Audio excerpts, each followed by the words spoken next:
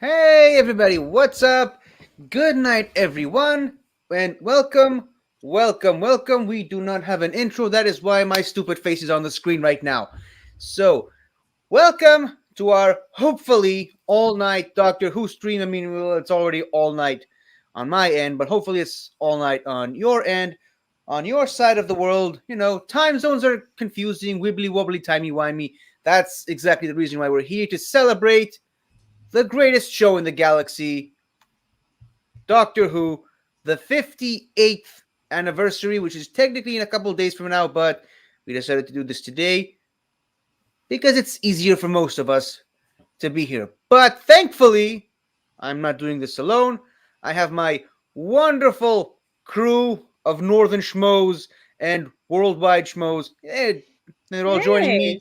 And as you can see, we all have our Doctor Who themed names. I'm of course the curator because I'm the only one in here who actually watches all of Doctor Who, including the classics and the big I finishes and watch the the comics classics. and the stuff. So yeah, I am the curator of the information. We have here our wonderful John Smith, Ben Rayner. We have the lovely Kiwi. Her name is Romana for today because we had a little bit of a talk before this all started, and we decided that her name is either Romana or Fred. So we decided to settle on Romana. And obviously, my wonderful producer for tonight, the Lord President himself, Rassalon, and Alonzi, the Frenchie, because he's French. Pretty much. And 50, we're all schmoes on North, even though you're in you're one of Israel, us too. and New Zealand. We're all One of schmoes. us. Hey, One of us. Technically, you- I'm from the South, but okay. Oh, no. Are you in the northern part of Israel? Like I said, I'm from the South Okay. part of Israel. I'm in the North Island, so I count. Yeah. We got one of them. Got one. And also, we just send out the StreamYard link to all of our other socials and all of our other groups that we're a part of. So if anyone wants to join in on the fun, come on in. The more the merrier. So, what do you want to do? 50? First of all, I wonder where the French guy left, but I figured we do Yellow this. Bead. Yalon Zed himself out of here. Might as well take him off screen while he's away and bring him back when he comes back. So, what we're going to do here is we're going to just talk about Doctor Who, why we love about Doctor Who, and why we love it so much. I figured we'd start this with a tier ranking list of most of the Doctor Who villains that I was able to convince Soda to put on this list because 31. yeah, I mean, we went from 51 companions to 31 villains. We're slowly reaching our way down, and to be fair, there were a lot of too many cooks in the kitchen. Yeah. And to be fair, there are a lot of ones that I wanted to put on this list. Two in particular, because of how well they interact with a certain other villain that I know had to be on the list, but I had to take out a lot of my favorites for time constraints and to allow myself to not explain too much about all these wonderful Doctor Who villains. And also, every 30 minutes, very similar to the all night taco stand, just like the previous three taco stands. Every 30 minutes, we stop the show to talk about something that Taco wanted to talk about: lightsabers, fuck yous, kills in horror movies. Every 30 minutes, we're going to just stop and talk about a certain particular doctor. And yes, we do actually have enough doctors to last us the entire stream for every 30 minutes. And I will also be reciting and verbalizing a particular speech from from that particular doctor that I think represents that specific doctor and what that doctor stands for. So, we ready for the list? Yeah. bring it Yeah. on. I don't see. And as per usual, this stupid website organized all these guys alphabetically instead of But you know the what, proper 50? order. I also did bring up the photos into the brand, so we can go however order you want. All right, then. It's a good thing I sent you a complete chronological order of these, so I'm going to go off that one. We're going to go according to the order of which they appeared. And hello. Hello. We don't know. We're going As for long as we can manage. as long as my sanity can maintain itself. Until the last man standing, so or woman. Yep. You don't know. Which will probably be one of the worldwide audience of us, the people on the screen. So, and do we want to also break down the tiers? We have obviously the S tier, A tier, B tier, C tier, and D tier. There are no F tiers this time around. And if you look very closely at the tier ranking list itself, S tier, we decided to name it Nemesis for obvious reasons. But you just realized I spelled wrong. Oh well. Is it I was possible building this. Okay, I was on a wrestling podcast like an hour ago. I was doing all this while I was on the podcast because I didn't think I'd have enough time. Multitasking. That's the way to do it. Always ADHD. multitasking. Okay, so we have the B tier, which is comically the square is too small to fit the entire word. No, it's Exterminator S. Come on. Exterminator S. Exterminator S, yeah. Instead of exterminators, which is a bit ironic because the ones who are most associated with that catchphrase are probably not going to be on that tier specifically. Hey, Ryan! Hey, guys. Hey.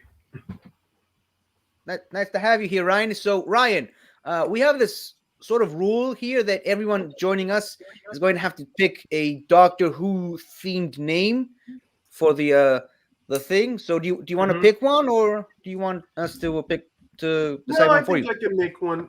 Give me a moment here, guys. Okay. How about keep going? Keep going. Don't let me. Okay. So the B tier is just named Monsters because you know why?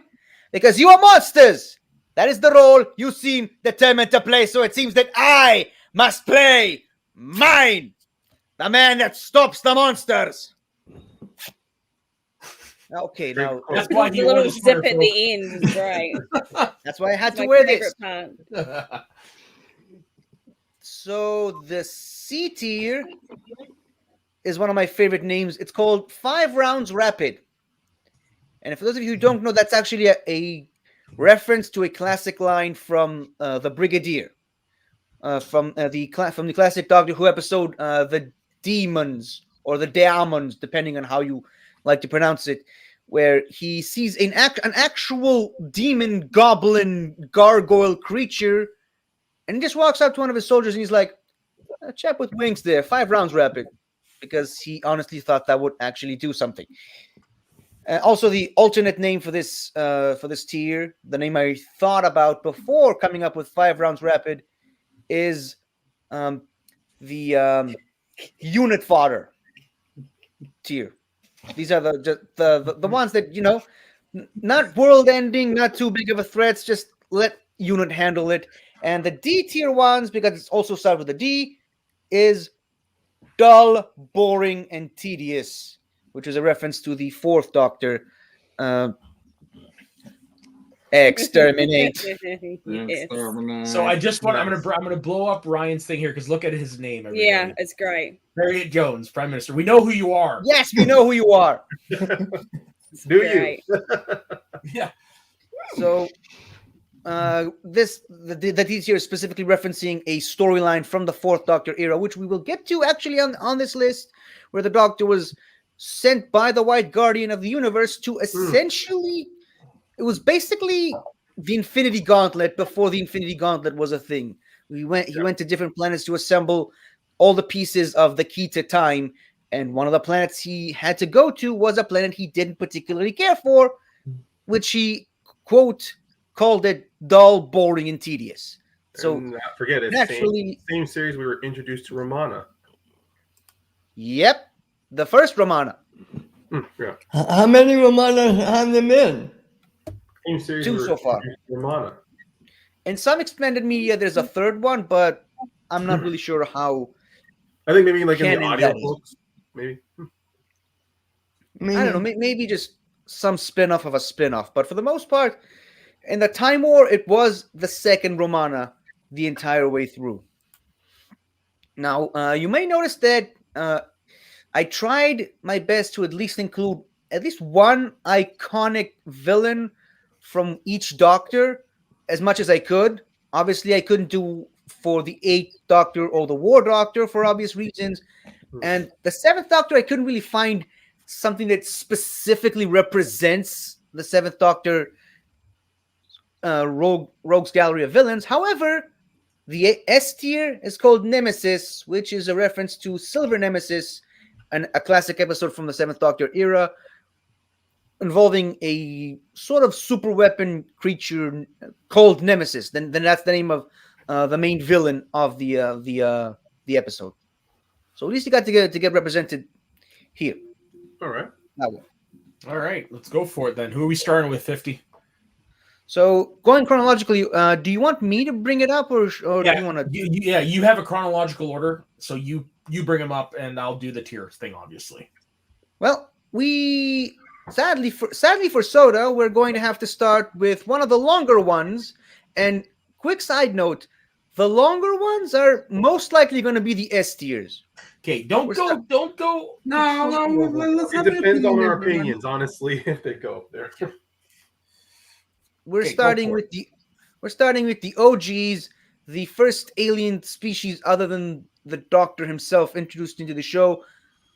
The very second episode in the history of the show. The main villains, you know them, you kind of love them, you can't live without them. The Daleks. Yeah. Mhm. Okay, so quick, very brief summary of their very long and complicated history. They were created. So, so on the planet Skaro, the two distinct races called the Khalids and the Thals sort of developed independently and started having a war with each other, which was known as the 1,000-Year War, a nuclear war that went on for so long that no one even remembers why that war even began in the first place. After so many years of fighting and so many nuclear attacks on one another, both races started to mutate into a third subspecies called Mutos, and at some point the Khalids decided sort of became more obsessed with maintaining their own racial purity and almost as much as winning the war. That is when a Khalid named Davros, which we will get to, mutated Khalids on purpose, accelerated their mutation, and put them inside tank-like vehicles called Daleks, and they evolved together to build one of the largest empires in the universe. They went on having two major wars with two powerful species that I really wanted to put on this list, but didn't because of, again, time constraints and also my own personal voice constraints. Eventually, after conquering the galaxy several times and conquering several different planets, intent on exterminating anything and everyone that wasn't like them, they did what every great empire eventually does. They had a war with each other, which was known as the Dalek Civil War. They broke up into two distinct factions, the renegade Daleks, who were loyal to the Emperor, and the Imperial Daleks, loyal to Davros. Sounds confusing, doesn't it? Sounds like it should be the other way around. Yeah, that's what I always thought. Eventually, after the supposed destruction of their home planet Skaro, sort of maybe by the hands of the Doctor, the Dalek Civil War came to an end, which obviously led to a much bigger war known as the Last Great Time War, a war between the Daleks and the Time Lords, something that has been long prophesied in the history of the show, and the Daleks and Time Lords both tried to prevent for fear of massive casualties on both sides. But after the massive act of aggression, there was the destruction of Skaro. That was the straw that broke the camel's back, or rather the Daleks' back. And the Daleks launched a massive assault, just assault on the entire universe as a whole, creating the Time War, which lasted for around 400 years, existing in all parts of the universe, all across space and time, existing anywhere, everywhere, and nowhere all at the same time, which obviously was eventually stopped by the War Doctor, who seemingly destroyed both Gallifrey and the entire race of the Daleks, but obviously several splinter groups of Daleks survived to eventually leading us to the picture we have here. The Daleks created a brand new paradigm, which went and restarted the entire empire all over again. The Daleks came very, very close to extinction on more than one or two or three occasions in their history, and they still continue to wage war against the Doctor and his friends till this very day. They're the Daleks. They are the ultimate S tier. I mean, I don't really think there's anything else I can add right now. I might not be in accordance with other S tiers you might have in mind, but for this, you think of Doctor Who, you think of Daleks. That's pretty much Yeah. the automatic thing. Hell, I had a Dalek, an actual Dalek toy, and I was considering eventually get a Dalek tattoo on the other arm. So, Wow. yeah, for me, I cast my vote as S tier as well. Same. They're the Lex Luthor to the Doctor's Superman. Yeah, they're Yeah. synonymous with it. Yeah.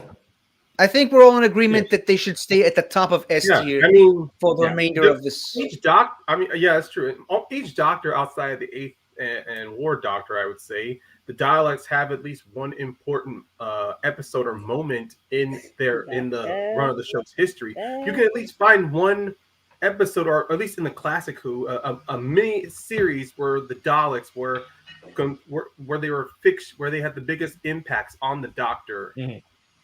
So I mean, yeah, I mean, not all of them are good, but some of them are very impactful. So I would say yes, and S tier without a doubt. Goes without saying. And sometimes it feels like a rite of passage for each Doctor to have his or her own Dalek story, Dalek centric story. Mhm. They're that important. Okay, next we have another one from the William Hartnell era. We have the meddling monk. Basically, the only other member of the Doctor's species introduced at the time in the show, other than the Doctor himself and Susan. He's referred to as being from the same planet as the Doctor, which wasn't given a name yet. They didn't even name the species back then, except he was known to be 50 years after the Doctor, stealing his own TARDIS, which was much more advanced version of the Doctor's TARDIS, a Mark IV to be specific, and he used it to travel to all sorts of places around history, changing history in minor details that had much larger ramifications years later. He encountered the first Doctor a handful of times on the show. He went on to have several more appearances in other expanded media, and in some of the books of the classic Doctor Who era, it's revealed that he actually was very instrumental in the development of other warlike races, other species who have fought the Doctor throughout the Doctor's entire timeline. He's kind of responsible for their development. Now, his last official appearance in Doctor Who media is in a novel called 12 Doctors, 12 Stories, which is a Christmas special book kind of referencing the 12 Ways of Christmas, where he encountered the 12th Doctor of all people, Capaldi, and his companion for that specific story, a child named CJ. And in that story, it's kind of referenced that the monk had no idea that the Time War even happened, and that Gallifrey was destroyed, and they're the only people left, the only Time Lords left in the galaxy, which would suggest that this is the monk from an earlier time before the Time War happened in his personal story. Now, the reason I bring that up is because the child, CJ, the guy that's with the Doctor,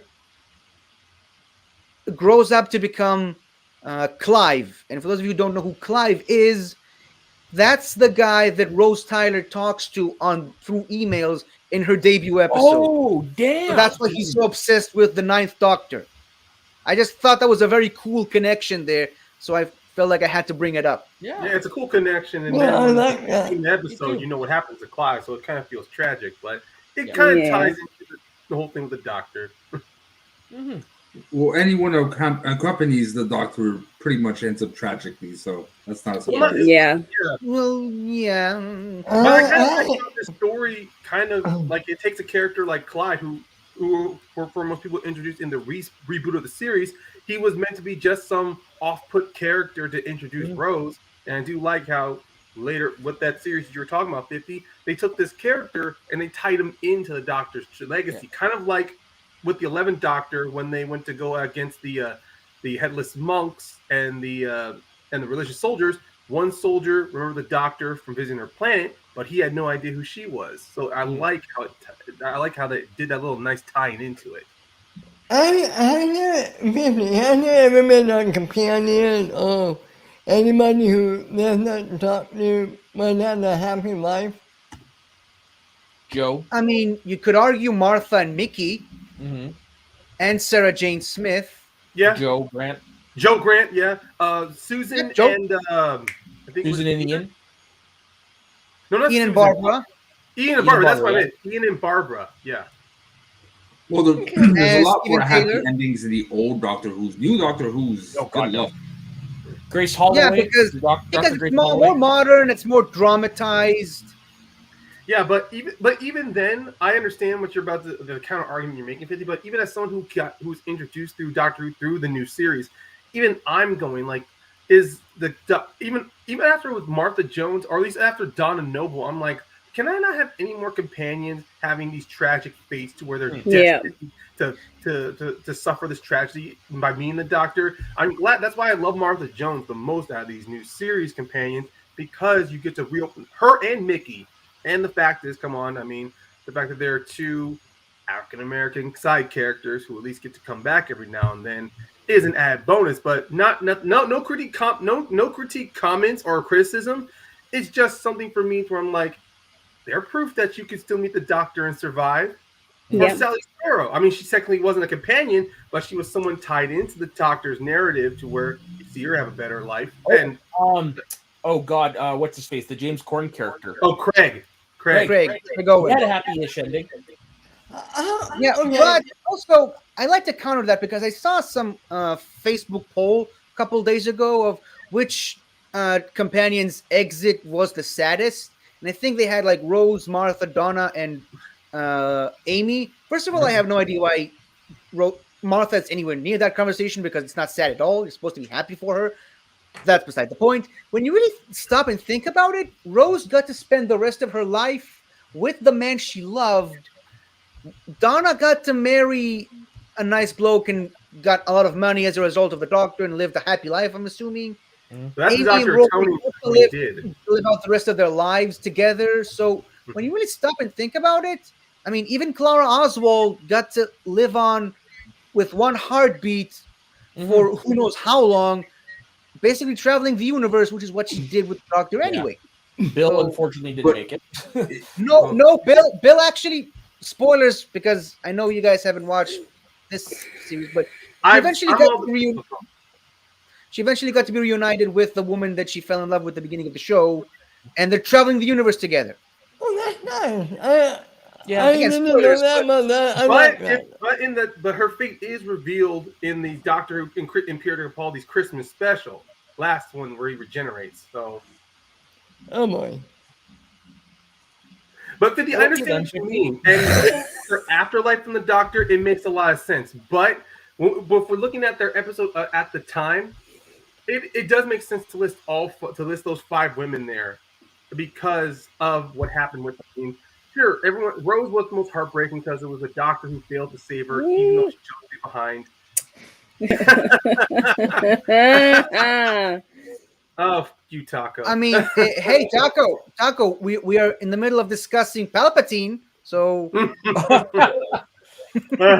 Well, let's rank him. I remember his first appearance. He was kind of goofy, but still an interesting character. I wouldn't put him as dull, boring, and tedious. I would put him 5 rounds rapid. yeah, I agree with that. The Doctor Yeah. usually has a tendency to stop him, by meddling. Fitting because it's the meddling monk. He meddles with his TARDIS and steals certain components from the monk's TARDIS to kind of mess with him and leave him stranded on more primitive worlds where he doesn't have the technology to fix it. So it's very, very easily defeated. I should say.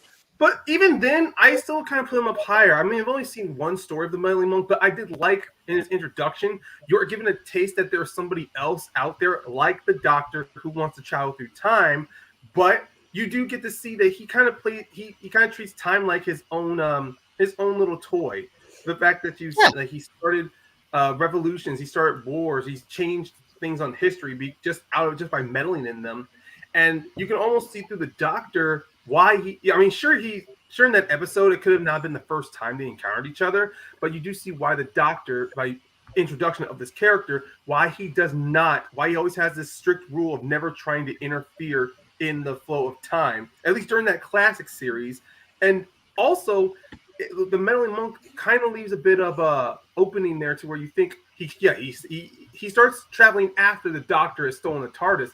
Who's to say he was inspired by the Doctor? I mean, this could have been an enemy that the Doctor created out of unfortunate circumstances, to where the Doctor just wanted to go out, like in his old age, wanted to go out and have some fun with his granddaughter. But this guy, he's like, if he can disobey the Time Lords, why can't I? And I'll treat the world like my own oyster. That's a very good point you make. And also, as a Time Lord, oops. You see, Jess, 50. This just happened on SOS. Yeah, sorry. I'll clip my fingers now. Okay, it's fine. As a Time Lord, he knows exactly what to do to influence the flow of time in the direction he wants. That's another scary element about him. So, are we leaving him here then, or? In that I think he stays there. In that case, we can leave him there, but he stays the highest He's or the, top, bottom of the next tier. Okay, What do you guys think? No, I like that. I say top of the 5 rounds rapid. Yeah. I don't know who else is going in there, so I can't agree to that just yet. Top of the unit, there's a couple. unit fodder. I'd almost throw him in there with monsters, but like I said, this is a long list, so let's wait. Let's wait and see. All right, who's next? 50. Looking, there he is. Okay, so the next one we have, still in the Hartnell era, the Celestial Toy Maker. And racist yellow face aside, can anyone tell me, that was a trivia question that happened to me in one of my Doctor Who trivia matches. Can anyone tell me who plays this guy? Except for Skula, because I told him to. I have no answer. He kind of looks like Ian McKellen, but that can't be right.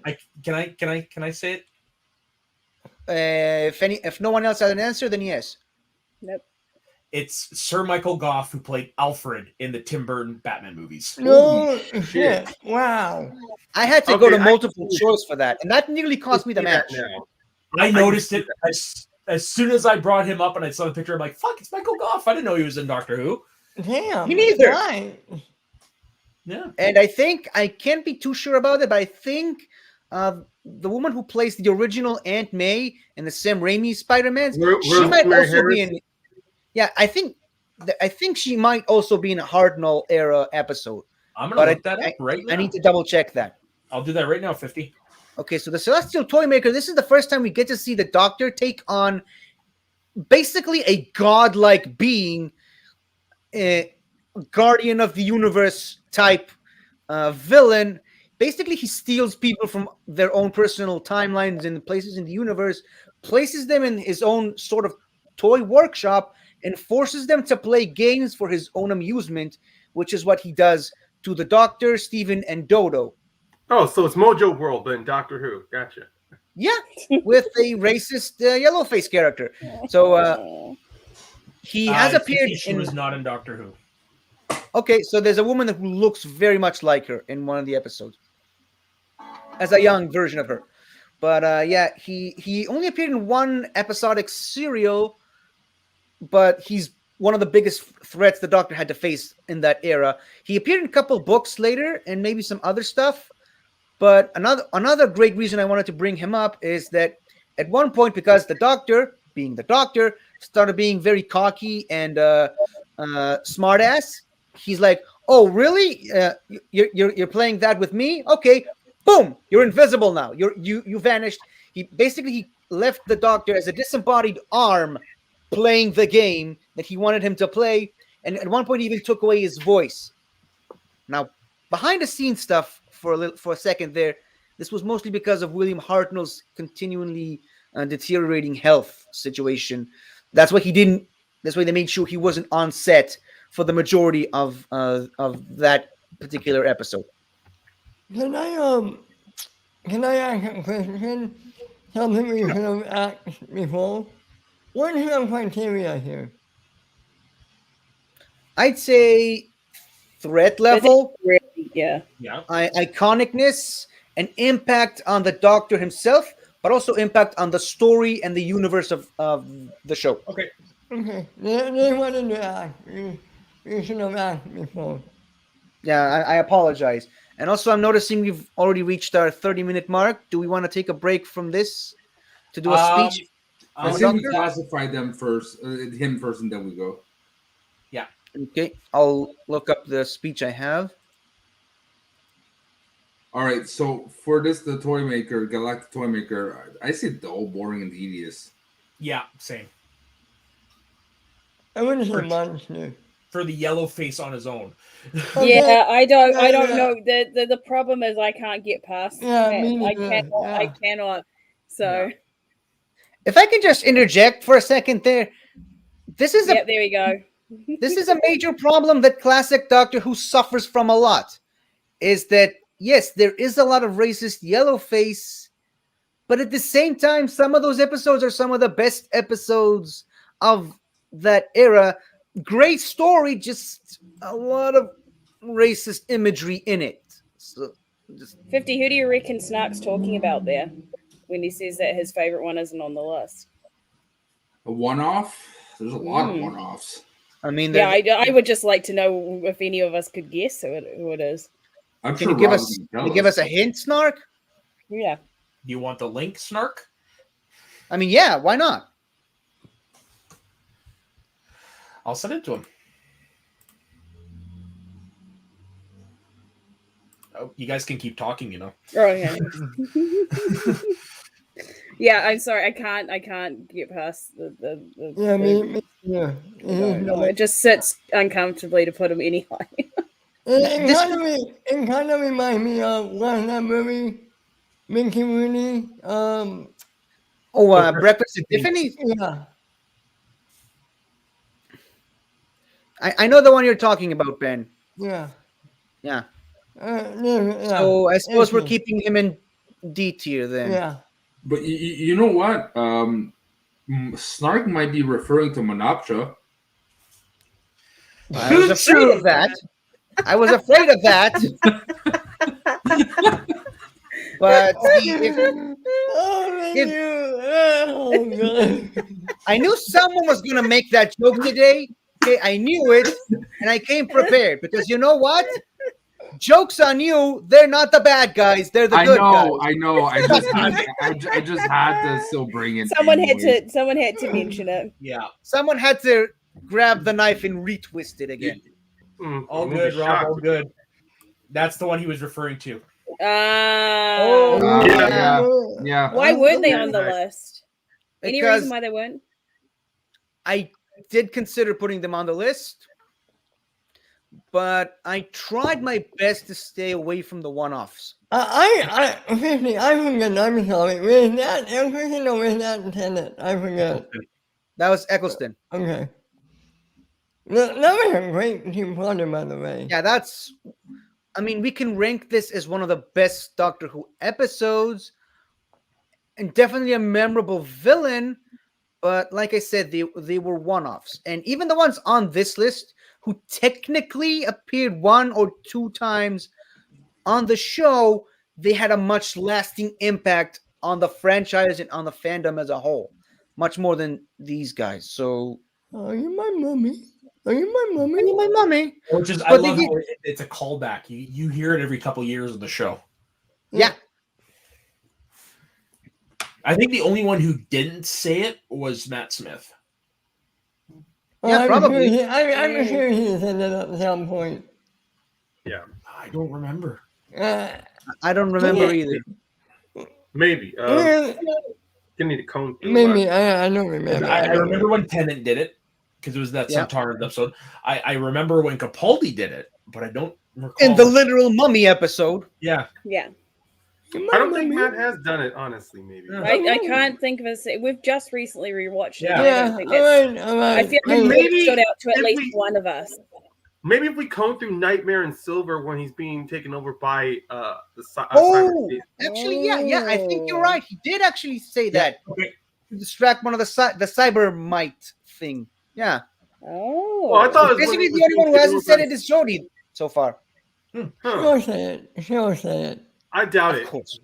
It's a different showrunner. They're not gonna. Oh yeah, that's true. But to be fair, he has brought stuff like the Fez back into the show. True, but I think for this recent season coming up, I don't think we're gonna hear that. Okay. I say never say never. Speaking of that, speaking of Jodie Whittaker, do we want to get to the first speech Sure. now? sure. And sure. Let's do it. Yeah. Me and Soda decided that we're going to do them counting backwards from the current Doctor all the way to the back because most of the people on the screen right now are more fans of the. And so what we're gonna do, what we should do, 50s, because you wanted to do every half hour, but unfortunately we've passed it. Let's do the next one at 7:30, okay? Okay. In about 45 minutes. Okay. Oh, Fine. that's not So gonna we be can the finish 50 up. minutes? Okay. So we do can finish this- off the. Yeah, we'll finish it off. We can finish off the Hartnell era villains.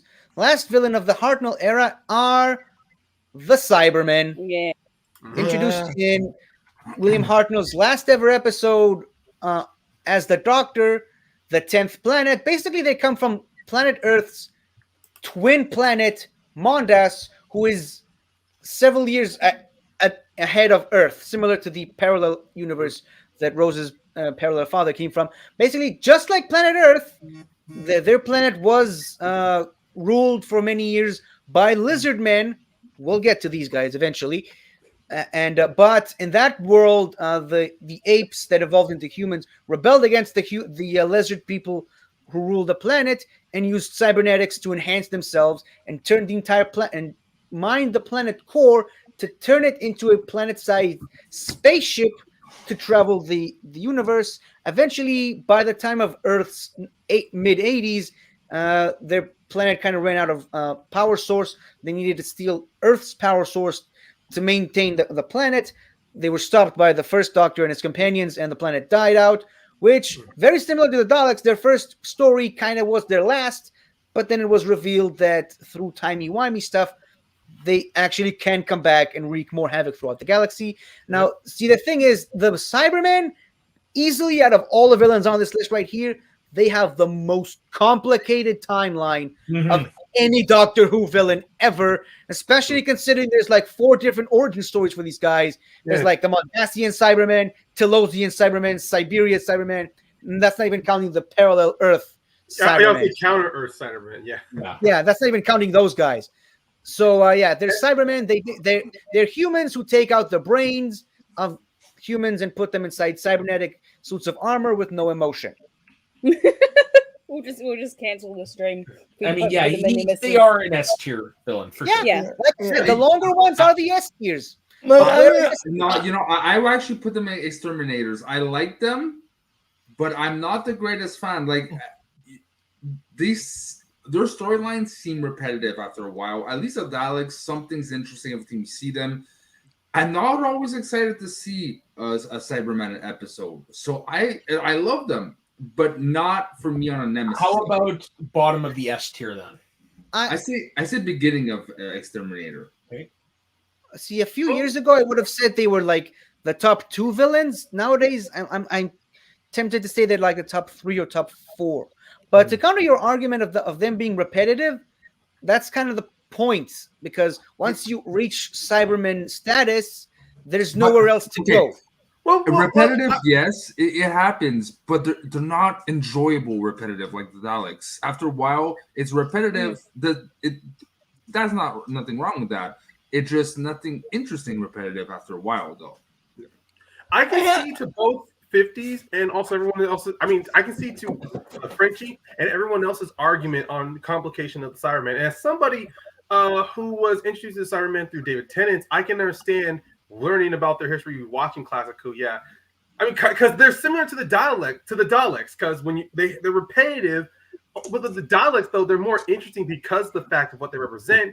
Although I will say, also blaming with the Cybermen, there's also a very interesting concept about them as well. The fact that they are us, that they're practically us when we want to try to extend, because it kind of, when it comes to science fiction, they represent what we could be if we allow ourselves to rely too much on technology.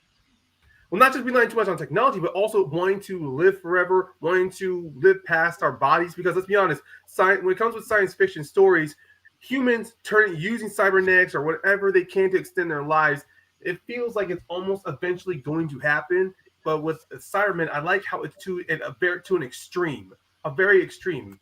And I will say there are certain Cybermen stories where there are some very interesting points for the Doctor. It may not be focused on the Cyberman solely, but the side characters are companions of the Doctor. Like, for example, I forgot the episode when Adric lost his life. That involved the Cybermen. Earthshock. There was also the second story in Colin Baker's run where this was the Doctor. This was right after the Twin Dilemma where everyone was uncomfortable with Colin Baker. That following miniseries, that Colin Baker's character as the Doctor was toned down to be not so arrogant, not so erratically violent. So that's one moment where people started warming to Colin Baker. And then also, I like the episode when Matt Smith returns to see Craig again. That involved the Cybermen. And when we did our companions tier ranking list, it was a little bit shocking how many of the Doctor's companions at one point or another became Cybermen. And I'll be honest, I didn't know that character, but the scene of Clara and Danny Pink, that got to me when he became a Cyberman. The fact that Bill's story keeps coming up, I'm really worried. Am I going to cry again? I don't need to be crying on this. Jess, it's Doctor Who. Of course you're going to be crying. You're going to cry. I watched the show. Even in Jodie Whittaker's run, there's a great story with the Cybermen involved. But that's really later on. And also, they basically they stopped converting humans into Cybermen. They started converting Time Lords into Cybermen, becoming a new species known as the Cyber Masters. And don't forget, that's interesting in and of itself. That was short-lived, though. That's the one thing with Cybermen. I will say with Daleks too, with writers, when they see a villain, it is like what Frenchie said. They can be repetitive, like uninteresting. When a certain good story is given to them, they can evolve more. Like, I love the evolution of the Daleks because there could have been more to the Daleks from there. And then also with Ben saying with Clara and Danny's story, there also could have been more with the Daleks there. But once you get to that third act, they reduce it back down to Doctor needs to destroy the villain. Mm-hmm. Yeah. So what are we settling at here? Yeah, I vote Exterminator. Who votes what? I totally get where you're coming from, Frenchie. Okay. Just because when I see the Daleks, I get like, yay, they're here, and then when I see Cybermen, I'm like, oh yeah, of course they're here. Because it's like it's expected, because it's not really storyline driven. It's more like, cool, let's put them in there because they're the Cybermen. Everyone expects the Cybermen at some point or another. So this one in the middle, doesn't it look like they're wearing a face cream mask? Yeah. Thank you. That's the original design, by the way. Yeah. That's like a scary dentist. Where they just open their face, open their mouth, and a weird voice came from behind the camera. You know what? I'm leaning towards Soda to where I want to put them on S tier, but as the very last of S tier. Yeah, so me too. I'd say bottom of S tier. Okay, so we're a good compromise. Okay. Oh. I was gonna say it depends on Ben. Ben. Right. Oh, great. I'm not deciding that. Technically, we'll be tied. We'll be tied. Yeah. I was hitting bottom of S. Bottom of S? Okay. Okay, so you're the tiebreaker. Yay! fine. Yay! work, Ben. Good I work. have all the power. I have all the power. It's gone to his head already. It was just a little taste, and he's already off on it. Great. It's There like we go. a child given a minor role in an acting program. You. Okay, so next on the list we have the Yeti. First introduced in What the episode. the fuck is that? Oh. It's the Yeti. It It's a looks like walking balls dinosaur, when I don't that shave is. them for a couple months.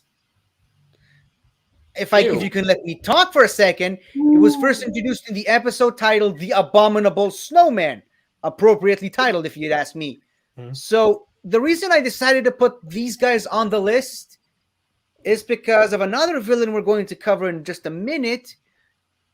They're basically soldiers of the Great Intelligence, and basically they are robots covered in fur, controlled by these little orbs, which are connected to the mind of the Great Intelligence. Because if you remember in the Snowman, which is basically the Great Intelligence's origin story, he lands on Earth and he starts using these literal snowmen, as his soldiers before realizing that snow is very easily defeated.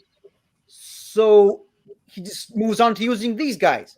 So that episode, The Snowman, is sort of a prequel to the Troughton era Great Intelligence. That's why the Great Intelligence seems to know the Doctor so well in the second Doctor's era, when in the Matt Smith era, that's the first time he ever met him.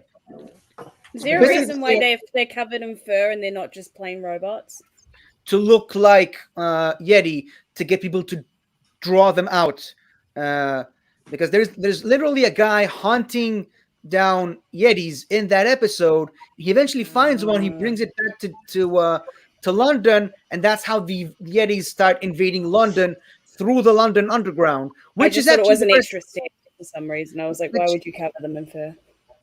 Yeah, it was a disguise to get people to lower them into the London, which is actually the debut episode of Colonel Lethbridge Stewart, which will eventually become the Brigadier.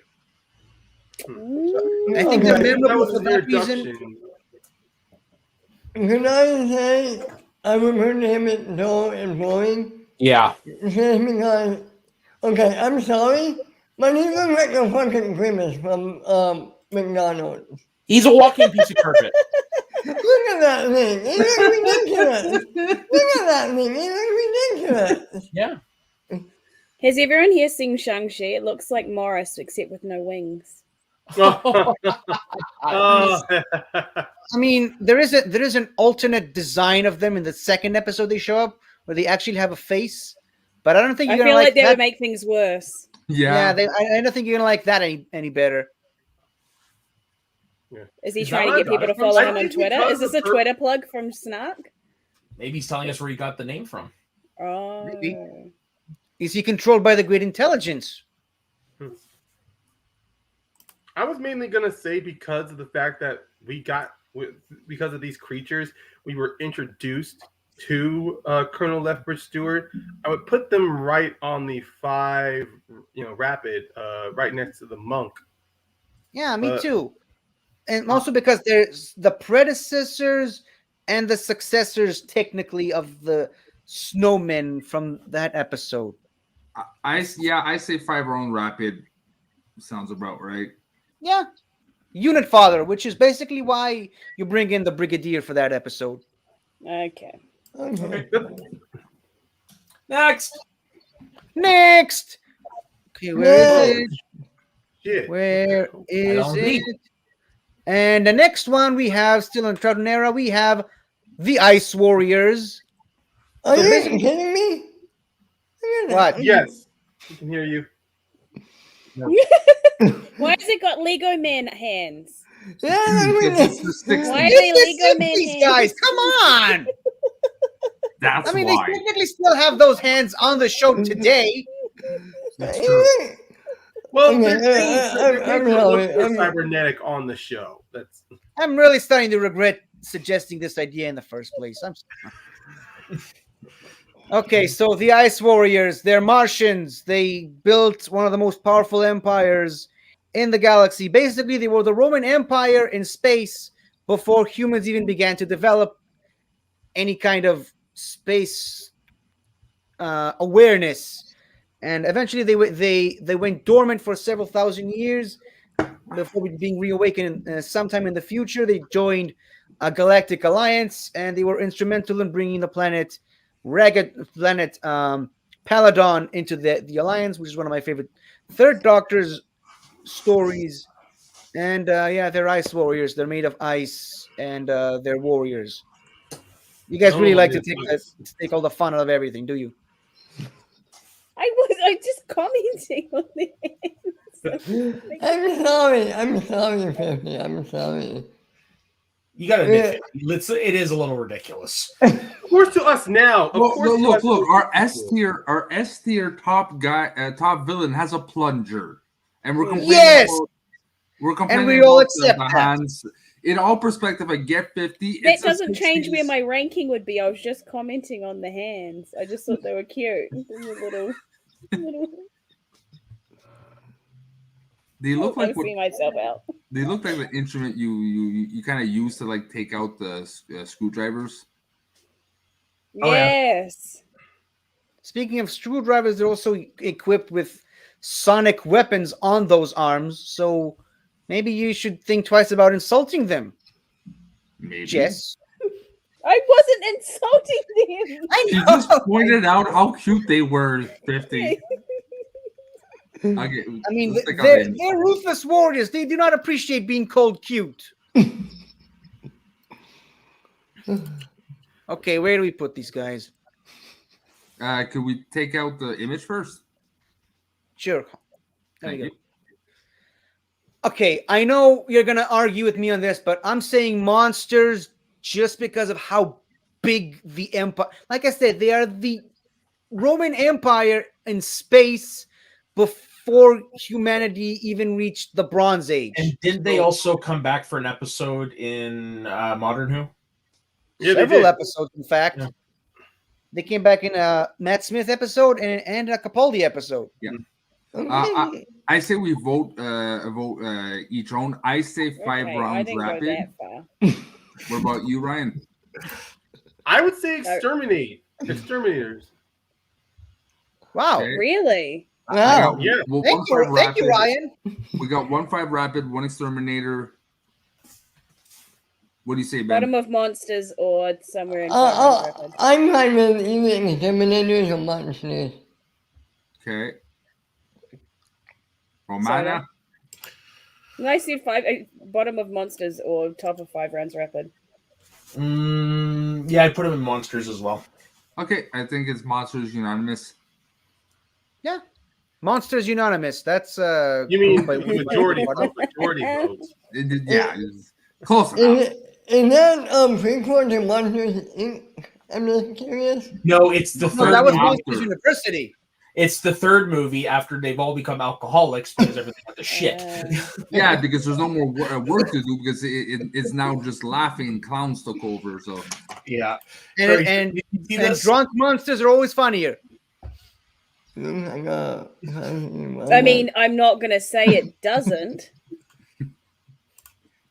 Let's move on, okay?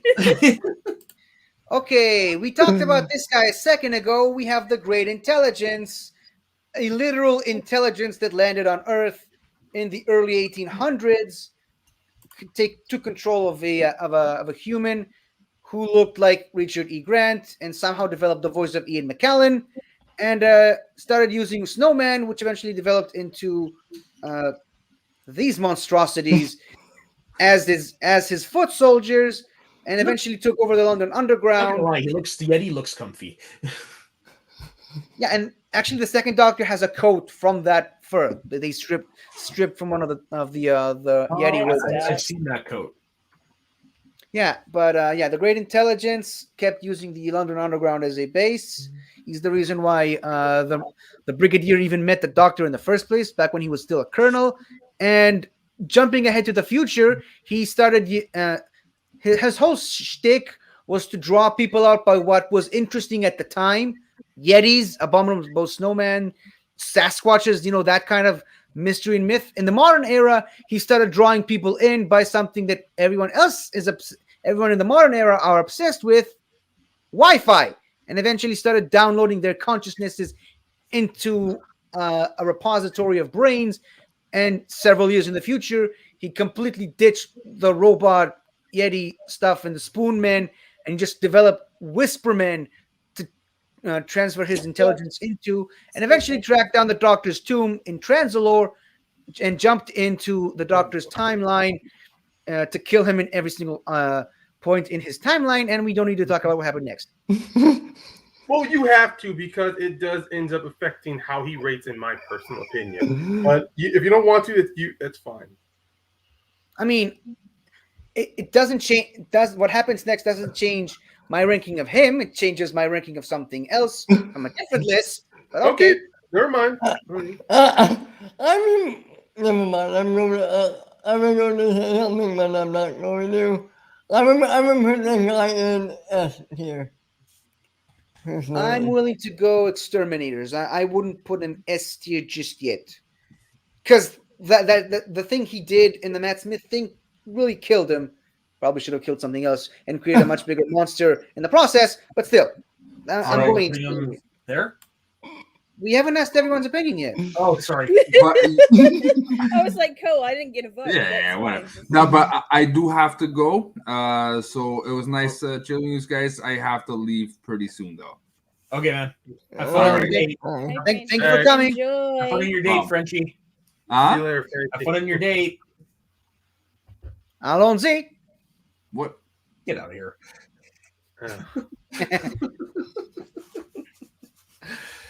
Okay, the great intelligence. I too would put him in monsters, if I'm being honest, because he doesn't really move the needle for me either way. Yeah. If it wasn't for what they did at the Matt Smith run with him, there was potential after the episode when we're introduced to the modern day Clara, that there's potential for him to come back again as a villain. And in the episode of The Name of the Doctor, there was a great terror being built with him and the Whispermen. But the fact that he wasn't hinted at, or they didn't run back into him during most of season 7, felt to me like a big disappointment. And even the holiday episode, like both his weakest episodes, unfortunately, was the fact his episodes that he was in were pretty much a backseat to Clara, introducing Clara, the mystery of Clara. A lot of other people on the show during that time. I know, but his was hurt the most because of him being a classic villain, which is why I put him on Monsters right at the almost in the middle. Okay. You guys clearly looked at something in the chat, and I don't know. So no, we're just trying not to trigger something. So I'm gonna take 50. No, just don't mention Clara around 50, please. Oh, then sorry, 50, because she's gonna be coming up like I'm gonna be saying Candyman 5 times. I almost put the Candyman on this list because Ben asked me a question about that guy, but I mean, that would have been awesome. He would have been a generic D tier to begin with. Oh, wait, which Candyman are you talking about? Is there a Candyman Doctor, or are you talking about horror Candyman? Like no, from the Happiness Patrol, the 7th Doctor. No, I'm talking. Which would have been a 7th Doctor villain, but still. Shit, I need to stop right now. I don't want to say his name 2 more times. Yeah, don't do that. Don't invite that evil into your home. I wouldn't. I mean, are you staring into a mirror? Version, not the DW version. Yeah. Okay. Okay, so monsters it is. Okay, and we're coming up on an hour, so is it time for me to do a speech? Go for it. Okay, so since we're going backwards from Jodie Whittaker all the way down to the classic era, I tried to pick out a speech that I felt was the best for each specific Doctor, and really for Jodie, the only one I could think of was kind of her first big speech that she gives in her debut episode after she finally gets back her memories and realizes who she is. And I have the speech right in front of me. It is obviously we're not going to play it because we already got in trouble with copywriting one time this week, and I don't want to do that again. Yeah. So here is the speech. We're all capable of the. We're all capable of the most incredible change. We can evolve while still staying true to who we are. We can honor who we've been and choose who we want to be next. Bit of adrenaline, dash of outrage, and a hint of panic knitted my brain back together. I know exactly who I am. I'm the Doctor, sorting out fair play throughout the universe. Now please, get off this planet while you still have a choice. Oh, and I'm full screen now. And the reason I chose this one is because that was the Doctor coming into her own, realizing who she is. Now, obviously, most doctors, especially in the modern era, post-regeneration, they kind of lose themselves a bit, and they have to. It's almost like a reset button that they have to figure out who they are. This was her moment. This was her time to shine. This is the moment where Jodie Whittaker became the Doctor. Now, you can. People have their opinions on Jodie Whittaker, and boy, oh boy, have I heard them. But you just can't take away that moment from her. You can't take away the fact that she is the first female Doctor on the show. Like, it's such a beautiful notion that the idea that some people were trying to ruin it's just disgusting to me. But whatever. All right. I do like that speech that you brought, but personally with Jodie Whittaker, I would have taken the speech. I think I can't remember the episode, but it's where she and her fam are in Victorian London meeting Bryce. Oh my God, the writer of Frankenstein, Mary Shelley. Mary Shelley. Yeah, and when they're confronted with the opportunity of killing the host that's housing the cyber intelligence, the lone Cyberman. Not the lone Cyberman, but what he is seeking. I would have picked that speech because everyone, Graham, Yaz, and Ryan are all deciding to kill Bryce. Fuck, I can't say his name because I'm trying to think of the speech. But they're all electing to kill the host of the cyber unit because they want to save millions. But the Doctor is countering because this is just one person who does not know what's happening to him.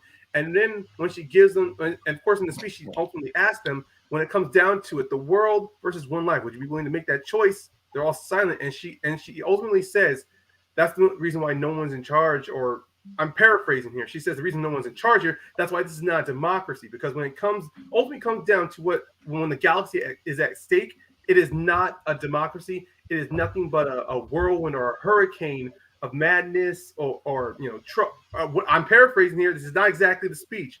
And she just says, at the center is me. I kind of would pick that one because her speech encapsulates pretty much every Doctor's relationship with the companion. As much as the Doctor gives them as much equal ground, ultimately when it comes down to fixed timelines, when the galaxy is at stake, the Doctor is ultimately the one who has to make the decision, not the companion, because the Doctor is thinking of the greater good, while the companions are ultimately just thinking about saving themselves in the now. And that is going back to an earlier point that I'm going to continue to make until I'm blue in the face. The companion does not out-doctor the Doctor. That is why there's a companion and a Doctor. I'm not going to say anything else beyond that. Thank you. But I love your points, Ryan. I love your point. I was almost considering picking the speech from her first Dalek episode. Oh, but I'm not a fan of that one. But let's keep going. That's weird. Okay. I think that it might have been her best episode, but I mean, we're not here to argue. The episode, just the speech. Oh, okay. I mean, yeah, there are a lot of kind of out there notions in that episode to begin with, but I personally like the speech. That's what I'm saying. I went with that speech eventually because I felt like it represents her coming into her own as the Doctor, as the first female Doctor. Okay, who's the next villain, 50? Yeah. Here they are, the Time Lords of Gallifrey. Officially, they weren't even. They never had a name until the 6th season of the original run, and they didn't even dress that way, which is something kind of that's a detail that's overlooked a little bit. I know we're not talking about the master just yet, but in the Sound of Drums, when the Doctor is talking about his past on Gallifrey, and when the master looked into the untempted schism, if you look closely, the kid playing the master is actually wearing the same clothes that the Time Lords were wearing in their debut episode when they put the Doctor on trial, which is Oh wow. I think is a very cool connection. But yeah, the Time Lords of Gallifrey. Okay, we're gonna get to the founding fathers of Time Lord Society eventually, but basically they're the Doctor's kind of species. I'm saying kind of because of certain things that happened in the last season, but they can regenerate. They have a 12 regeneration cycle. They're considered the oldest and most mightiest race in the universe. They conquered the planet Gallifrey from an ancient queen called the Pythia, banished her to the nearby planet of Kharn, which started the Sisterhood of Kharn. We'll get to those guys also. And yeah, they were led by Rassilon and Omega and the three founding fathers of Time Lord Society. And yeah, they decided on the rule of no interference, not interfering with lesser races. Now, obviously, that rule didn't stick around for long. Eventually, they created something known as the CIA, also known as the Celestial Intervention Agency, an agency that specifically deals with changing certain moments in time. There's also the Division, which also is dealing specifically with changing certain moments in time, to sort of like the TVA from the Loki series, maintaining the sacred timeline and all that. And then obviously the biggest thing that happened to them was the last Great Time War. They went to war with the Daleks, and war changed them, and right to the core.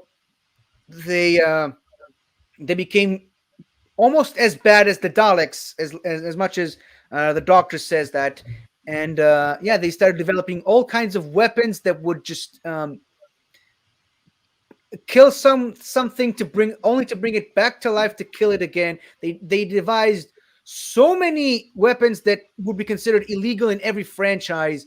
And yeah, the Doctor eventually realized how far they fall and how much war rotted them to the core, that he felt like he had to stop them. So in the original timeline, he blew up Gallifrey using the Moment, the weapon of mass destruction. But after the events of the Day of the Doctor, he kind of froze Gallifrey in a single moment in time. They were left at the end of the universe to be found by the Doctor again. And eventually, in the last Jodie Whittaker series, the Master came back, and he wiped out all the Time Lords, killed them all, and turned them into Cybermen, also known as Cybermasters. So the Time Lords, for all intents and purposes, are gone now. Okay, so where are we going to put them then? I mean, it's a bit ironic, but I would go Exterminators. I was thinking the same thing, yeah. Yeah, me too. Yeah. Yeah, There is great. no They Prime really- Minister. Yeah. You're the Lord President. Oh, I was referring to this guy. Oh, Ryan. that Prime Minister. What? We're thinking of putting the Time Lords in Exterminators. Yeah, I know. I'm still this. I mean, I'm thinking low Nemesis, but high Exterminator. I'm trying to really cycle through the Time Lords. I mean, honestly, they didn't become more menacing until the New Who era. When I involved Classic Who, they were just more created to be like a nuisance or just an annoyance to the Doctor. But I think that the Time War, especially if you go into some of the Big Finish stuff, it really puts them on A-tier level villains. No, that's why. No, I'm agreeing Exterminator as well. I'm just trying to decide in my mind, do I want them like high A tier or low S tier? You know what? Honestly, I think, yeah, high A tier, honestly. Yeah, high A tier Exterminator. All right, 50. Who's next? Coming up next. Okay, that was the last of the Troughton era Villains. Now we have. Where are they? It's a little difficult. Where are these guys? There they are. The Otons. Yeah. Okay, so they're basically the descendants of creatures called the Nestines. Also Hey, known as 50, can you check your private messages first? Okay. Well, while you're talking about these guys. Okay, so basically they're like I said, they're the creatures. They're descendants of the Nestine consciousness. The Nestines are one of the first few species to develop in the universe, and the burgeoning empires, also known as the Time Lords, went to war against them. They trapped them into a distant galaxy, and then used the weapon of mass destruction, known as the Moment, to destroy the entire galaxy. The Nestings along with them. The reason I bring that up, because it's important, is that was when the Time Lords decided on the rule of no interference. It was using the Moment to destroy an entire galaxy with these guys. They survived mostly through Autons, and they control everything that's plastic, everything from phone wires to fake plants to like anything Christmas plastic. trees. Yeah, Chris. No, I'm gonna get killed. Isn't that where Jackie Tyler says the famous line, "I'm gonna get killed by a Christmas tree"? Oh yeah. Yeah, but it wasn't an Auton, it was metal. But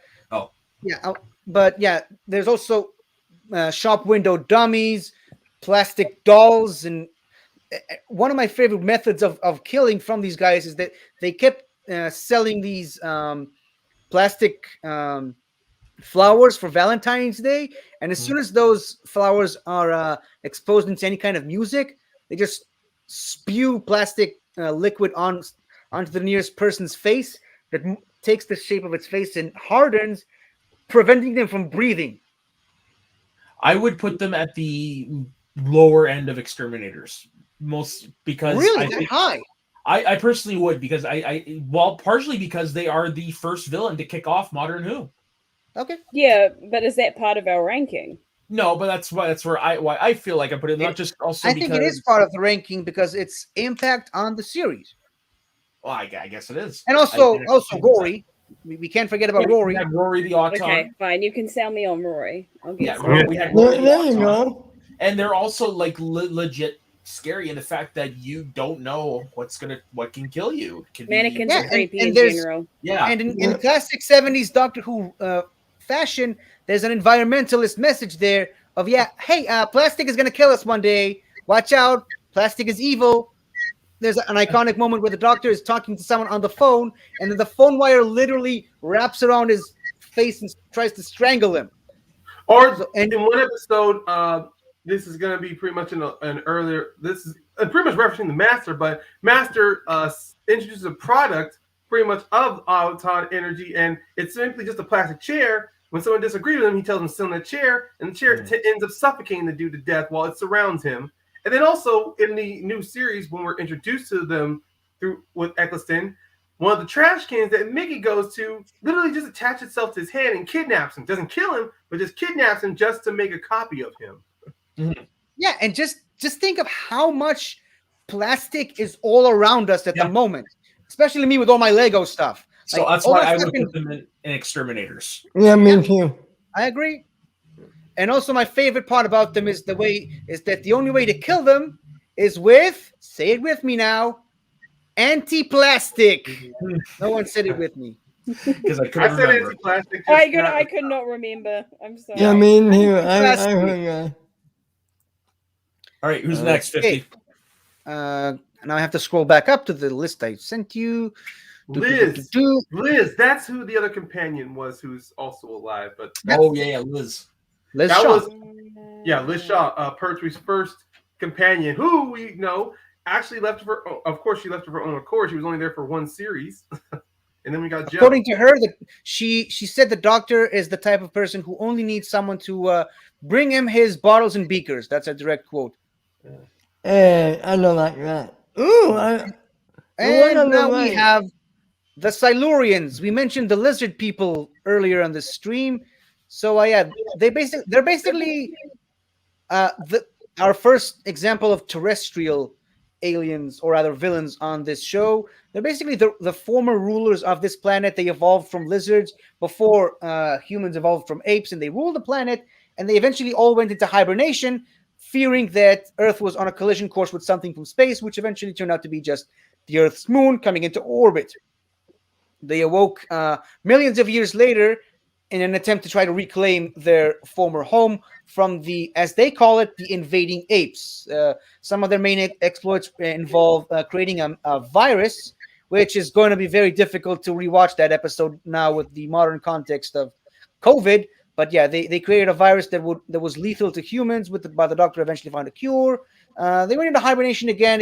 They were revived once again in the very far future in one of the most infamously low-budgeted episodes, Warriors of the Deep, and they eventually came back in the modern era in two wonderful episodes written by Chris Chibnall. I keep having to remind people that Chris Chibnall does actually write good episodes when he wants to. Chris Chibnall's kind of like Moffat. When he's just a writer and not a showrunner, he do great work. I agree.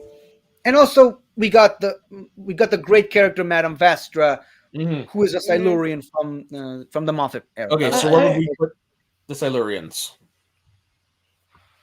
I would put them in exterminators, but I also have a question.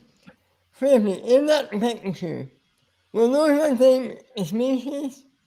No, and even Matt Smith says that at one point, and he says that he encountered them once in the past, and he actually says different branch of the species. The one you see on the right there, that's the original 1970s version, which were all killed by the Brigadier. The Brigadier decided to bomb the cave they were hibernating in, which is actually a very... What? You mean the one on the left? Yeah, the one on the left. Did I say the right? Sorry, I apologize. I'm like, that's too good for 1970s makeup. Yeah. I apologize. But yeah, the Brigadier decides against the doctor's advice to blow up the cave that they were hibernating in, which actually was a very big point of contention between the doctor and the Brigadier. The doctor was not happy about it. They had a long argument that lasted several episodes about it. So I felt like I should point to. Ben says exterminators. What does everybody else think? I would agree.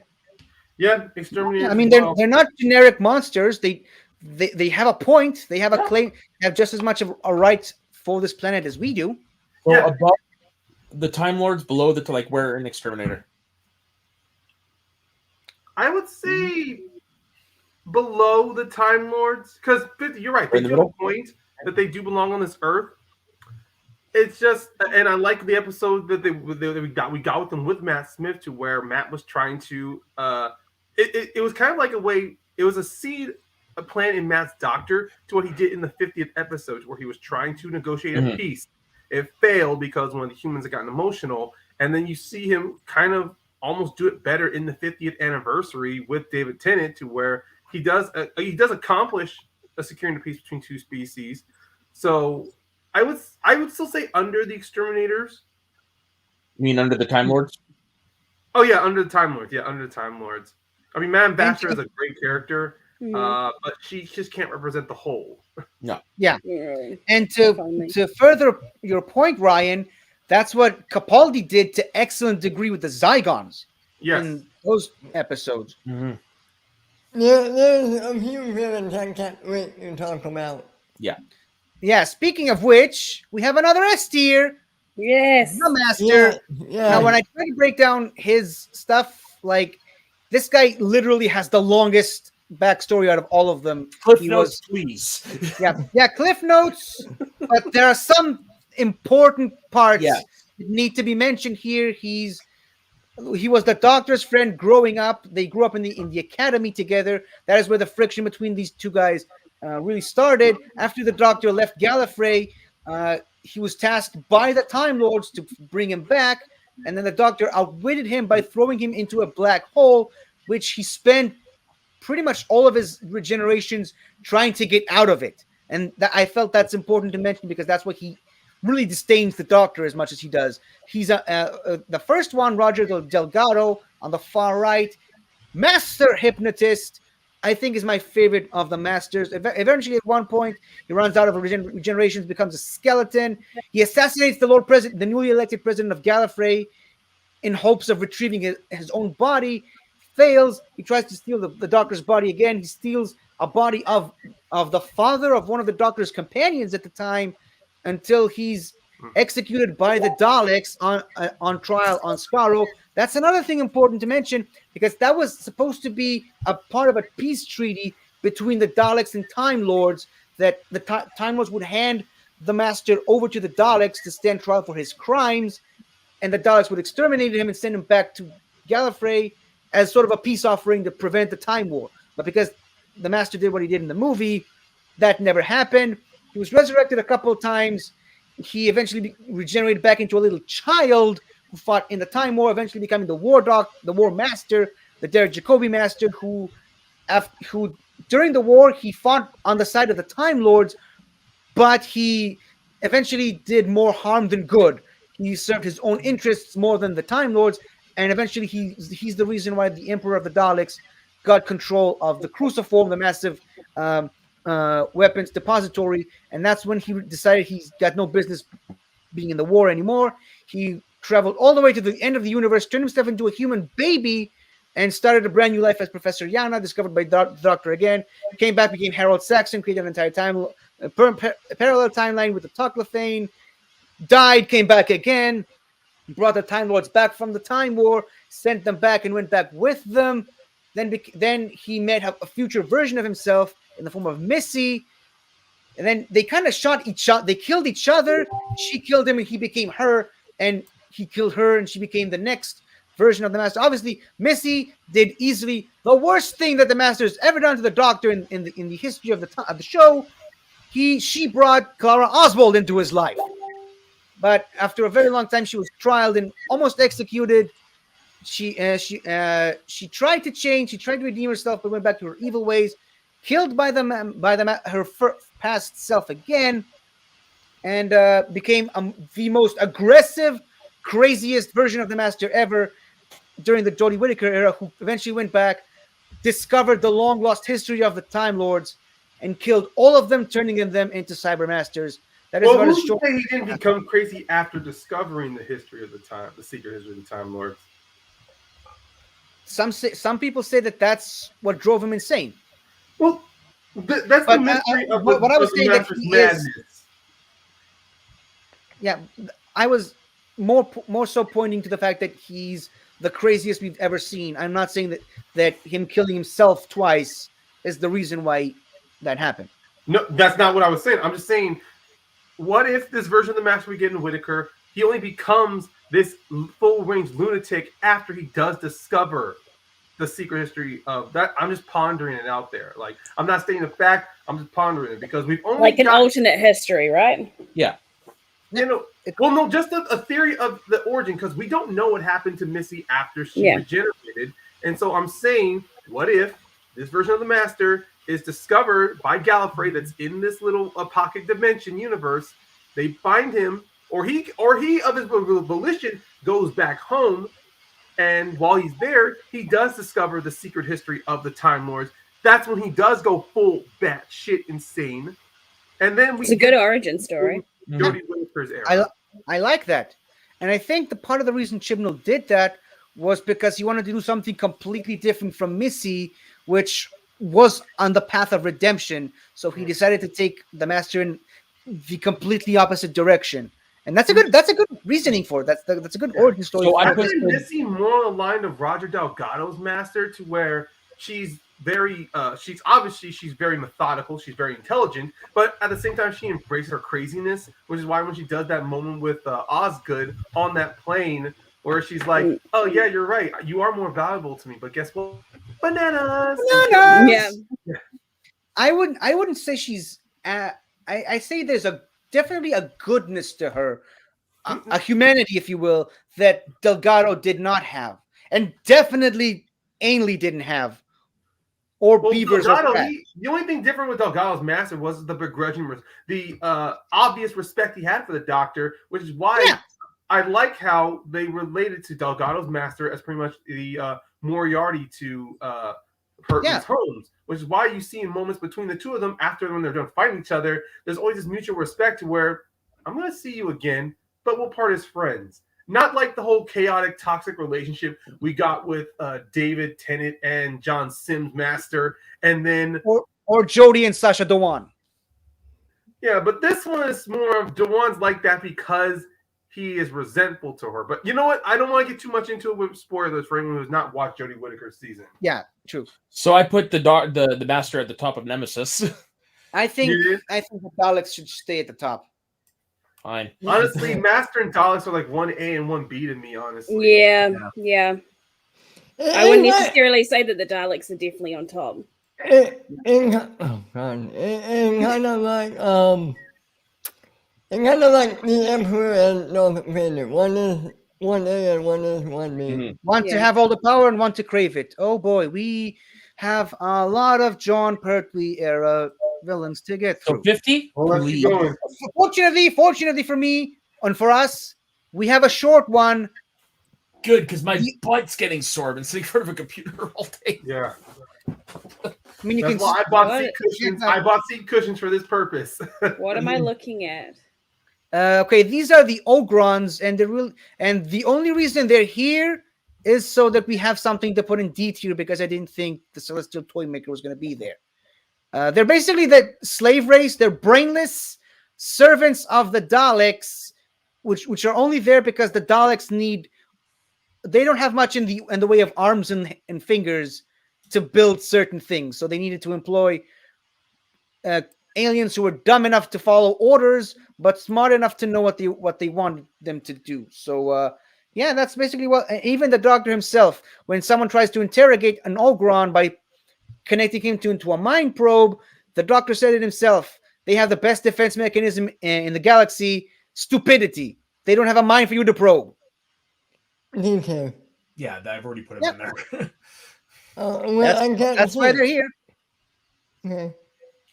But Ben, this is kind of a precursor to one of your favorite parts from Modern Who, as you like to call them, the Pigmen.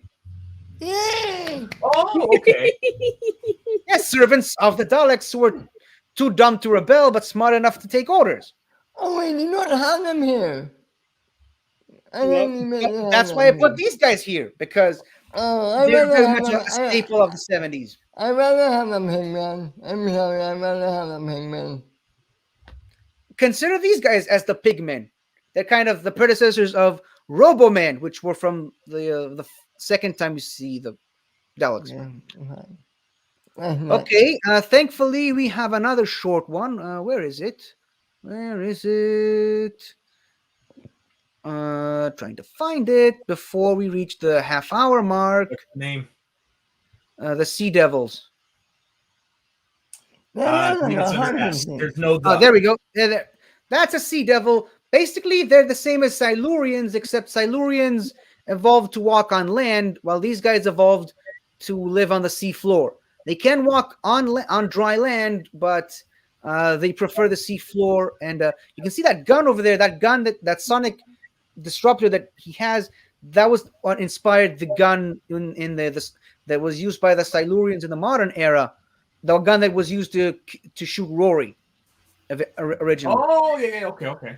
And while the Silurians are more the scientific class of warriors, these guys are the warrior class. And in Warriors of the Deep, the Silurians resurrected the Sea Devils to use them as foot soldiers against the Doctor. So where are we putting them? So yeah, I'd say below the Silurians. Basically, they're just water Silurians. So what do we do with these guys? Weapon exterminators? I don't. No, I would put them. I mean, they don't have as much compelling stories as the Silurians do. Yeah. I think maybe 5 rounds rapid. Yeah, I'd agree with 5 rounds rapid. Where in that category? Middle, beginning, end? Definitely above the Yeti. Okay. Yeah. That's for sure. Above the meddling monk? Not above the monk. Okay, so we're in the middle. Okay, so do we want to do a speech now? Sure. Lay it on us, bro. This is a speech I was planning to do on the all-night taco stand before I completely lost my spirits, before my wings were clipped and I was sent into the crater of needles. Yeah, the Monoptera was no more. Yeah, thank you. Oh. But this is actually it's a speech that does actually fit well with how I lost there, but I just wasn't in the mood to do it. And it's a Capaldi speech because, like I said, we're going backwards.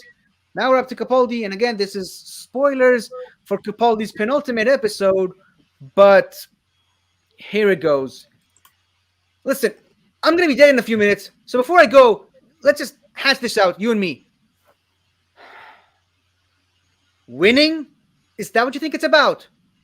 I'm not trying to win. I'm not doing this because I want to beat someone, or because I hate someone, or because I want to blame someone. It's not because sorry, emotional. It's not because it's fun. God knows it's not because it's easy. It's not even because it works, because it hardly ever does. I do what I do because it's right. Because it's decent. And above all, it's kind. It's just that. Just kind. If I run away today, good people will die. If I stand and fight, some of them might live. Maybe not many. Maybe not for long. Hey, you know what? Maybe there's no point in any of this at all. But it's the best I can do. So I'm going to do it. I'm going to stand here doing it till it kills me. You're going to die too. Someday. What would that be? Have you thought about it?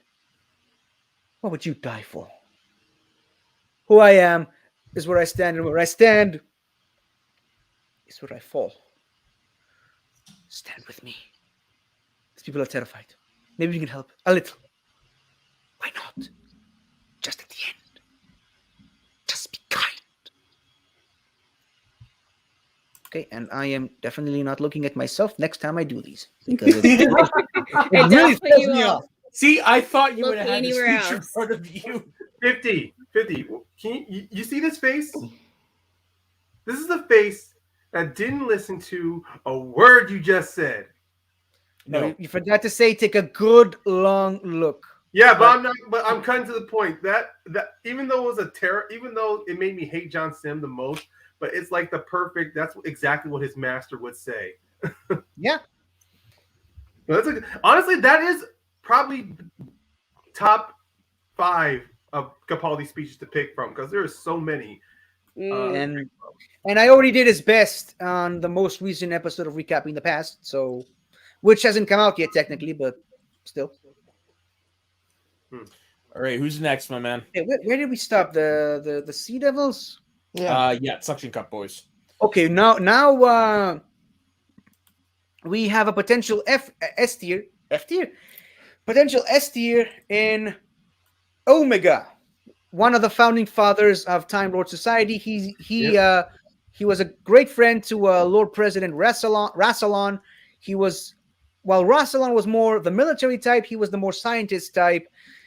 He experimented with supernova inside a black hole, which eventually created the Eye of Harmony, which gave the Time Lords the ability to travel through time. Unfortunately, his experiments caused him to get trapped in an antimatter universe, although there have been rumors around the halls of Gallifrey that Rassilon tricked his former friend and threw him into the hole itself.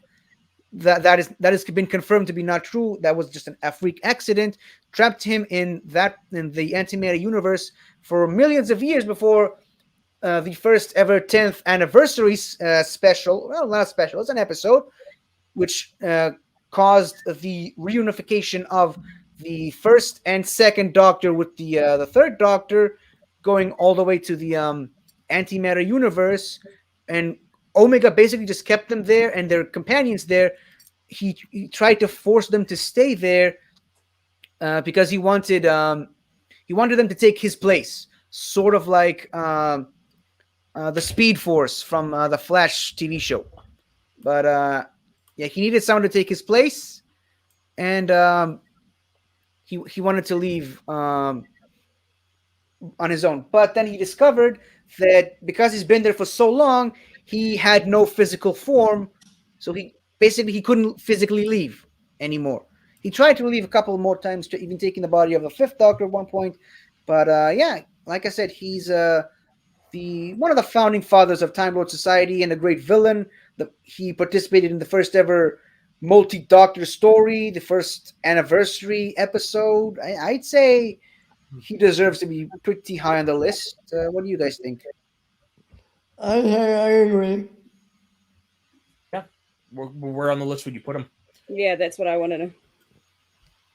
I'd say either Exterminators above the Time Lords or around bottom S tier ish. I'm okay with that. Okay. I'd say top which one? Exterminator. Trying to find him on the list. Yes, hold on. Exterminators as well, actually. Yeah. I mean, right now the top of Exterminators are the Time Lords, and this guy is like that to an extreme. Matt, is that him next to Timothy Norton? Yes. No. That's a different one. Oh. That's a different character. Yeah. Okay, looks like him. We'll get to him. I'm just thinking, he looks like him. Yeah, no, What? Yeah. Where are we putting him? That's I'm not saying him. Exterminators.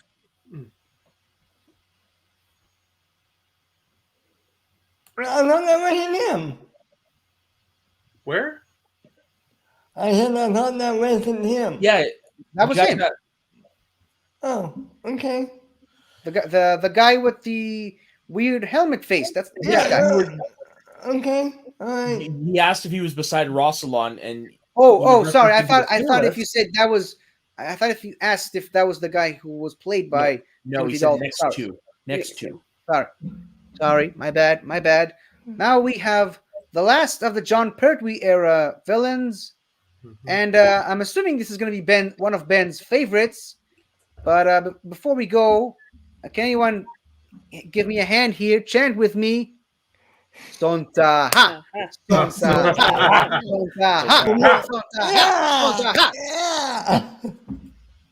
Yeah. Okay, the infamous humanoid potatoes. Even the Doctor himself calls them the finest warriors in the galaxy. They are locked in a war spanning tens of thousands of years with another villain we'll get to eventually. But yeah, they're like I said, they're the finest warriors in the galaxy. A clone race grown in batches of millions across multiple planets, and just their conquerors. They are locked in a endless war with the Rutan host, what is known as the Rutan Sontaran War, and specifically in the picture of the Sontaran guy from the right, that's like 10,000 years into the future, which gives us a hint that the war between the Sontarans and the Rutans continues for another 10,000 years, which will officially make it 60,000 years by my count. So far into the future that they actually have 5 fingers in that episode for some reason. But yeah, they are ruthless. They have the ability to prevent bullets from coming out of weapons. When they were first introduced, they tried to introduce modern day weapons to primitive humans in the Middle Ages, and they're very fine strategists, and they have one primary weakness, which is they are fed by a Provic vent at the back of their neck, which means they can only ever face their opponents in battle. They can never turn their back on their enemies, and one strike to that Provic vent knocks them out, or sometimes kills them, depending on the projectile used. And obviously, they gave us one of our favorite characters from Doctor Who ever, Strax. Yeah. So for Mom that and alone, I was gonna say that was also he introductory episode of Sarah Jane Smith. Yes, it was. It was the introduction. And also, speaking of Sarah Jane, she actually went on to fight a standalone Sontaran who survived the Sontaran episode from the David Tennant era, Right. Commander Cog. I would put them bottom of the S tier. me too. Yep. Yeah, That high. Yep. That's great. I Well, mean, 'cause it's definitely. Like, I'll have them low S tier because there could be some. There's definitely other creatures I put up. Oh there yeah, higher. yeah. I'm gonna put Yeah, for sure. Yeah, but I But- would say low S tier. But even But- then, Tier for Strax. What did you say? S tier for Strax. And remember, Yes. we said Yes, about the Strax. impact he makes on the Doctor. We've got to Yeah. talk about that as well. S tier or milky with acid? Quiet, boy. And I will say that the Santarans being military, like a heavy military race, it does make them very interesting whenever they go up against the Doctor. It's because especially looking at modern Who, where the Doctor, this is a Doctor who has seen almost every form of war to him. So whenever he does go up against a race like the Santarans, we do get to see glimpses of the Doctor actually plan like war strategy and not just try to outthink his opponents, which is normally the Doctor's go-to weapon. That's exactly what the Doctor does. So at least when it comes with the Doctor, when he comes across these military creatures, I do like the fact that there are some who can sometimes outsmart the Doctor, or some who can just because they're so based on combat, the Doctor never really truly takes them as a threat outside of when he jokes about them always wanting to face their opponents, like he did with the commander in the Santaran strategy. General Stahl of the 10th Santaran Battle Fleet. And also, David Tennant said it in an interview, something that's very important to keep in mind, that they don't fear death, which makes them even more cunning and dangerous than most other creatures on this list. Yeah. Which is why that moment when his Doctor wants to kill them all, they're like, do it. And then the kid switches place with them and does it. And that's where their faces change, because they realize they're being killed by a human. Yeah. And that the Doctor won't die with them in the war, which is what they wanted. So who's next? Next, we have another guaranteed S tier, the creator of the Daleks himself. Yep. Yeah. Davros. Yep. Dark Lord of Skaro. Number 3, right behind Don Sim. Do we really need to say any more? No. Yeah. I mean, I think I should at least He's pretty much, like right give a little bit above the Cybermen, yeah. Yeah, I think I should 1 minute. at least... Go. Oh, man, 1 minute. Okay, so he was born right at the tail end of the 1,000-year war. He was saved by the Doctor as a little child. When he was a teenager, he found a temple belonging to the myth-obsessed dolls who predicted the coming of the Daleks in the far future, and devoted himself to becoming the man who would bring the Daleks to the universe. Not like Hitler at all, by the way. Just wanting to point that out. When he was a teenager, he was attacked by a foul attack force, costing him his right arm, both of his legs, most of his skin, his taste buds, and his eyes. He was put in a wheelchair-like life support system with a cybernetic eye to see, which became eventually the basis for the Daleks' bodies. After creating the Daleks, the Daleks betrayed him because they felt he wasn't pure enough. He wasn't Dalek enough. They tried to exterminate him. They went back to resurrect him at the height of the Mavellan War, where they needed his military strategies to help him combat one of the most powerful adversaries, I should say, ever, the Mavellans. And then he kind of became the focal point of the Daleks' civil war. He led the Imperial faction against the Renegade faction, and after he stole the hand of Omega, this is important. Come on, it's important. The Seventh Doctor manipulated him into using the hand. He wanted to use it to expand Skaro's sun into a source of unimaginable power, but the Doctor messed with the device earlier, causing it to expand Skaro's sun to destroy the planet, which is what sparked the Time War. That was the final straw that broke the Daleks' back. And then obviously it was revealed that he protected Skaro in a protective shell earlier, but that's beside the point. He then created what he called the perfect Dalek, a Dalek with the ability to evolve and think on his own, which was eventually renamed the Nightmare Child. But that Dalek became too powerful and too dangerous, and got a mind of its own, and eventually just tried to destroy Davros. The Doctor tried to save him. He was rescued by Dalek Khan from the cult of Skaro from the future, and brought back into the modern universe to create a brand new Empire of Daleks.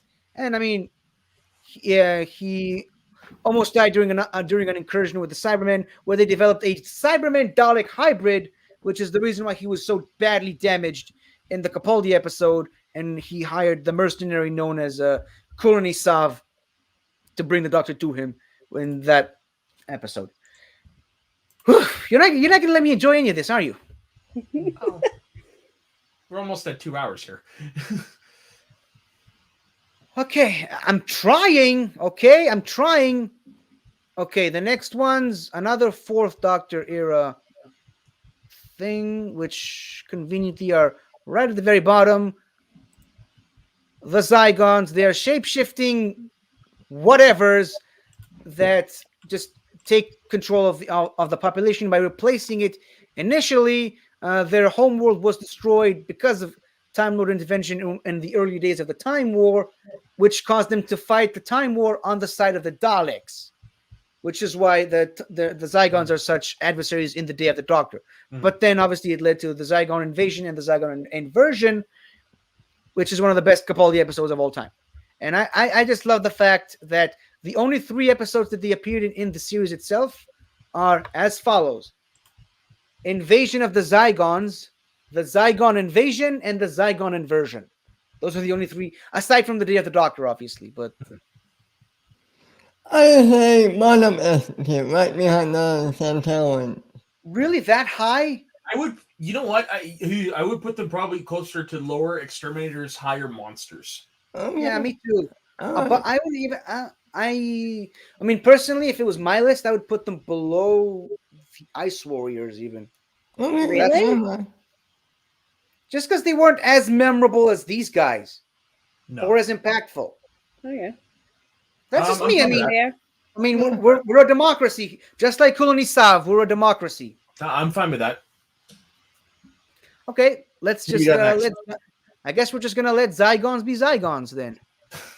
Okay, Oy. okay. Now this guy, there is a reason why he's on this list, and I'm gonna warn you guys in advance. He doesn't look very menacing or threatening. Are you ready? Oh, for I already this? know which one you're picking. Are you ready for this? Yep. Let's do this. Oh, I hid. The Yeah. guy on the far left with the weird body standing next to this machine.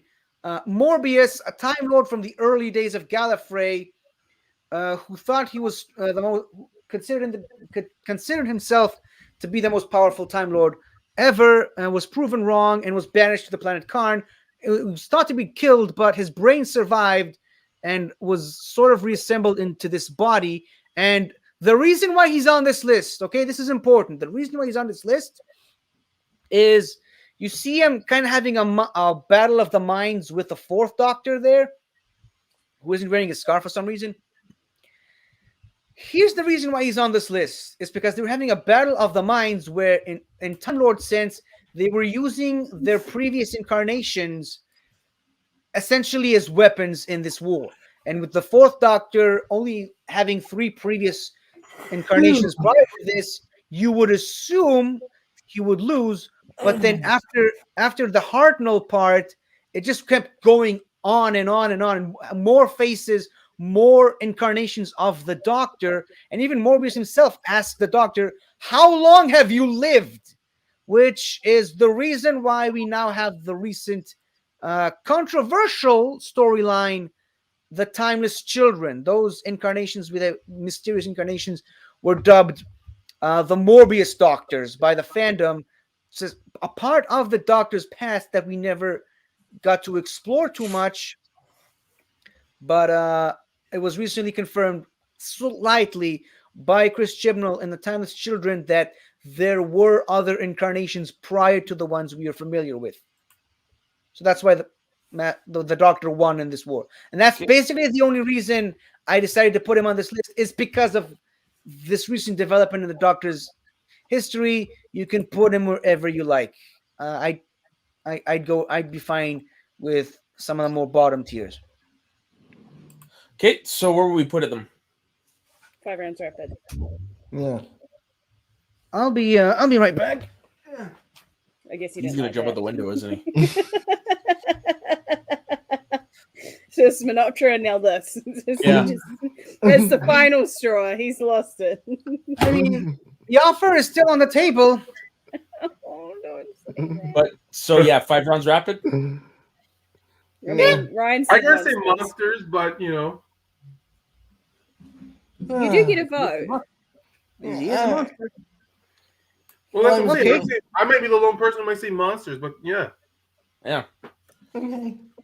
Okay, so Where right in that middle, category? I'd say maybe above or below the Yeti. I mean, I'll let you guys I'd be the say judge. above the Yeti. Above the Yeti. Definitely honestly. above the Yeti. Yeah. Who we got next, my man? Okay, next we have Barusa, the I like his hat. Time Yeah. Lords in funny hats. Okay, so Barusa was the doctor and the master's teacher in the academy. The doctor was his favorite student, and he was the doctor's favorite teacher. Years later, he was one of the few people who supported the doctor when he was framed for the murder of the newly elected president of Gallifrey. He also supported him when he ran for president several years later. But eventually he became the Lord President of Gallifrey, Barusta, that is, and that's when the power really went to his head, and he decided he wanted to live forever and therefore be the president forever. He's the reason why the 20th anniversary special, The Five Doctors, exists. He started stealing all the other Doctors' incarnations from their different points of time and space with their companions and threw them into the Death Zone, which is basically like a Gallifreyan gladiator arena, to reach the Tomb of Rassilon, to take the Ring of Rassilon and achieve immortality, which he eventually did. He put on the ring, but Rassilon tricked him, turning him into a stone statue to decorate his tomb. Now, here's the thing. That wasn't the end for him. During the Time War, the resurrected Rassilon started using corpses of dead Time Lords as the possibility engine, and the possibility engine is basically a Time Lord with the entirety of the time vortex running through their heads, causing them to constantly switch between their bodies, the bodies that they had and the bodies that they will have or would have had, and they can see all of time and every possibility. He was that framed on a wall in Rassilon's tomb, and he was the first successful possibility engine. All the other ones just were left to rot outside the thing. And Now, and where would we put and him? just and he was he died because the only way to stop the Time Lords from destroying the Tantalus Spiral was by throwing him into the Tantalus Eye, destroying the Dalek Eternity Circle. That's the stuff I wanted to bring up. Okay, so where will we put him? Monsters, I kind of say, because technically he ultimately did become one. Yeah. Yeah, he did a lot of good, but he also did a lot of bad. Figuratively and literally, he became a monster. Figuratively, when he was Lord President, and then literally, from what you just said, with him being one of the possibility engines. Yep. Okay, so where in Monsters? Because of all the good he did, I'd say below the Great Intelligence. Okay. Yeah.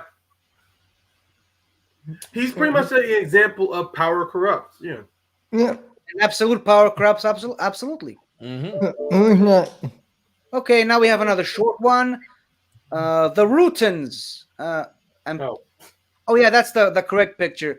Basically, the only reason they're on this list is because they are the arch nemesis of the Sontarans.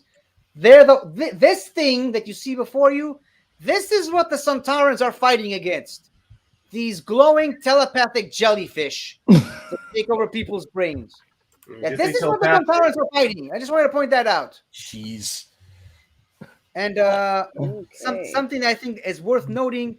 One of them tries to take over a lighthouse on Earth in early 1900s, and then when he tries to escape, his spaceship blows up in the atmosphere, and the Doctor's companion Leela accidentally stares directly into it, causing her to go temporarily blind. She gets her eyesight back, but then her eyesight changed, which is another behind the scenes thing because Louise Jameson has naturally blue eyes, but they gave her brown eye contact. Yeah, because they thought it would fit better with her origins, but then they decided she was basically blind most of her scenes, so they just wrote in a story specifically to change her eyesight. and that story eventually led into the Sontarans invading Gallifrey at the very end of that same season. It caused the Sontarans to up their game, and they upped their game by invading Gallifrey and almost taking down the Time Lords. So, yeah, they're So basically where- there to elevate the Sontarans. I'd say D tier, but Yeah, I mean, they're Maybe next to the meddling monk on 5 Round Rapid. Yeah. okay. But that's me. That's just me suggesting it. I'm not saying. If you guys think they deserve another spot, then go ahead. I'm just saying because of what 50 has stated. Normally, when you take a look at these creatures, you don't think they're a threat, but like what 50 has said, when you get into the episode and also the impact they played, they're not. I won't say they're near like great intelligence level, but I would still say they're right next to the meddling monk. okay. I'm fine with that. Yeah. Yeah, I'm fine with that as well. Okay. Right. Who do we have next? 50. Okay, the last of the Tom Baker era villains, the Black Guardian. I mentioned earlier that. Oh god, I'm sorry, I can't get over his hair. Yeah. That's not a hair. That's a a hat. bird. That's basically. And the White Guardian has a white bird on his head. Oh, God. It looks like something out of a Jim Henson movie. I love it. Kind of does, yeah. Like something you'd see in Labyrinth. Actually, yeah. And if it was a Jim Henson movie, the bird would be talking. Yes, exactly. Yep. Or singing. I think singing. Yeah, or singing. But yeah, the Doctor was tasked by the White Guardian to collect the pieces of the key to time, which is basically a device so powerful that it has to stay out of any. It's too powerful for any one being to possess, and the Black Guardian was after that at that particular time of the universe, and he tried to trick the Fourth Doctor into giving him the mostly assembled key to time. But when the Doctor saw through his ruse, the Doctor started one of his more interesting eras of the Doctor's timeline, specifically in comic form, but which I call the randomizer era, because the Black Guardian was hot on his trail after he denied him the key to time. And because of that, the Doctor built a device called the randomizer that would literally randomize the controls of the TARDIS, meaning he could land anywhere, anywhen, at any time. Because you can't really follow a guy who even his sentient ship doesn't know where he's going. He did that just try to avoid the Black Guardian. And then obviously the Black Guardian eventually caught up to him and tried to use a companion called Turlo, which we talked about in the companions video. He tried to use him against him. And yeah, I mean, basically he's on the same power level as the Celestial Toymaker, just, less racist. But yeah, he's definitely a threat. And it's weird to me that they never brought neither the White Guardian or the Black Guardian in the modern series. So I would put him at the end of Monsters, personally. yeah, Sure. Hold on, Okay. looking at the list. Yeah, okay, yeah. Above Boris. Boris. Yeah, I really don't have much to say on the Boris? Black Guardian. Sorry, what was his name? Barroso? Barroso? Barusa. Yeah. Boris. I couldn't remember his name. Oh, God. Okay, who's that? The greatest show in the galaxy, Taco. Get with the times. Okay, now We're in the final 10. We're in the home stretch. yay! And we started off with this thing, Oh, the it's so Mara. cute. Mm-hmm. And you wouldn't say that if you actually watched the episode. It's one of the darker episodes of the classic era, and that's saying something. Basically, it's a consciousness that no one really knows where it came from, but it haunts people in their dreams. It's often, even Captain Jack Harkness said that he thinks that that's where the word nightmare comes from. Mara. Okay. It takes multiple shapes, but its most favorite shapes is the form of a very white makeup-filled man or this giant snake creature. And it took control over the Doctor's companion Tegan on 2 separate occasions and caused her to lose her sanity at some point. And that's why in expanded media, it's believed that that's the reason why she lost her memories and began to think that the Doctor never existed. That it was all just a fantasy based inside her mind. The last time we saw this creature, though, was during the 900 years that Matt Smith spent on Transalore. He literally used the people of Transalore against the Doctor. He corrupted their minds against him. And we all know how much the Transalorians loved the Doctor. Yeah. So it's pretty big. Yeah. So where would we put the Mara? I don't know. Illuminator? That high? I mean, he invented dreaming mainly Freddy Krueger. Okay, yeah. There's been better monsters for the whole dream thing than this thing. Like, I don't know much about it. Personally, I'd put it to dull, boring, and tedious, but, you know. Really? I mean, he gave Captain Jack quite a scare. You admit. Yeah, there's... Also, yeah. I would just need to wanna watch the episodes. I would need to really watch the episode to know more about this. And Okay. maybe like at the top of dull, boring, tedious, or maybe somewhere in 5 rounds rapid, personally. But Oh, I'm okay with that. that's just me. That's just me. I'm not going to Okay. speak for everyone here. 50 and Jess, what about you guys? I think monsters, but what about you, Jess? I don't know where in monsters. It's where I'm trying to figure out. Before Bottom? Moonman. Before Moonman. Okay, yeah. Is that okay with everyone? Yeah. Okay, who's next? Also, I just wanted to point out that this is how they defeated it, with a circle of mirrors surrounding it, forcing it to look at itself. And that was later used in the episode Turn Left to allow Donna to see Oh, the yeah. creature on her back. Oh, nice. Yeah, I like that. Mhm. I like And that. we have another guest. Ew. Hey. Hello. I know nothing about Doctor Who, so I'm just here to have fun. Okay. And that's We exactly what enjoy we're the doing. company. And we just hit to the 2-hour mark, so it's time to do a speech from. Speaking of Matt Smith, we're doing a speech from the Matt Smith era. Another And- doctor with a lot of speeches. Oh, yeah. he I had would some argue he's the good king of ones. speeches. Yeah. 50. Is it the one that I'm thinking of? I don't know which one. Is it I'm one thinking you've done of. on the stream out of before? it? Nope, it's not that one. I think I know then. I think it's my favorite one of that particular doctor. So if you will just let me have the floor to myself for a second. Mhm. Can you hear them?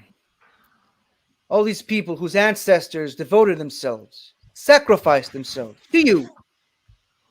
Can you hear them singing? Oh, you like to think you're a god, but you're not a god. You're just a parasite eating out on the memories of love and loss and birth and death and joy and sorrow. So, go on then. Take mine. Take my memories. But I hope you got a big appetite, because I have lived a long life and I have seen a few things. I walked away from the last great Time War. I marked the passing of the Time Lords. I saw the birth of the universe, and I watched as time ran out, moment by moment, until nothing remained. No time, no space, just me. I walked in universes where the laws of physics were devised by the mind of a madman. And I watched universes freeze and creations burn. I have seen things you wouldn't believe. I have lost things you would never understand. And I know things, secrets that must never be shared, knowledge that must never be spoken, knowledge that would make parasite gods freeze. So come on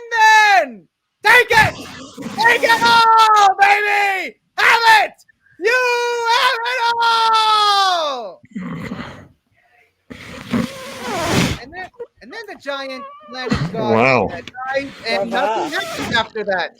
Nothing happens. Not gonna lie, nothing- that was pretty much me after the first 3 days after watching that episode. I was Yeah. going bat shit over that speech. And the Oscar Yeah, goes too.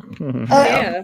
Really, I'm the one who took that one, considering what comes next. Like I said, nothing happens after that.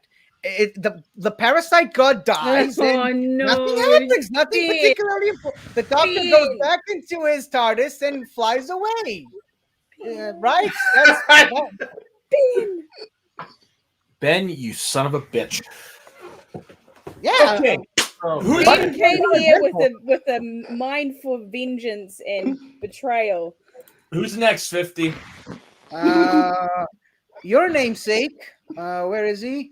Lord President Rastalon, the second of the three founding fathers of Time Lord Society, who built what is known as the Time Lord Looms, which are a way of weaving new Time Lords into existence using DNA of dead Time Lords. He led the burgeoning empires against the great vampires and the Nestines and all the other, and the Rachnos and all the other enemies of the dark days of the universe. He built the basis of Time Lord Society. He was the first ever president. Became obsessed with immortality at one point. Rumors have it that he discovered immortality. That's why the rumors surrounding his tomb and the game of Rassilon. He was resurrected during the Time War to fight the Time War. And what I love about that part is that he didn't just overthrow Romana as the Lord President of Gallifrey. He just played it safe. He was initially only brought back just for a few wars, just like the Daleks brought back Davros for the Magellan War. But he eventually, through his leadership, made Romana see that she wasn't contributing enough to the war effort, which made her eventually step down as president on her own volition to allow him to retake his position as the Lord President of Gallifrey. And Romana then left Gallifrey entirely to go search for Leela, who was missing.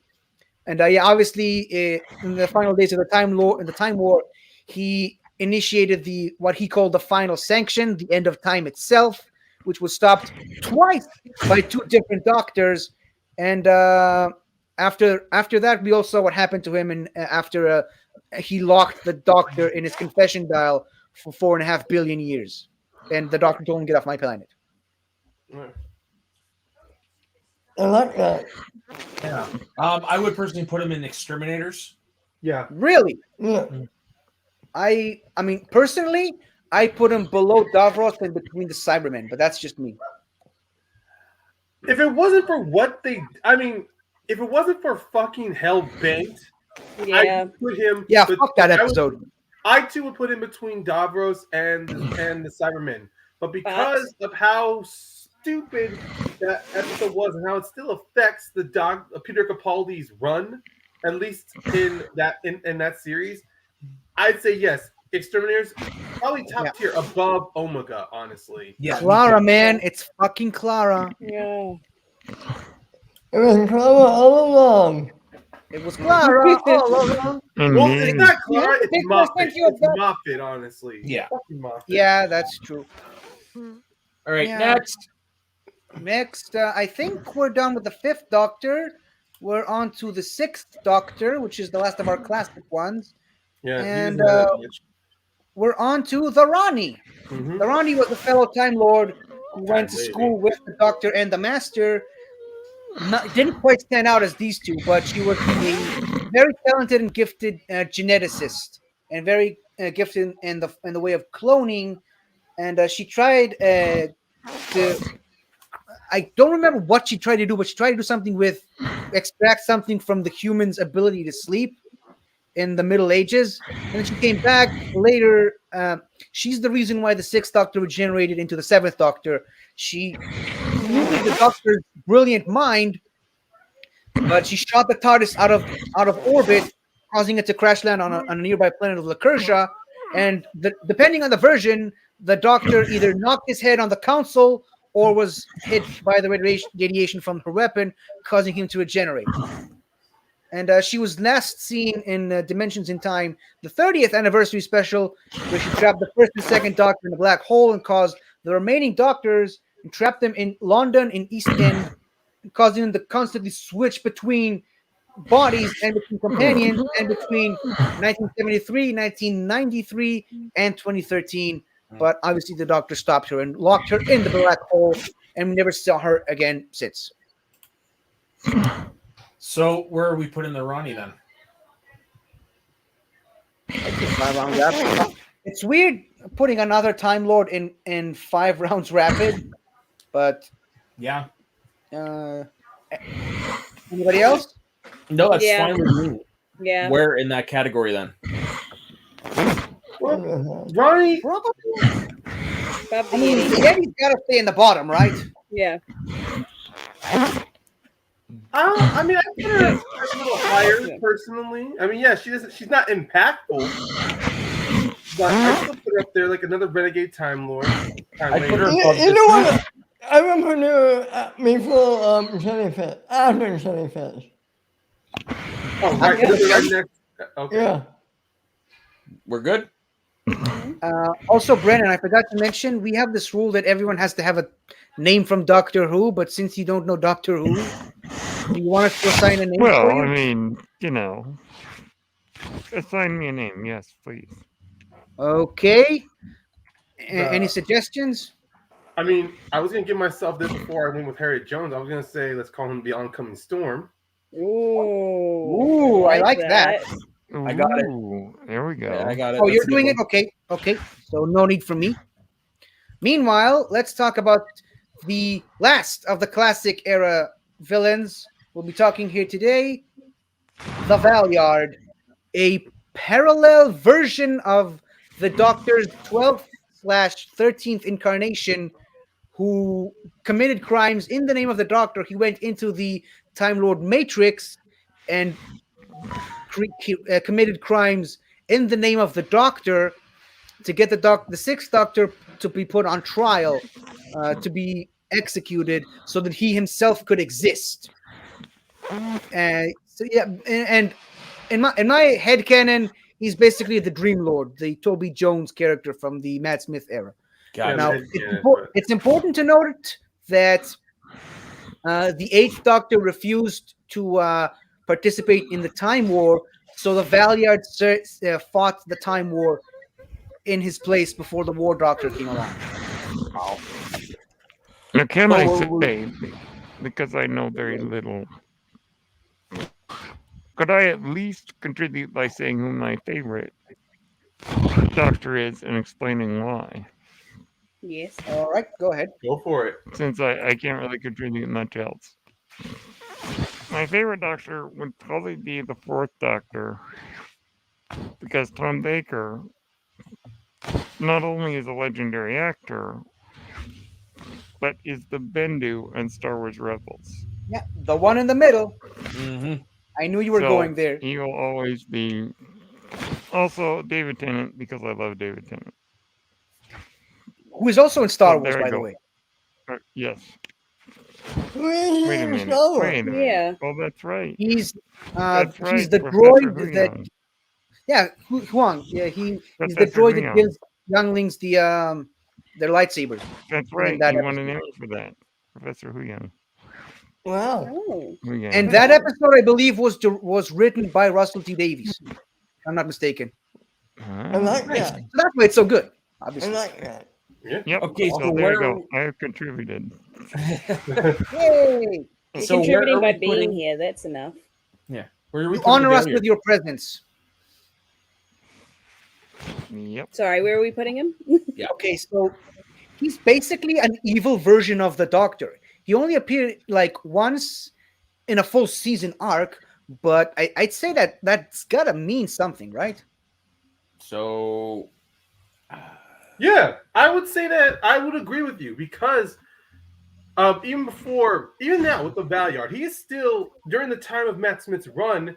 Many people, many Doctor Who fans, were wondering if Moffat was going to bring this character into New Who. And even though I know in your headcanon, you say the Dream Lord is him. I still personally would like to think, because now with Chris Chibnall's introduction, the Valyard can become an even more. There's a higher probability of the Valyard showing up in future Doctor Who. Maybe not with Jodie Whittaker, but I think in the next incarnation of the Doctor, especially it could be one to where it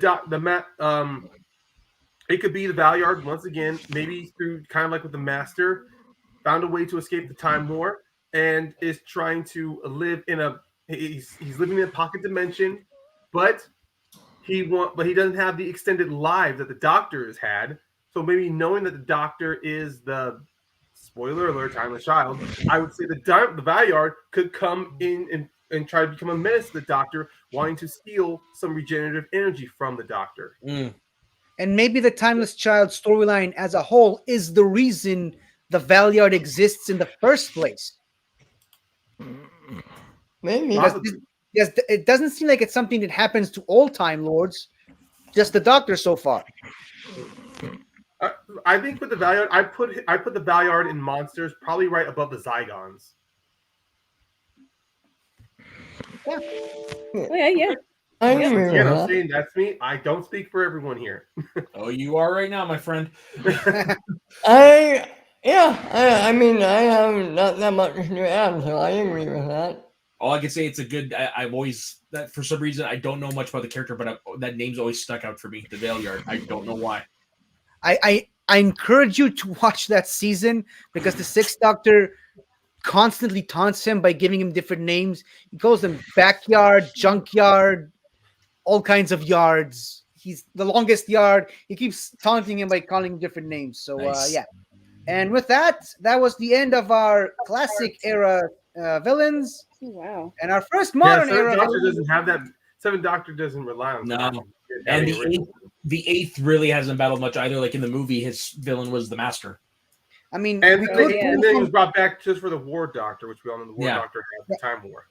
And we could pull from Big Finish for the Eighth Doctor, but I mean that's a rabbit hole I'm not going into right now. Now we have the first modern era villains, the Slitheen family of Rexicoricophalapatorius. Yeah. Okay, so basically they're a family of criminals from the planet Rexicoricophalapatorius, who is at the head of the Raxus Alliance, which consists of Rexicoricophalapatorius, Clum, Clix, and Rexicoricophalapatorius. Taco, I hope you're still watching. Don't you dare tell me I don't know my Doctor Who anymore. But at one point, they're basically they use. What did you? Sorry, I cannot find the cooked one for some reason. I was very confused. I was like, "Why are we showing him Clara? Why are we?" No, I was trying to get the no. God damn it! I gotta find the proper one. Keep going. Ignore me. Yeah, but why would he was trying to get the never tell me the rules? Never tell me the rules. Yeah, but it wouldn't make sense in this context. But whatever. Since Brennan doesn't know Doctor, Alienation. Yes. So yeah, they use human bodies as disguises. They kill humans, empty out their bodies, and use their skins as a disguise. Originally, they only used fat humans because they need to condense themselves to fit inside, and they usually gave themselves away by farting a lot. But then eventually they developed technology that allowed them to slip into any human with no farting at all, so they can literally be anyone. And at some point in the timeline, they mingled with the Bletherine, another family of Rexicoricophalapatorians, the ruling family, as a matter of fact, creating the Slitheen Bletherine line, which is basically all the cunningness and maliciousness and underhandedness of the Slitheen with the intelligence and diplomacy of the Bletherine, which is a scary combination. Okay. I would put them in middle of the monsters. Same. Yeah. Oh yeah. Their introductory episode really did hurt them, but then the following episode with the Doctor, Jack, and Rose going back to Earth, did fix that issue. At least when it came with the stupid, the fart jokes. Yeah. And they were, I will say this, they were very much elevated by the Sarah Jane Adventures. The multiple appearances there. Okay, so where are we putting the Slevine family? I would put them right after the Zygon. Same. Personally. Yeah, that's actually a perfect place for them. Before or after the? Oh, okay. Oh, okay. Forget Before I great asked. intelligence, yeah. Okay, All right, who do we have next? Rojo, blow, go, go, go, go, go, go, go. We have I a love this to-do. guy. So. Are we know what the football show? Maho. So yeah, the Jadoon are about as least bad guys as you can get in Doctor Who. They're intergalactic police. However, as police usually tends to do, and much like their human-like appearance, much like their Earth-like appearance, the animal they share appearance with, they are very single-minded, very narrow-sighted, very stupid. They're rhinos. They're very much like Peacemaker. They have a very high value of justice. They don't care how many people have to die to achieve that. And in some expanded media, it's said that their language is so dumb, so they're so stupid that their language can't be translated by the TARDIS. That's why they always say "Flo Joe Boko Boto Joe," and then they literally need to record someone speaking a language, Yeah, in order to assimilate it, so they can speak the native language of whichever planet they land on. I think the Jadoon are cool, mostly for that line Tennant had to say. I don't consider them a top tier villain per se. Most situations they fall as antagonists. Honestly. Yeah, they're more Yeah. they're in the middle. For Great the most area. part, they are enemy of my enemy type deal. Yeah, They do tend to get in the way more than actually cause problems. Yeah. The only time they actually do come close to becoming enemy is in, I would say, Jodie Whittaker era, because of one instance, and then also even with the Martha's introductory episode, where her entire resolve was, even though they were looking for an alien life form, they were going to kill anybody that they believed housed it. yeah. And they didn't mind people suffocating because there's no oxygen on the moon. Yeah. They didn't. They're pretty much. I won't say dumb, but they're very single-minded. Yeah, for sure. Yeah, they're rhinos, and they have no qualms about shooting children, as seen in the Sarah Jane Adventures episode. Yeah. So, because they play as antagonists, I mean, a part of me would think under monsters, but because of their ruthlessness and their single-minded goals, I would say high 5 rounds rapid. Yeah. Yeah, that works for me too. 50?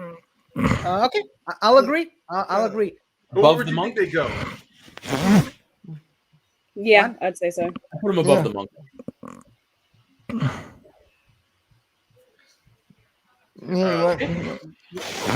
So what's next, 50? We got 4 more left. Okay, I'm very curious to know where this one will land. The Weeping Angel. Ooh. Oh. I cannot put them in S tier no matter how much I love them, and I'll tell you why. Why? Okay, why? I want to hear. Every story that they're in is diminishing returns. True. I will say though, there is the popular theory that they are actually fallen Time Lords. I've heard, However, I would like to preface this that since we are all doing a recap show right now, none of the 4 guys doing the recap show at the moment has seen any of the Jodie Whittaker episodes of the current season.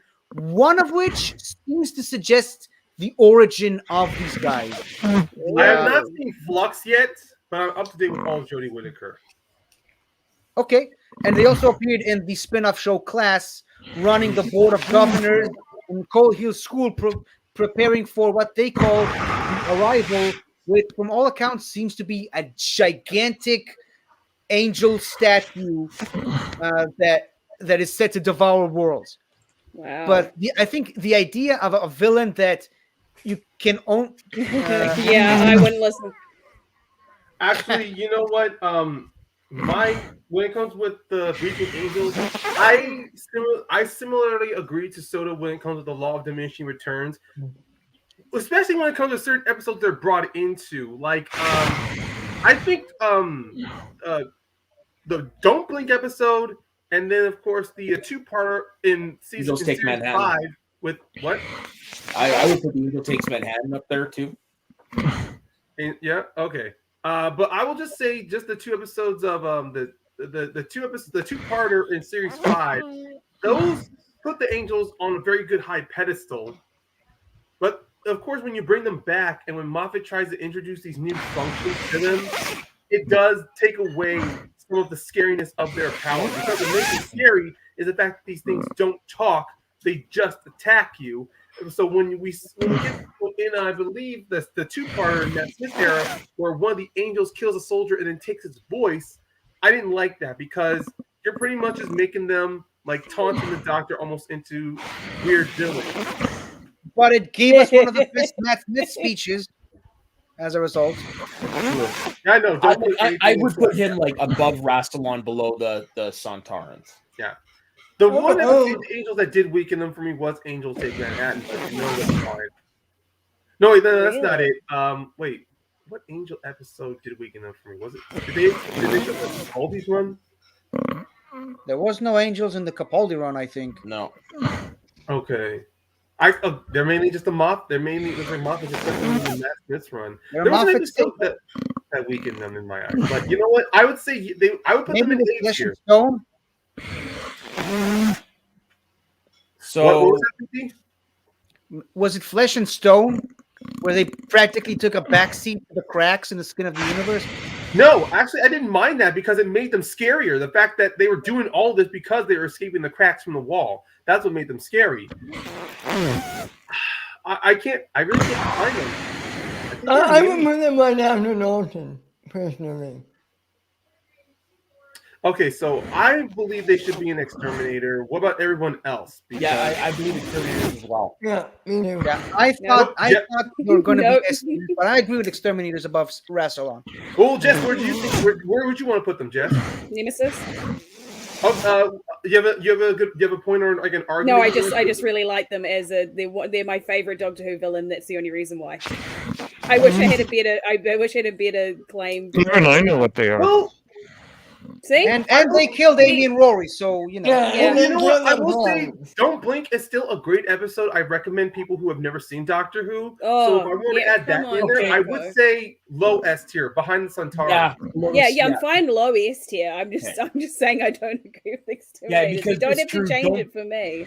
Don't Blink is in like that upper echelon of episodes because of them. So yeah, okay. So we're down to the final 350.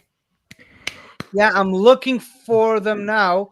Except I can't seem to remember. I see them, and then I forget where I put them because silence will fall when the question is asked. Yeah. You know, here's I just Oh want to my, bring that this up. sounds freaky looking. Yeah, Yeah, Wait till you they hear were mostly how that- inspired wow, by why the they're Area scary. 51 aliens. But here's something I want to point out. They are basically the bootstrap paradox personified. And what I mean by that is that Oh yeah. they basically created themselves unintentionally. They are a splinter group that broke off from the Church of the Papal Mainframe during the time the Doctor was protecting Transalore. They went back and inadvertently created the cracks, which caused the Doctor to be there in the first place. So for that, and of course the part that you forget them immediately as soon as you see them. I mean, just look at these things. Like, I do think they're loneliness. I do like the fact that when you learn about them, some people hate the fact that they were made as confessional priests, and I'm like, you know what? It actually works because the scary part is you confess as something, and these creatures will know it, and then you see them again, you immediately remember exactly what you've said to them, and the notion of something that's like right there in the corner of your eye, but you just can't put a finger on it, just that looming dread out of these creatures made them very scary. Yeah. My only I think they're S tier. Yeah, the only negative I say of these creatures is just how Moffat was going back and forth with them. He makes them intentionally scary, but then but then creates a way for them to be easily defeated, which is the Doctor hacking the moon landing just so he turns the entire human race into a bunch of hitmen. I'm like, you could have done something much better, Moffat, but it's like I don't know. I think that's pretty badass, personally.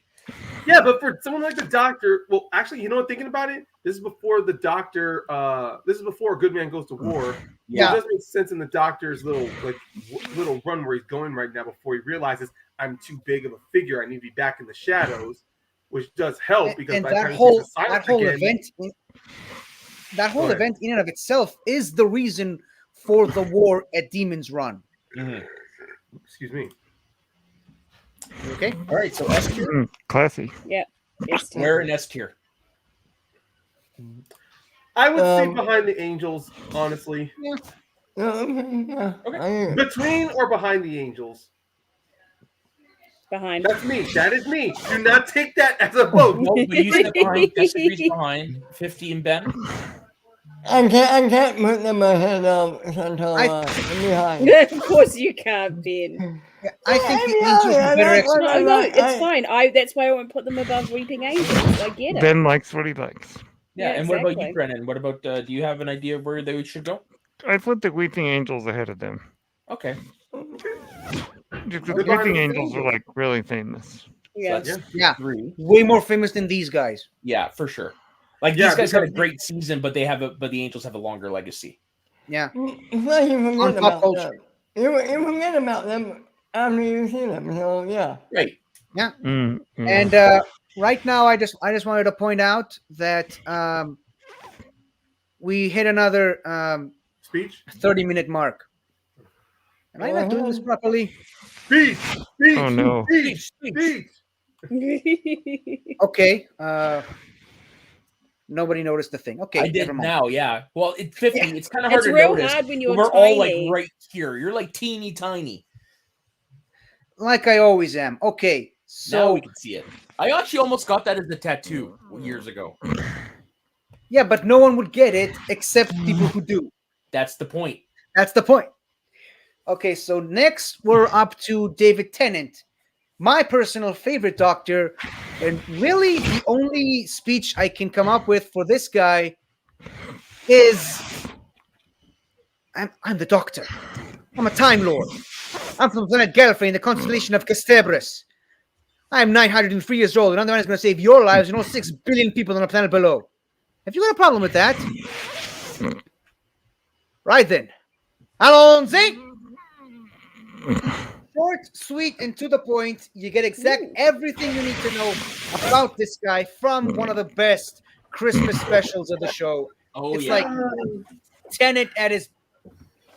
Tennant. Honestly, I don't think that's a speech. This is more of a statement, honestly. Yeah. That's me. If I would have picked if I wanted a speech from Tennant, I would actually go with the speech he says to the incarnate of the devil. While it's kind of bad, I like how that speech just sums up his trust in humanity, where I've dealt with good gods, bad gods, demigods, whatever gods. One thing I believe in is in her. While many fans interpret it as his declaration of love to Rose, I interpret it as, even though he's faced so many powerful beings, his ultimate faith is always going to be in the one human. Yeah. Okay, let me then offer up a surprised you didn't do the Lion King. Because again, it's not a speech. Yeah. So much to see. Okay. So much oh, that's the Lion King. Can I offer up a follow-up Sure. speech?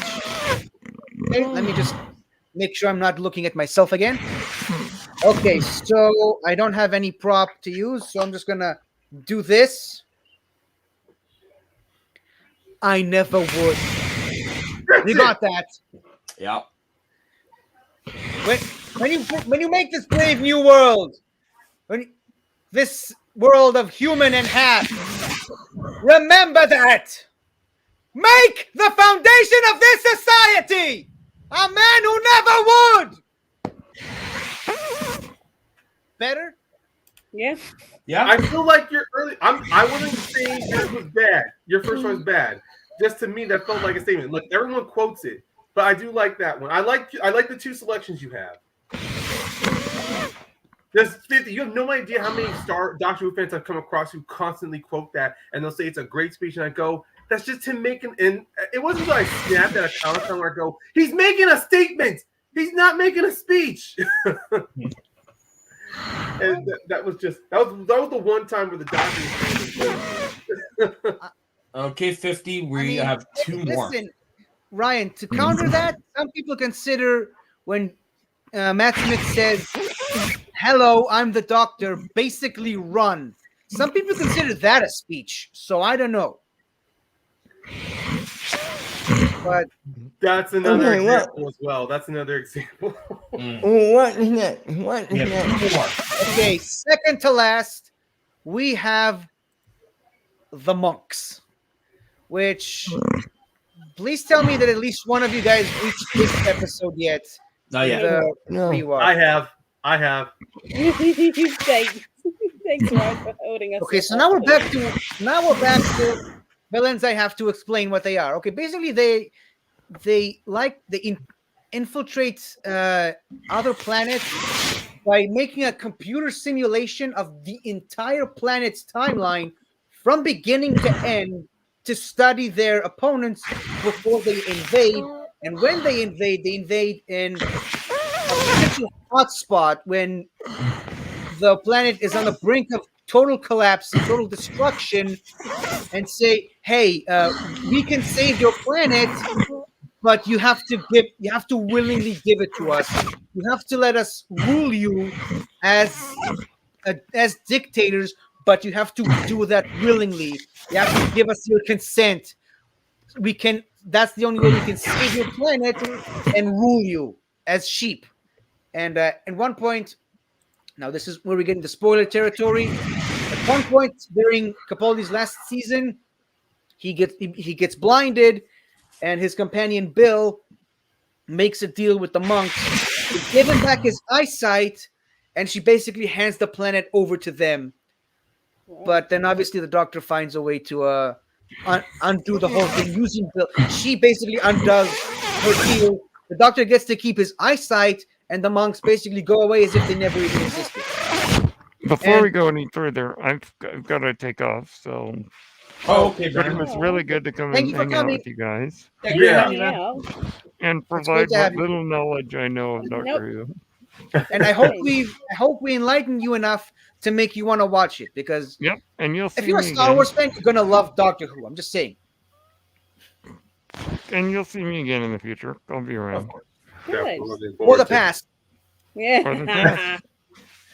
Maybe I'm actually a Time Lord. You never know. Ooh, wouldn't that be something? Right. Catch you guys later. All right. Thanks for later, Brian. I do want to say one thing about the monks that I know 50 couldn't get too much into for spoiling. One of the things that makes them terrifying was because when they're introduced, when they're asking for that you have to hand them over the planet, what they're asking for is not just for a surrender. They're asking for a willing consent, something that is made out of love. And there have been attempts for people who surrender to them, but the monks test them by seeing through their pure intentions. One of them only did it out of fear, and then another one did it out of strategy, and then I believe another, and then when finally Bill did say yes to them, they felt it was truly and purely out of love for the Doctor, and that's what allowed them in, because in the following episode, they use technology to pretty much manipulate history to where they've always been on the planet, to make them more welcoming to the humans, and they arrest humans who know that who at least suspect or remember the world before the monks showed up, outside of Bill. Yeah, and just to put it into context for you guys, as low spoilery as possible, that episode is about as close as Doctor Who has ever gotten to 1984. Oh. The movie, not the year. Oh, wow. That's 1984 in Doctor Who. You mean the H.G. Wells? Yeah. Orson Welles? Yeah, the John Hurt movie. Yeah, which John Hurt also played a similar type character in V for Vendetta, and now we have this in a show that John Hurt came back to in the 50th. It all comes back around somehow. Yeah, it's also a George Orwell book that came out in 1949. And I love the fact that the movie was shot and released in 1984. Huh. Kate, so where are we putting this monk? Well, I can't really comment too much. Me too. Me neither. I'm not there yet. yeah. So it's between me and 50, honestly. Pretty much. I think the last two are pretty much between me and 50. Yeah, these guys. I mean, I just watched the last episode of these guys right before starting this live stream, and to me, it definitely feels like a season finale, even though it was in the middle of the season. That's how it could have felt. But I guess for the monks, because right now we were only introduced them through one doc to just Capaldi's doctor.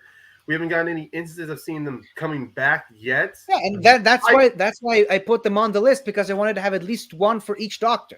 No. I'm not saying this, and I'm not saying it as a negative. I'm just saying they made a great impact. But I think because right now at the moment, they do feel like they're just going to be a villain, never to be, being brought back. At least with Russell T Davies coming back, I would kind of put them on the monster tier. Okay. I agree, but it makes sense. Put them right in the middle. Yeah, above the Slitheen and the maybe even above the Zygon. Oh, really? Yeah. Okay. That's what I think. Good for everyone? Yeah. Cool. All right, 50, let's wrap this sucker up. Okay, but first, I'm gonna need Ryan's help on this. Do you know how to pronounce this guy's name? I believe it's Tim Shaw. Not Zim Shaw?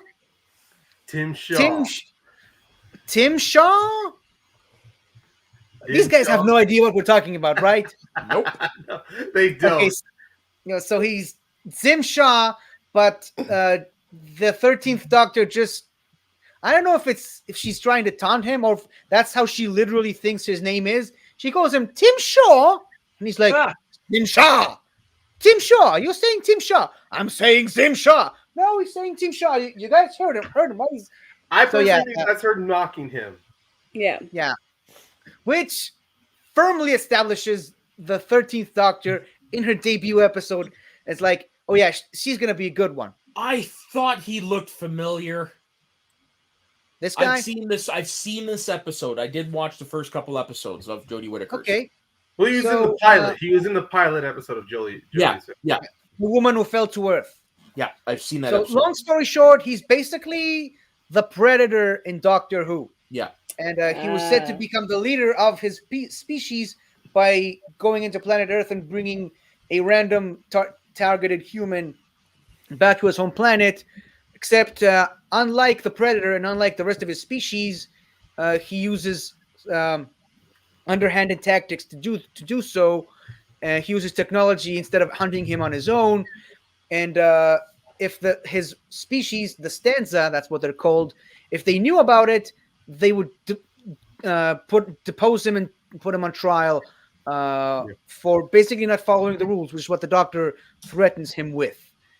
And eventually he shows up back at the end of the season on the planet Ranskur of Kolos, basically the god maker of the universe type planet, as sort of he became the ruler of that planet. Now, here's what's interesting about this guy's species, the Stanza, is that every time they kill somebody, they pluck out one of their teeth and put it on their body. So that's why he looks like that. So that's why when you look at his face, he's completely covered in teeth, and you do see in the episode, like you get a closer look at him. You do get to see dental impressions, molars on his face. K2.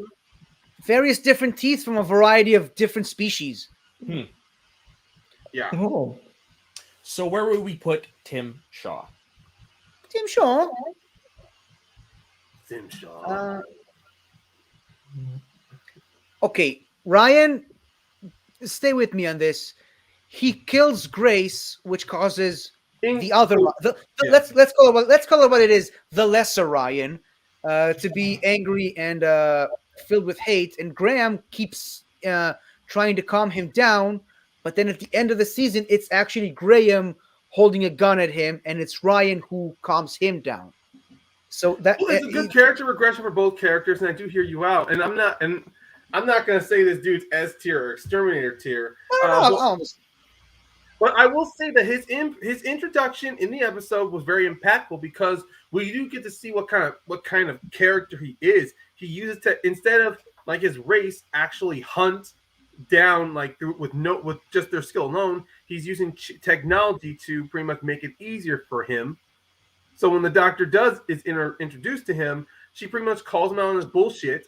And of course, we do see that same technology he used. Yeah, through I mean, he doesn't do it firsthand, but through the drone, he does kill Grace, which leads Graham into making the decision to join the Doctor, not because he wants to explore the universe, but because he did it out of grief. Because there's no way he wants to be home alone. Because when he's home alone, he just sees Grace's ghost, and it does haunt him.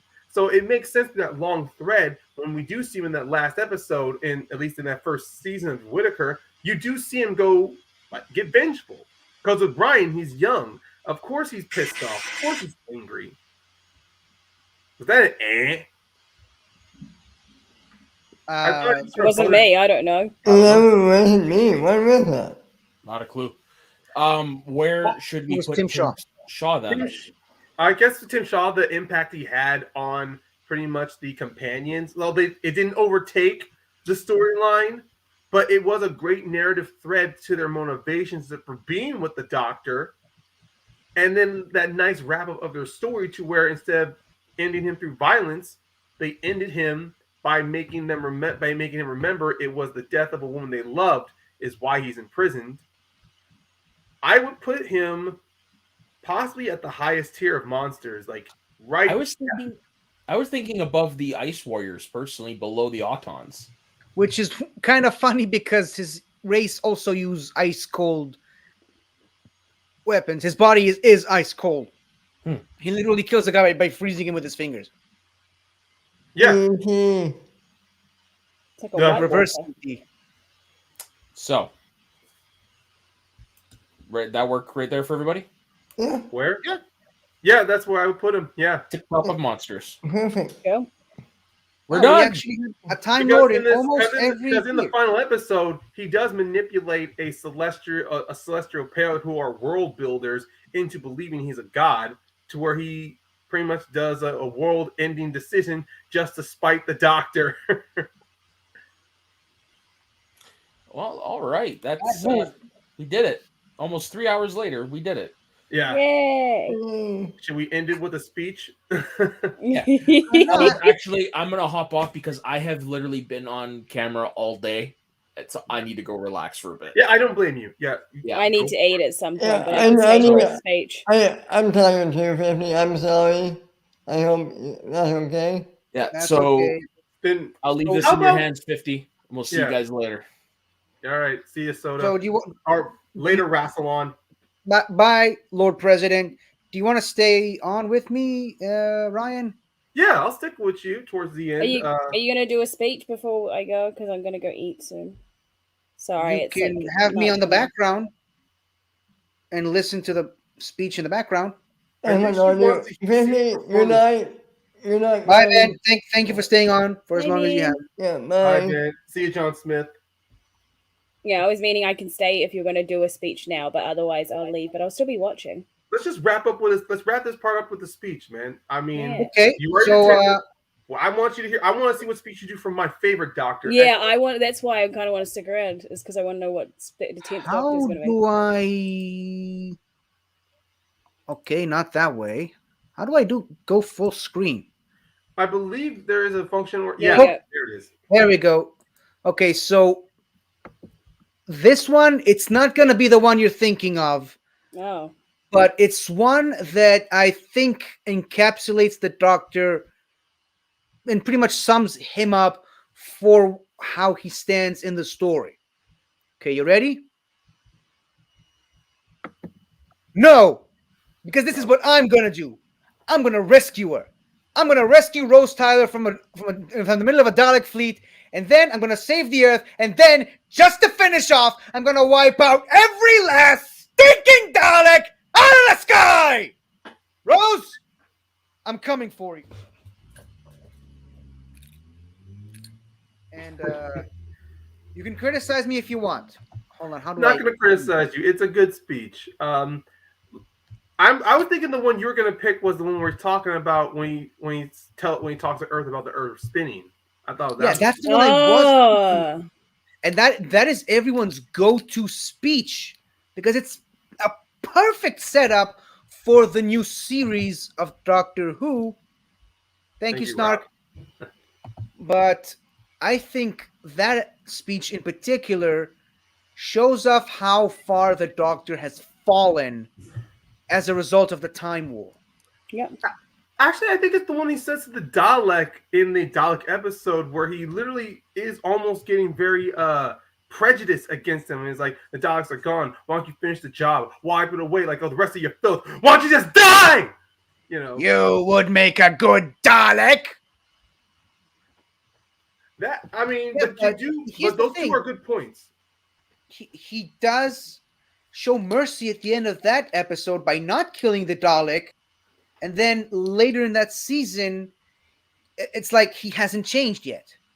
Well, yeah, that I know that speech was more of the Doctor like out of hatred, but then that speech that is more toned down Doctor because his hate is still there. But it's like in his own mind, he's going to wipe out the Daleks for a good reason. 1, to save Rose, and 2, to protect the Earth, and 3, to kill the Daleks that were mutated from humans. And to just put the final nail on the coffin of the Daleks post-Time War. Yeah, pretty much in the pain. So I know in his mind he is in his mind he's thinking at maybe like 0.005 attoseconds. Atta-seconds. It's not how fast the Flash thinks, but he's thinking at a certain speed to where he's already justified wiping out those Daleks in his mind. Just like he already did when he used the moment. Yeah, that's true. Okay, I'm going to pop off and have some dinner. Okay, right. You're welcome back if we're still going on. Yeah, if you're still going, I'll jump back on. Well, have a good one, Romana. We'll see you soon. See you soon. You are the noblest Romana of them all. Bye. Bye. Bye. Don't trust any rogue presidents. Okay, so now it's basically just us geeking. I will say this. I was hoping there will be more people for us to geek out about Doctor Who, but I guess we can just go ahead and say it. How did you become a Doctor Who fan? I became a Doctor Who fan sometime during when I was in my sophomore year of high school. My family, unfortunately, due to financial situations, we had to move from our home and live with my grandma for a time being, and the living arrangements was not as pertinent. I know my parents got their own room. I believe so did my sister. So I literally slept on a pull-out couch that I had to share with my 2 brothers, and it was just more uncomfortable situations. And then one day, when I was home from school, I just came across an episode of Doctor Who, and it was during the series when Martha was introduced.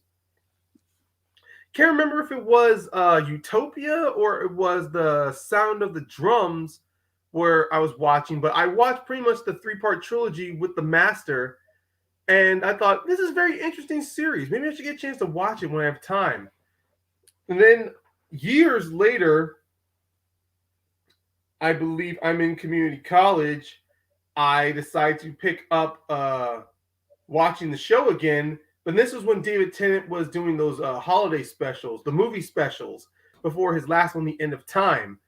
So through some luck, I get to watch every series episode of Doctor Who on BBC America from episode 1 to series 4. So by the time, and then I get caught up into series 5. So I became a big Doctor Who fan to where at San Diego Comic-Con, I'm in a convention hall getting to watch the last 2 episodes of series 5 with a group of Doctor Who fans.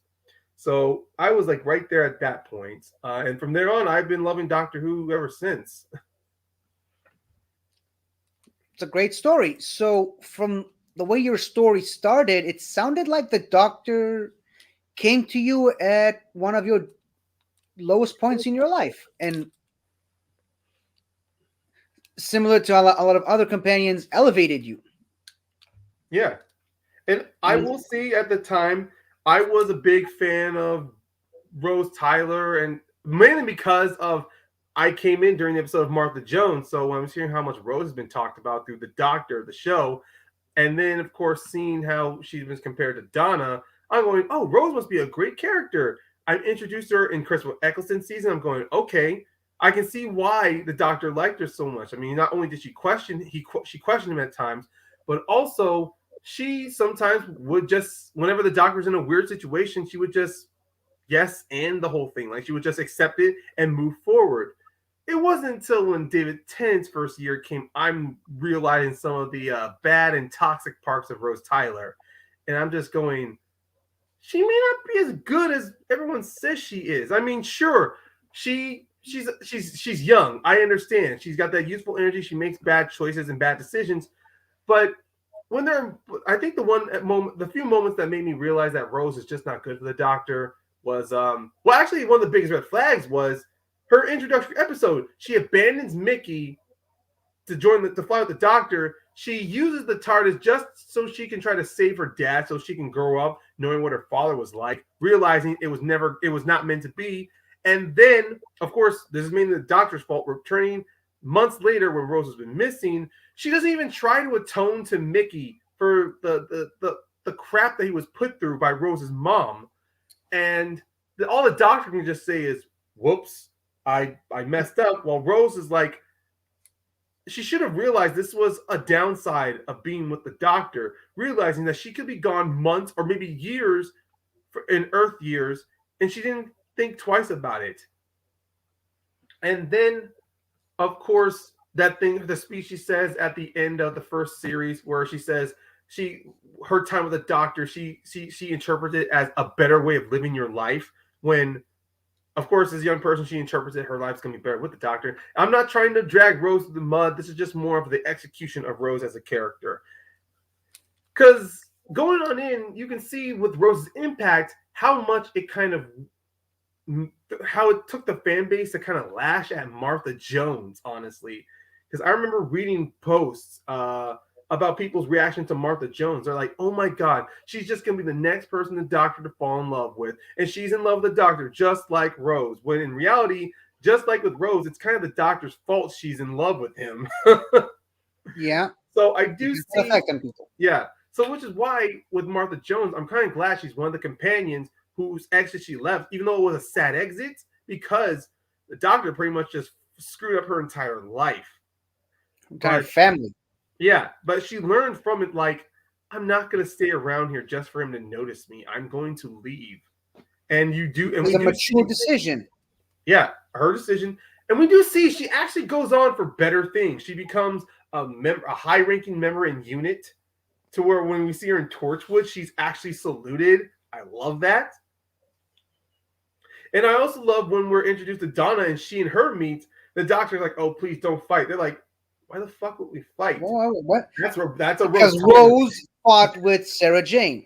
Yeah. And that's what it just shows how different Martha was from Rose Tyler in the Doctor's mind. Martha is a grown, intelligent, adult woman, where Rose Tyler was a 19-year-old who had no direction in life. So of course she latched onto the Doctor in a way like a parasite, like a clingy ex-girlfriend. Mm-hmm. This is not me trying to do my little rant on why Rose Tyler sucks. This is just more of my experiences coming through the show through series 3, 4, and then to 5, and then watching series 1 and 2 in reverse. I get the added hindsight, but also kind of like the never meet your idols thing, to where Rose is so overhyped amongst the fandom. Once I get my introduction to her, reality starts clashing with the fantasy of Rose Tyler. Mm-hmm. And all the stuff you said about Rose is just stuff that I, as a fan, I didn't notice when I was younger. When I watched the show, she was my favorite. And just like you said, it was like now they're bringing this Martha character to just basically be the B version of Rose. As an adult, sorry, as I grew up, I slightly started to tilt more towards Martha and slightly away from Rose. After this most recent rewatch, there's no question about it. Martha is my favorite modern era companion. Yeah. And Rose, not my clearly not my least favorite, but Just she really went she's down not the that list. high amongst the tier anymore. Yeah, it's it's the stuff you learn with life that changes your opinion about how relationships work. Yeah. That really affect your view of Martha versus Rose. And Where also, I there's will say one thing of Martha that makes her completely different from all the other companions, Russell T Davis, Moffat, and even with outside of Chibnall's, is that her story, she wasn't she wasn't like Donna, Rose, Amy, Clara, or Bill, to where they get to they're part of this big important moment. Well, actually, Bill's not part of that. No, actually, just with Clara, Amy, Rose, and Donna, they're not tied into some great moment to where they decide the fate of the galaxy. These were just more of Martha's story was more of Doctor asked her to do something. So what does she do? She goes around the entire world telling everyone about the Doctor, the story of the Doctor, knowing that she could die, not equipped with any unique abilities granted to her, nothing, no psychic power, no psychic paper. She went around the world with her wits and a survivalist attitude. Huh? Just the key. Just the key. Yeah, she went around with just a survivalist attitude. She had to adapt. And she came back with a hard promise that she was going to come back to London. And then when we get to the following episode, we see her come back. She's already developed a reputation amongst the resistance fires of Earth, to where she tells people about the Doctor. So when the moment comes, I love that moment to when she's being about to be executed by the Master. She just laughs and goes, "Are you that thick? Are you that stupid? You really believe that there's a weapon out there scattered across the world that can kill a Time Lord?" And what the Doctor says, as if I would ask her to kill. And you do see that, but which is also one of the reasons why with Journey's End, it kind of is a slap in the face to me. While I understand the position Martha was in with the Aster Hogren key, this was more of this felt to me more. I won't say Martha regressed. This was just more of her outside, away from the Doctor from a while, though, to where she thinks that this is what the Doctor wanted, just like with the unit mentality for too long. With the unit mentality for too long. Yeah, the unit mentality. This is why I like the Journey's End. She's like, maybe I should leave unit or do something to make unit better. Of course, we do see in the end of time, Mickey convinces her, "Oh no, be a freelancer." I'm like, no, I didn't like how Davis did that. She was in a position to where if she advanced more in unit, she could have been kind of what Brigadier was, a rational. Even though Brigadier was mainly a soldier, but there were times where we realized there were things that unit could not do, and that's one of the things I liked with Kate Stewart in with Moffat. Although Moffat made her a little more militarized as well, but it was more the absence with unit. Even though yes, protection of Earth, highest authority, number one priority, but there were times where unit could always do better, and I thought Martha would still be around. There could have been opportunities to see her in the Moffat era, her meeting up with Matt Smith, like getting her to see first and foremost the Doctor regenerated, like her being a part of unit, maybe even as a senior advisor, to where you could have seen her pop up in multiple series of Doctor Who.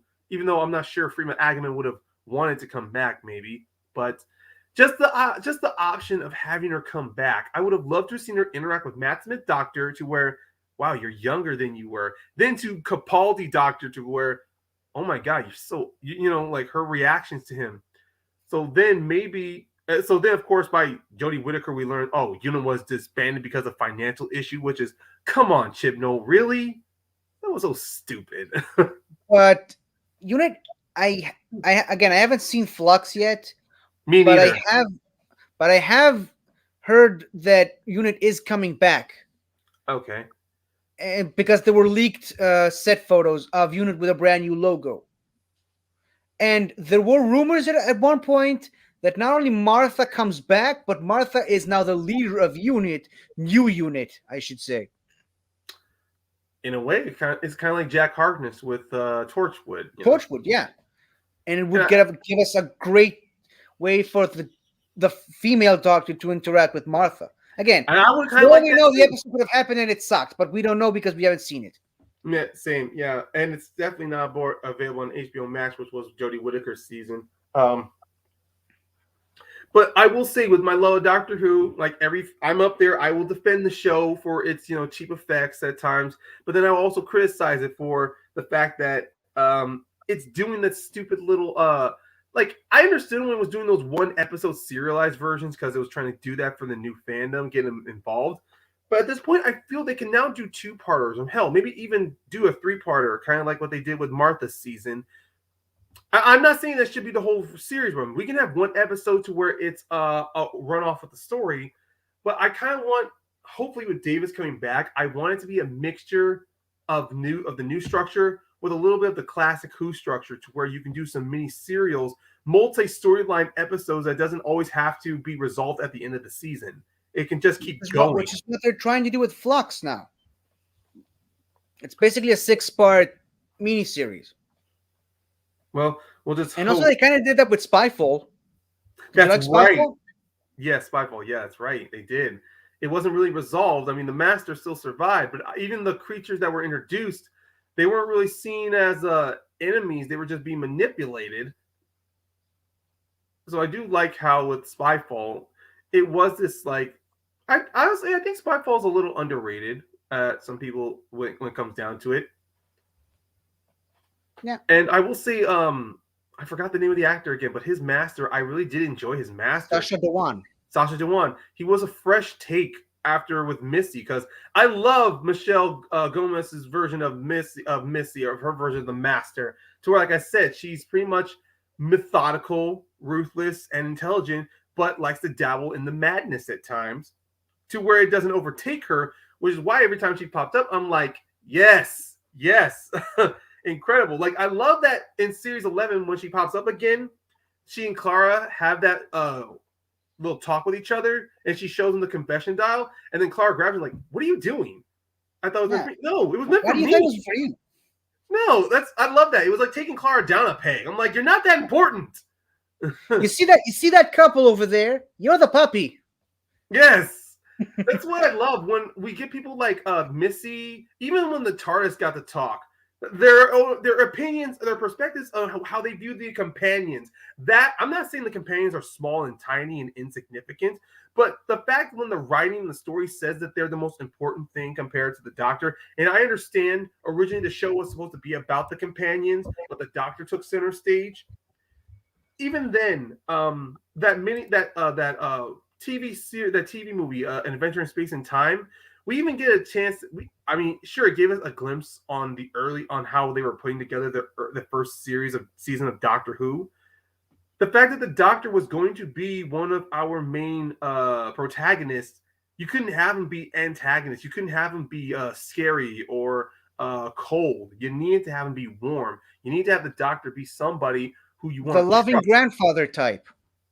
Well, not just the grandfather, but as we see later with Troughton, him being a clown, with Pertwee, him being almost a suave Englishman, and then later on with James Bondish. Yes, with Tom Baker as more of the eccentric teacher, and then with Patrick. Oh my God, not Patrick Troughton. Peter Davison. Peter Davison, him being almost a refined gentleman, and then to Colin Baker, to where they wanted him to be a bit of a madman, but they had to tone it back, realizing they were alienating the audiences. And then we get to Sylvester McCoy, who is more of almost a goofball, and then he switches to a master manipulator, using people as cheese pieces on a chessboard, like he does with Ace. Like what's that explosive that she uses? I have an ace up my sleeve. Yes, I love that. What's that explosive that she uses? That the Nitro 9. Yes, Nitro 9. Ace, use some of that Nitro 9 that you're not carrying. Yeah. And like, of course I'm not carrying it. Well, if you happen to have some, it would be very useful in this moment. Yeah.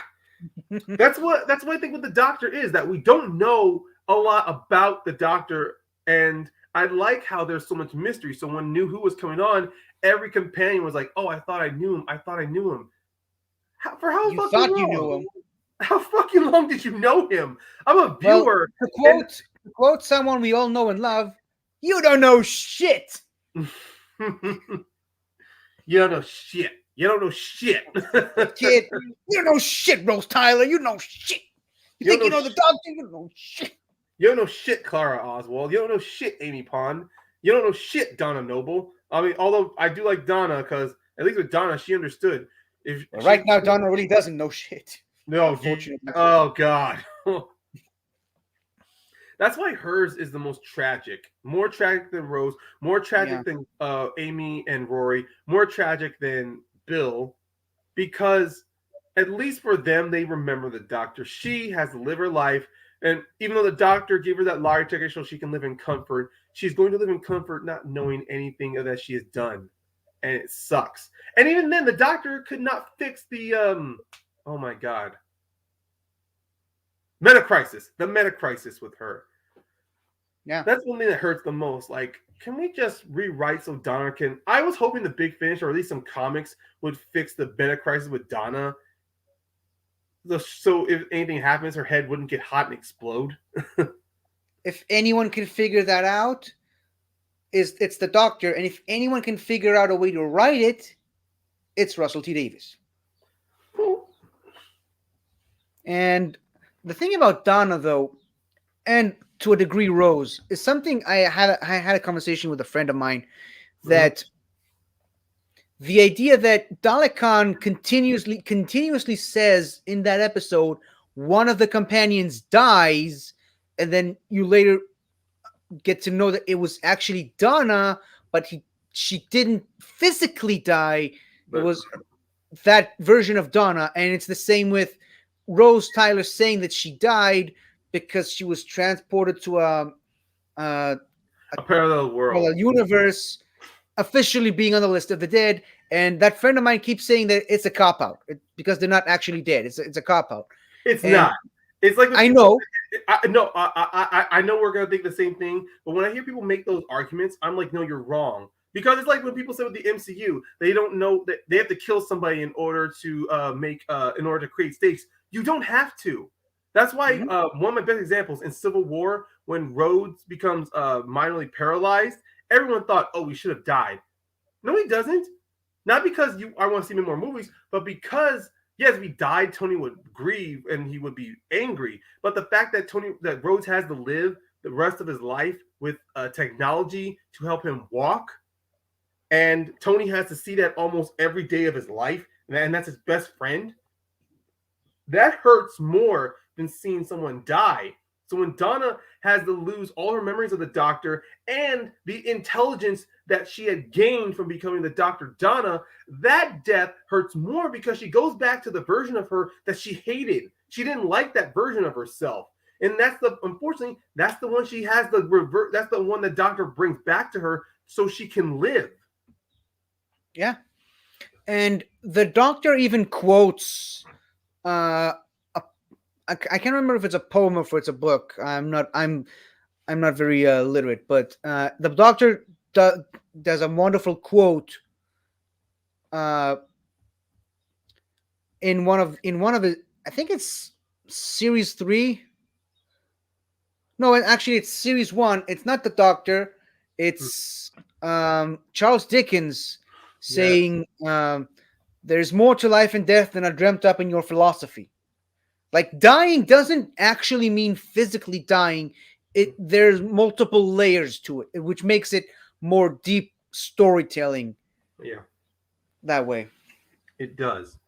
And so whenever, when companion, one thing I hated with Moffat's era was that, he would kill a companion, but then they technically wouldn't be dead. The only time it really was possible, the only time it really did happen was with Amy and Rory, to where it ties back with the angels, where their purpose, they send them back in time, so you die living the rest of your life without knowing the potential you could have had in your present time. Yeah, and the Weeping Angels are original idea by Stephen Moffat, because only he would think of a monster that kills you by letting you live to death. Yeah. Like which the is doctor says, yeah, kind they of kill you smart but also nicely. annoying in Yeah, a they way. kill you nicely. You get to have this great life in another time, away from the time that you were used to. That's why I thought the deaths of Sally's friends was so heartbreaking. Her best friend, who knows all this technology, she's transported back to a time to where, yeah, she gets to have a husband, she gets to have children, a life, but it's not the life she wanted. And same with the other guy. Oh my god, I forgot his name. Billy Shipton. Billy Shipton. Yeah. Hold on. Yes. When he's transported back during early years of London, she finds him, an old man, on his bed. Yeah, they kill you by taking away your life and giving you something that you have no choice but to do, is live. So the fact that they're that cruel. So I do agree they do belong in S tier. It was just the law of diminishing returns when Moffat tried to bring a new spin on the angle. He tried to make them like cosmic monsters instead of just simple monsters that feed on the potential of a life instead. Yeah. And like I said, the more recent Flux has an episode called Village of the Angels, which, again, I haven't seen it, but I heard that introduces a species called Moray, I think Mori, something like that, which are potentially considered, it's a theory at this point, but it's the origin of the angels.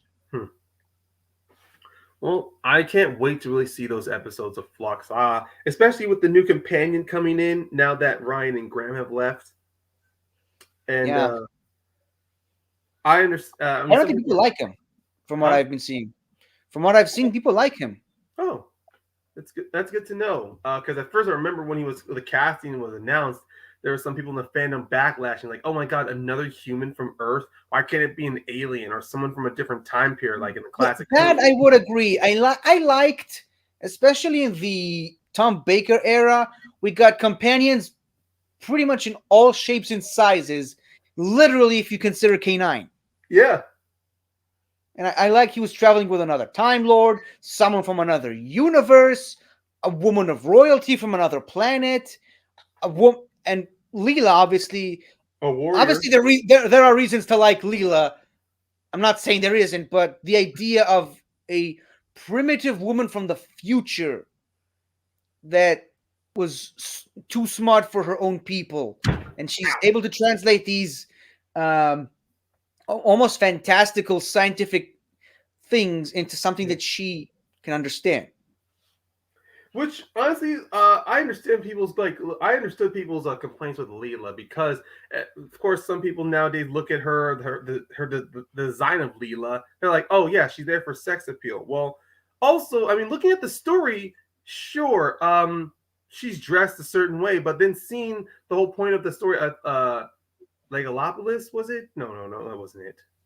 Logopolis, but I won't focus on that. No, but the main point of the title, I'll find later. But with Leela, seeing her as a primitive warrior, not primitive, but more on the line of like a computer program that fell into this planet.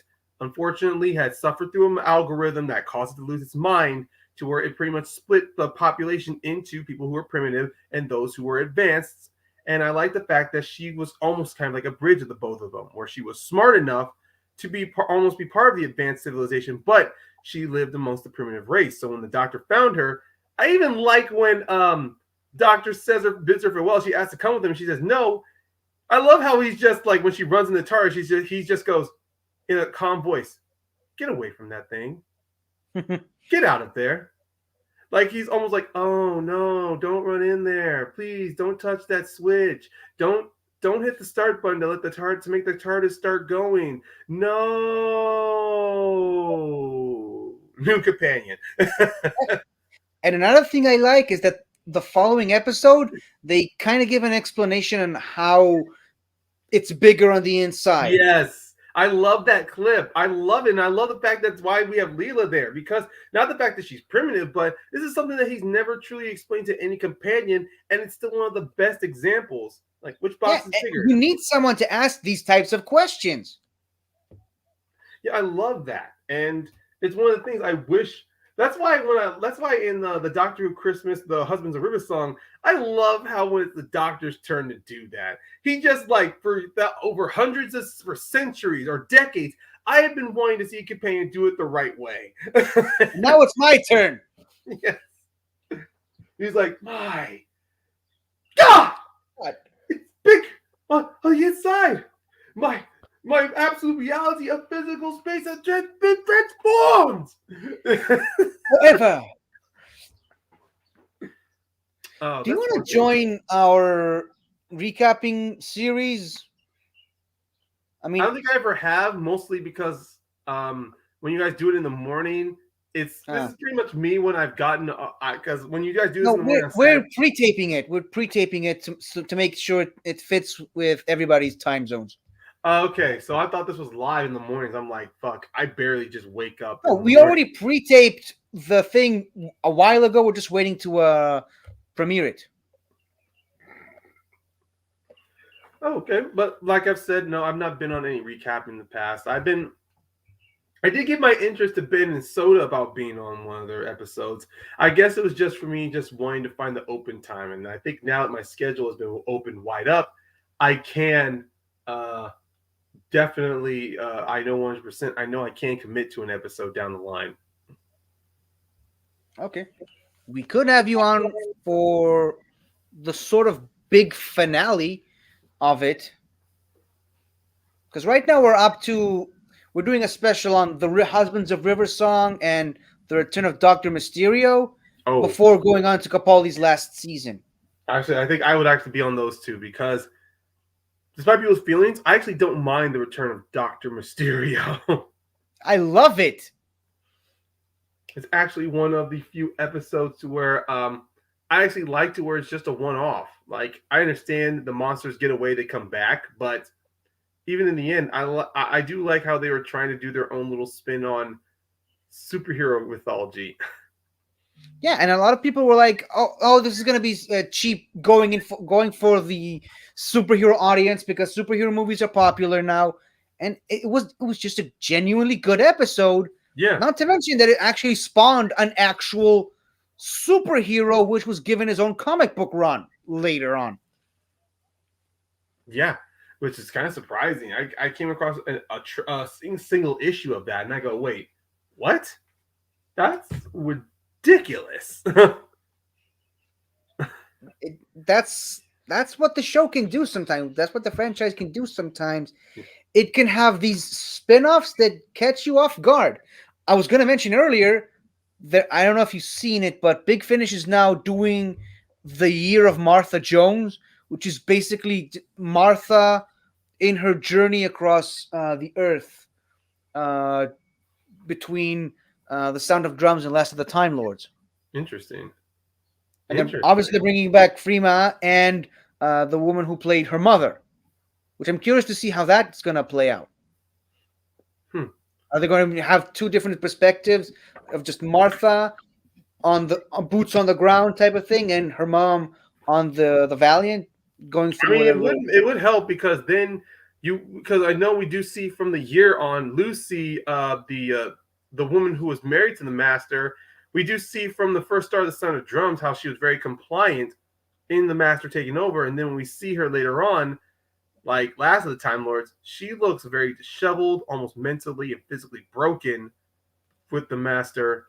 To where which makes you feel ask yourself, what the hell did he put her through during that year? Yeah, to lead her to shoot and kill him. So that would be very interesting to come. That would be very interesting to really like invest some time into. And oh damn. Oh, actually, no. I was just looking at the time. I'm like, you know what? I could spend a couple more minutes on here with you. I mean, because I did promise a buddy of mine I was going to help him with something, but he hasn't sent me a link yet. Well, I thought this was going to go on for much longer than it did right now so I made an appointment at the post office, which is several hours from now. So you want to get some sleep for that? No, I'm just I know myself. If I go to sleep now, I ain't waking up till nighttime. So Oh I shit. just want. I'm one. Technically, they haven't even opened yet. It's 7:30. So I'm just Oh, wondering if they'll accept me this early, like at 8 in the morning, when once I actually go out and leave. well, you can always call and check with them. I mean, no worries. But actually, you've asked me a question about Doctor Who. Let me ask you a question. I mean, I obviously through us going through this tier list, you have watched almost every episode of Doctor Who. Let me ask you, what is one Not almost. almost, yeah. What is one Doctor? Oh, I'm sorry, you were gonna say something. Yeah, I watched every episode twice, including classic, including spin-offs and all that. Nice. Uh, I was gonna ask you, which incarnation of the Doctor do you think uh didn't get a fair shake amongst the fandom? And I'm removing the eighth and Ward Doctor because we only had such small time with them. Yeah, but see, the thing is, whenever you bring those guys up, it's always the same answer. It's just go to Big Finish. And I have listened to one of the Eighth Doctor stuff on Big Finish, and I do own one of the War Doctors thing on Big Finish. I can see what people are saying. If there's anything, I would say it's Capaldi and Whitaker. Capaldi, I think a lot of people dropped off of his season, including, as I found out, Soda, Ben, and Jess, or as I call them, Ben and Jesse. But a lot of people dropped off because it just wasn't Matt Smith anymore. Yeah. And I've spoken to a friend of Tacos, Seamus. I don't know if you know Seamus. He dropped off the show because he hated the writing with Capaldi and Clara. And I can see why. I'm one of the few rare animals that actually stuck around despite that. And I'm so glad I did because season 9 is such a major improvement. Oh yeah, I did too. Like I was there for series 8. There were certain episodes where I didn't like. I hated what they were doing with the character of Danny. I'm like, he's a great introduction. I like the fact that he's not a true companion. I like the fact that he's there because this is a tease maybe of Clara leaving the show to live and have a normal life, and then of course, freaking kill him. I'm going, you gotta be kidding me, really? And We discussed that on the recapping show, and we were asking ourselves if Moffat was just trying to capture lightning in a bottle twice, if he was just trying to redo the ponds, but much shorter now and with less episodes, and that's why it didn't work. I don't know. I don't think it was that. I understand the comparison. Yeah, Doctor having a couple on board. I think this would have been completely different. I mean, because Danny clearly from the caretaker episode, 100% was against the Doctor. He saw the Doctor's bullshit. Well, even though the Doctor likes to think of himself as just somebody who's like a traveler through time, but the fact that the Doctor is trying to command people to listen to him because of his old age, and he wants people to respect him. I love the fact that Danny's like he mocks him by giving him salutes like a soldier, because that's what the Doctor was acting like. He was acting like a soldier. And even with Matt Smith, you can see where the Doctor, he's like, yeah, sure, I'm young, I get to act like it's ridiculous. But when the pressure starts to add on and things start getting serious, I should be the most important person in the room. That's why I liked with Danny. He's just another general I've come across, authoritative, maybe a little mad. Sure, people respect him and they'll do anything for him, but you have no idea what he will ask of you. Yeah, which is that's why the Moon episode I didn't mind. And one of my favorite moments from that season is right at the end when he goes and he comes to terms with who he is. He's not a good man. He's not a bad man. He's not an officer, and he's definitely not a president. He's an idiot in a box with a screwdriver, passing through, helping out, and learning. Yeah. And that's why I didn't mind. That's one thing I really didn't mind that season. Also, it was a great critique of Clara as well. As overboard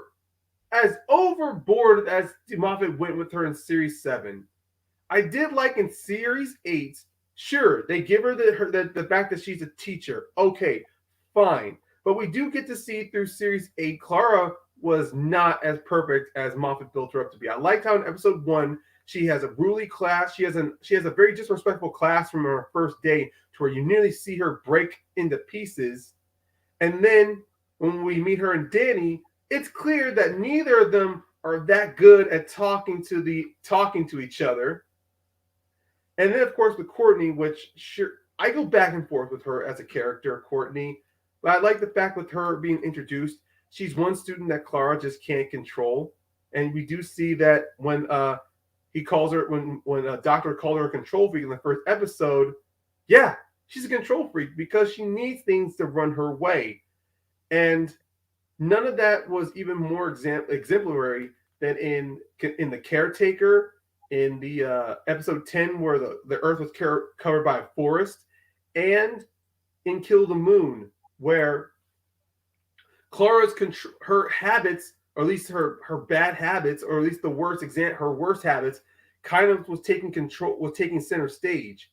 She was trying so hard in the Caretaker to keep Danny in the dark about the doctor, while letting the doctor believe that she's gonna be fine dating somebody, even though the doctor misunderstood it. It was that moment to where she blatantly lies to Danny, where she's trying to say everything's fake. I love his response. How stupid do you think I am? Like, even the way he delivered it was fantastic, to where you honestly have no fucking respect for me. Like, that's how it felt. And then when she continually lies to him about going back to hanging with the doctor, especially in the episodes of Flatline, oh my God, just seeing the fact that the doctor tells her, you were a good doctor, just being good had nothing to do with it, really shows that goodness. Yeah. And this is an argument that I have with Soda, Ben, and Jess all the time. It was Clara all along. It was it kind of came up as a bit of a bit that I was making the point that people dropped off the show, not because Capaldi was bad. It was just the way Moffat was pushing Clara on. It feels to me like Moffat desperately wanted people to love Clara as much as he did. And in the process, he just put so much emphasis on her that the doctor became an afterthought for him. Yeah. So not much of an afterthought, but when you got the big moments of the doctor, clearly Clara just had to be there, especially in Matt's later run. The whole point, the whole last 7 episodes of that run, once we just lost the pawns, was the doctor trying to figure out the mystery of Clara, when it should not have been a mystery. It should have just been the doctor just runs into Clara in different points of time where she meets her descendants and where he meets her descendants and ancestors, instead of a modern day Clara. But yeah, I'll be honest, I enjoyed the mystery, hated the reveal, and the reveal really tainted the whole thing for me. And I keep saying this on the recapping show. I'll give you this question. Do you think Clara should have died in the name of the Doctor, going into the Doctor's timeline? Because we saw what it did to the Great Intelligence. No way in hell a random human can survive that. So do you think that should have been a thing? Well, I think that she was originally going to die. That was the point. She ran there because she was mainly going to die. But the doctor decides to, go into his own freaking time stream to save her. So if there was a way to prevent the doctor from going in there, then I'm like, yeah, she really could have died. Yeah, and I think she should have died for real in Face the Raven, which should have been a death. Yeah, but I think she should have died there because it would have elevated her character for me personally. And I hate the fact that the doctor did one of the dumbest things he's ever done, jump into his own timeline, knowing the risks and consequences, just to save Clara. However, I will admit it gave us one of the best moments in modern Who history, one of the best reveals of a character, the War Doctor. And speaking of which, we're up to a half an hour. it's time to do a speech, and it's the War Doctor's turn. Go for it. Okay, now let me see which The room's getting window. stuffy. I There it need is. to open a window. Okay, so here's my speech of John Hurt as the War Doctor. Time Lords of Gallifrey, Daleks of Skaro, I serve notice on you all. Too long have I stayed my hand. No more. Today you leave me no choice. Today this war will end. No more. Did you hear that? Oh yeah, loud and clear. I did. Even with you trying to do your best John Hurt old man voice. I feel like you can't quote the War Doctor without doing that. I do like that line. I do like that speech, honestly. I have a question. Have you read Engines of War? I have not. Okay, so this is where the idea of the possibility engines came from. It's kind of leading up to the end of the Time War. It's like the very, very, very end of the Time War, and it's basically John Hurt realizing how far the Time Lords have fallen, and the book literally ends with him burying his new companion for that book, and that is when that was the first time he said the words "no more." That is when he decided this war's got to end. I mean, I got if the Time Lords not gonna the Time Lords aren't gonna put an end to this. It's gotta be me. No one else is gonna end this war except me.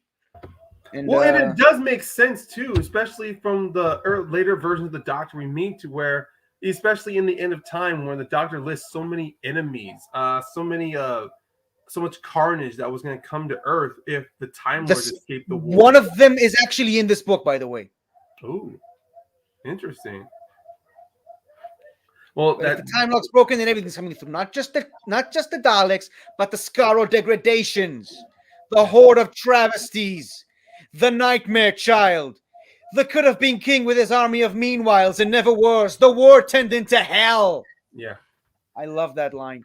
Yeah, I like that too, especially from the delivery from David Tennant, and then also you hear from Chris Eccleston, like in Dalek, when he talks about making how he made it happen. Like, I like with those two versions of Eccleston and Tennant how deep the war had scarred them. Even with Matt Smith, before he learned about his tomb on Trenzlore, how deep the Time War scarred him. So I like how there when we that's why I like with the War Doctor when he meets both Tennant and Matt Smith. I like how we meet Tennant at a point to where he's kind of weary, honestly, of traveling, and he's sleeping to death. And the man who forgets.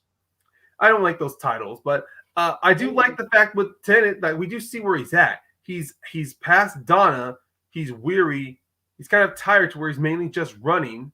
And at that point, he's even after the whole Time Lord victorious stuff. Yes, yes. Like you do see that on his face. That's why.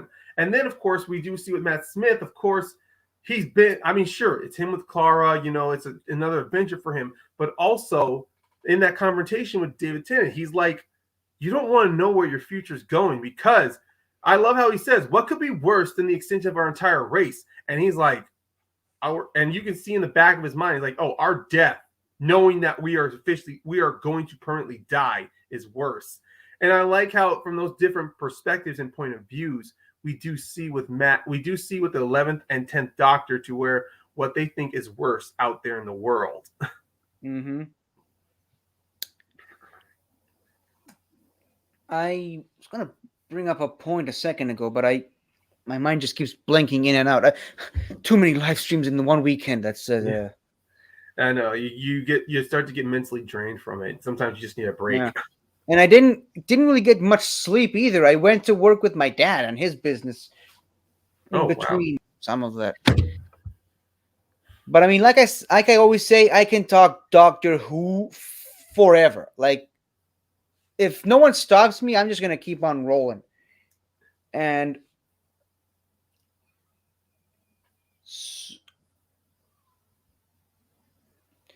okay, so I will say this. I haven't gone too deep into the War Doctor just yet. I am only just started. I listened to the first Big Finish thing that he did, which surprisingly they planned out 4 different stories for him, and they actually managed to wrap up the last one like weeks before he passed away. Wow. Which just thank you, but yeah, some of the stuff that the Daleks and the Time Lords were up to during that time, it's like I can see why he realized he needed to put both species out of their misery. And he gives, obviously, I went with the speech from the Day of the Doctor, but there's another speech that I was also considering using, and it's from that Big Finish story where the current leader of the assault on the Daleks at that point in time, Cardinal Elistra, asks him, "If I need you again, where can I find you?" And there's like a pause, and he says, "In the heart of the battle, where the blood of the innocents flows, and only the monstrous survive." Mm-hmm. And the fact that it's John Hurt saying it, that just elevates. That's why I think the War Doctor is such an underrated doctor. Even now, obviously he passed away, so he can't do more Big Finish stuff. But they started going backwards. They got a guy who sounds like a younger John Hurt, and they started a brand new series called The War Doctor Begins. Which actually brings me to my next point. Obviously, we're celebrating the 58th anniversary. The 60th is actually closer than we think. Yeah. What do you think are the chances that they're bringing everyone back? The doctors, that is. And here's the thing I want you to remember. Obviously, Jodie Whittaker is in her final season. Yes, she is. We've got 3 more specials next year. And in the third and final one, that is when they introduce the next doctor, whoever they are going to be. And that next doctor, they're going to have their debut season not only be in the year of the 60th anniversary of the franchise, it's also going to officially be season 40, if you include the math between classic seasons and modern seasons. It's going to be season 40 on the 60th. So yeah, no pressure. But I heard, obviously, rumors are rumors, taken for what they are. I heard rumors they're planning to just going to do a final scene of the Doctor regenerating, and they're going to just have flashbacks, which are going to be new stories for each individual Doctor. So, yeah. Would you like the idea of bringing all the old Doctors back? I do actually. I wanted to see that for the 50th episode, and I'm thinking that maybe I thought it was a taste of just seeing those 3 on there. And then, of course, when the whole thing was separated, which is why when I was kind of disappointed that they didn't get any other doctors show up. I love the fact that Tom Baker showed up, but it was clear that it was just like, oh no, he's a curator, a future version of the Doctor. I'm like, why can't it just be the 4th Doctor, and they can make up some excuse like, oh, it looks like they time because of the fact that you're the president and I'm the other you, and there's 2 TARDISes here. The time dilation has been, which is what they did in Time Crash. Yes, like we do the same thing for Time Crash, but with Tom Baker. I still love seeing Tom Baker, though. Not gonna lie, fantastic work. I was just going like, come on. And then, of course, seeing the 5-ish Doctors reboot, I'm going, you missed such a big opportunity. Those guys were comedic gold. And the way that Paul McGann looks, you really could bring him back into a reunion with the Doctors. God, it would have been great to see Paul McGann on screen with the other Doctors, to where Paul McGann looks in like, so you're who I regenerated into. Yeah, but I at least I love the fact that we got the night of the Doctor, prior to the day of the Doctor. But if you think about it in a way, they had obviously Paul McGann in the night of the Doctor and the 5-ish Doctors reboot, plus the other 3 Tom Baker in the 50th, and then we got an adventure in time and space where we sort of got the first and second Doctors. So pretty much all of them except the third Doctor were represented during the 50th. Yeah, and I understand they had to use technology to recreate the first and second and third Doctor. I just feel to me that if for the 60th anniversary, do what they did for the 5-inch Doctors. Just have just bring in an actor to make them physically look a little similar to the other 3 Doctors and have them play the role. Sure, I know people are going to argue, let's use CGI technology. Well, guys, come on. With BBC, it's almost like But BBC no longer has creative control over the series. Yeah, it's important to note that. Oh, they don't. They only have distribution rights. The entire creative control has been shifted over to Bad Wolf Productions, a production company started by Russell T Davies. I didn't know that. Interesting. Which is based in Cardiff for obvious reasons. But see, here's my theory. There's a way they can bring back all the Doctors. Obviously, if they do that, they're going to have to bring back David Bradley as the first. Yeah. I don't know who's... Like they did with Capaldi's, yeah. Yeah. I don't know who's the guy that played Patrick Troughton in An Adventure Through Time and Space, but he did a good job at it. So, really bring that guy back. You with me? Yeah, I'm still here. Sorry, just my brother's in the shower and he likes to blast music, so I wasn't sure how loud it's gonna be. So the third Doctor, that's a no-brainer to me. Just bring his son, Sean Pertwee. Yeah. Have you seen Gotham? The guy. I'm not a fan of the series, but I do like Sean Pertwee's portrayal of Alfred in that series. Yeah, and also he looks, sounds, and talks just like his father. I mean, people are always in TV shows always make that stupid joke of the son looking exactly like the father with a mustache or something.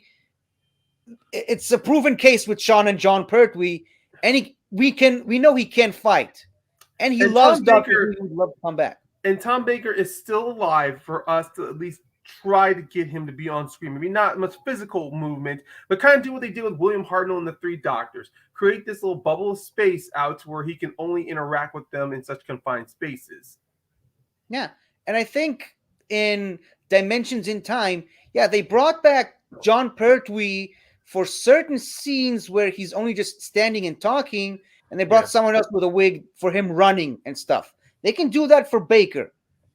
Obviously, the other 3 Doctors, 4 Doctors, including McGann, bring them back. The only one I would say is a problem right now is the War Doctor, but you could just bring the War Doctor, like in the Big Finish stuff, at a much younger point in his life where he doesn't necessarily have to look exactly like John Hurt.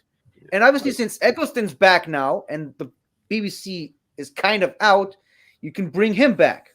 Yeah. And obviously Tennant and Smith and Capaldi would jump at the chance to do that. I'm sorry, dude. I need to step out for a second. I got to try to convince my brother to turn the sound down a little bit. So I will be back. Okay. He'll be back. So yeah, I'm just gonna... I don't know if I should remove him from the stream for the time being. Yep, that bad idea. That just puts me at the center of things, and we can't see this wonderful background, which, by the way, was photoshopped by my mom, who is a Photoshop genius. There, I said that. You happy? Okay, so obviously you can see the TARDIS here. This is why I wanted this. I was originally considering this to be the thumbnail, but then I decided it would be better to use it as background because it's more fitting of the villains of Doctor Who. We have a Dalek, we have a Sontaran, a Weeping Angel, a Jadoon, obviously, Cyberman, an Ood, and the Face of Bo. And hold on, I'm gonna try to do something here.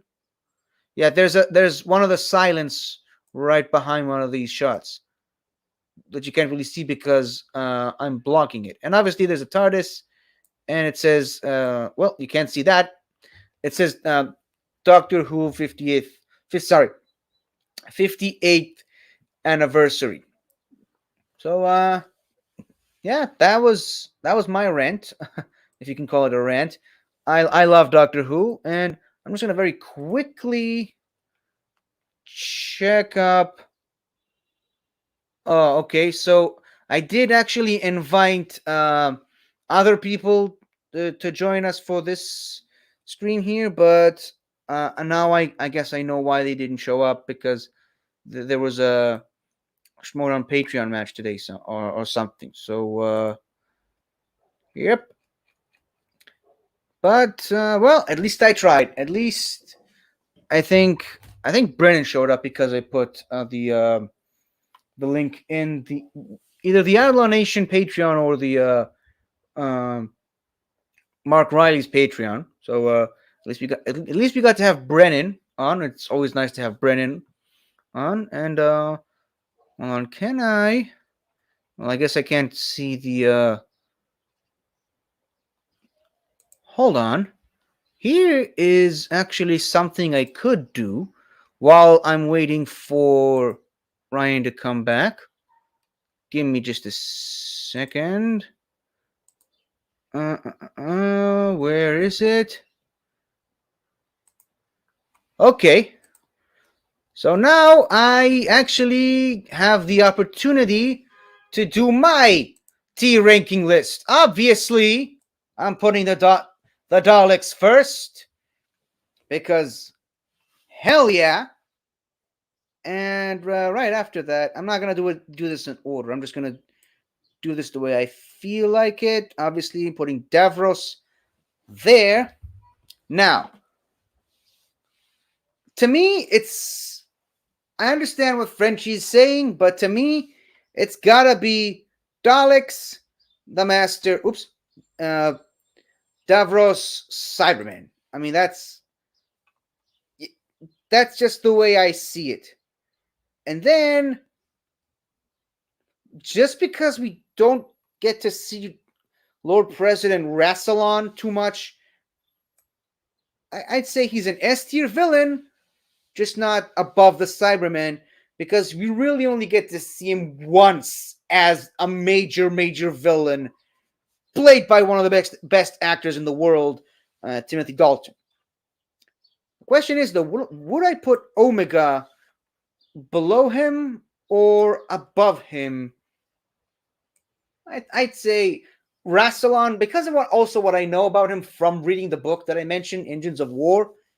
Yeah, I gotta put Rassilon way above Omega. As a matter of fact, I don't even know if I put Omega in S tier. So let's just put him in Exterminators. Sorry, in B tier for the time being. Obviously, I brought the Ogrons for the sole purpose of having something in D tier. And I suppose maybe the Rutons, maybe, I don't know. I suppose we'll come back to that. I guess the Time Lords. See, here's the thing: the Time Lords as a whole, as a species, I think they do belong in A tier. Do I think they belong above Omega or below Omega? That remains to be seen. I would put the Meddling Monk maybe in Monsters. I can't remember where exactly we placed him. I think we put him here in 5 rounds rapid. I don't know. Let's just try to get all the unit fodder out of the way first. Okay, first of all, I gotta say, I appreciate my colleague's opinion. But I mean, the Celestial Toymaker is not a D tier villain. Come on. Okay, I get the racism. I understand there's reasons not to like him. But if you're just looking at the story, hold on, shut up. If you're just looking at the story, I'm still alone here. Sorry. Ladies and gentlemen, we have Cheryl. How long have you been waiting in the wings? Not too much. I was online playing some balloons that lasted way too much longer than I intended. So Okay. 2 hours and 20 minutes later, and I am here. Well, you're not the only one. We were having this whole big thing, and it was just me and Ryan Payne left, and now even Ryan left to to go yell at his brother or something. So I was left trying to entertain the 0 viewers on my own.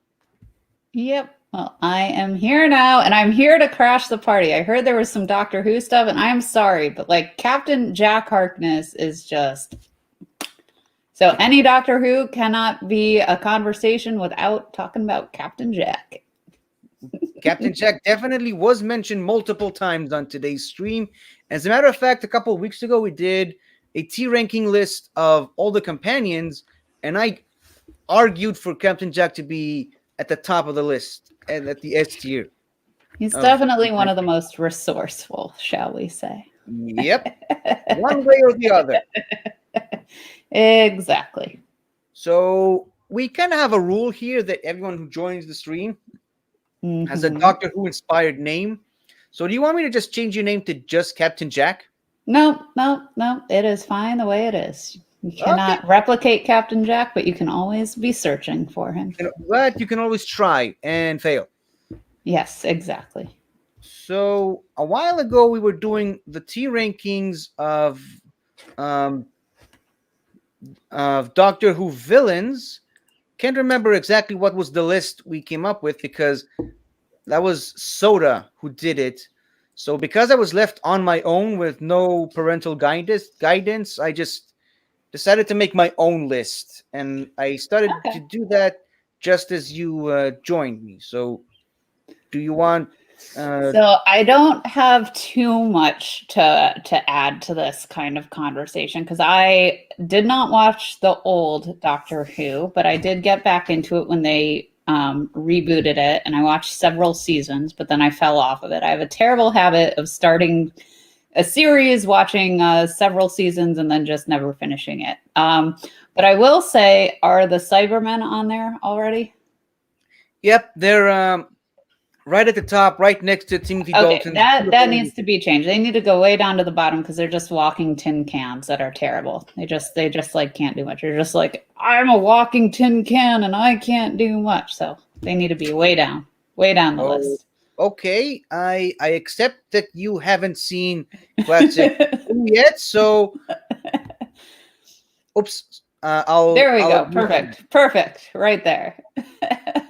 So just for context, this is C tier villains because this is an S tier because apparently every tier ranking list has to have an S tier, then start with an A. So this is the C listers. So would you say C for Cybermen? Sure, we can add that as a criteria too. Okay. Quick question though. Do you know these guys? They kind of look like potatoes. Is that their name? That's the running joke. That's the running joke. Everyone always says that they look like giant potatoes. There you go. The running gag of these guys. But yeah, they're soldiers. They're clone soldiers. Very narrow-minded, and they've been in a war with this abomination. This that glowing, doesn't look very scary. Telepathic jellyfish, and they've been in a war with them for 50,000 years. That doesn't sound like either of them are very great villains because they haven't knocked the other one out by that amount of time. So therefore, they're both at the bottom of the list. Okay. Are you happy that you sent this link out? I mean, I'm glad I finally have someone to talk to. So, okay, so where do I put the potato heads?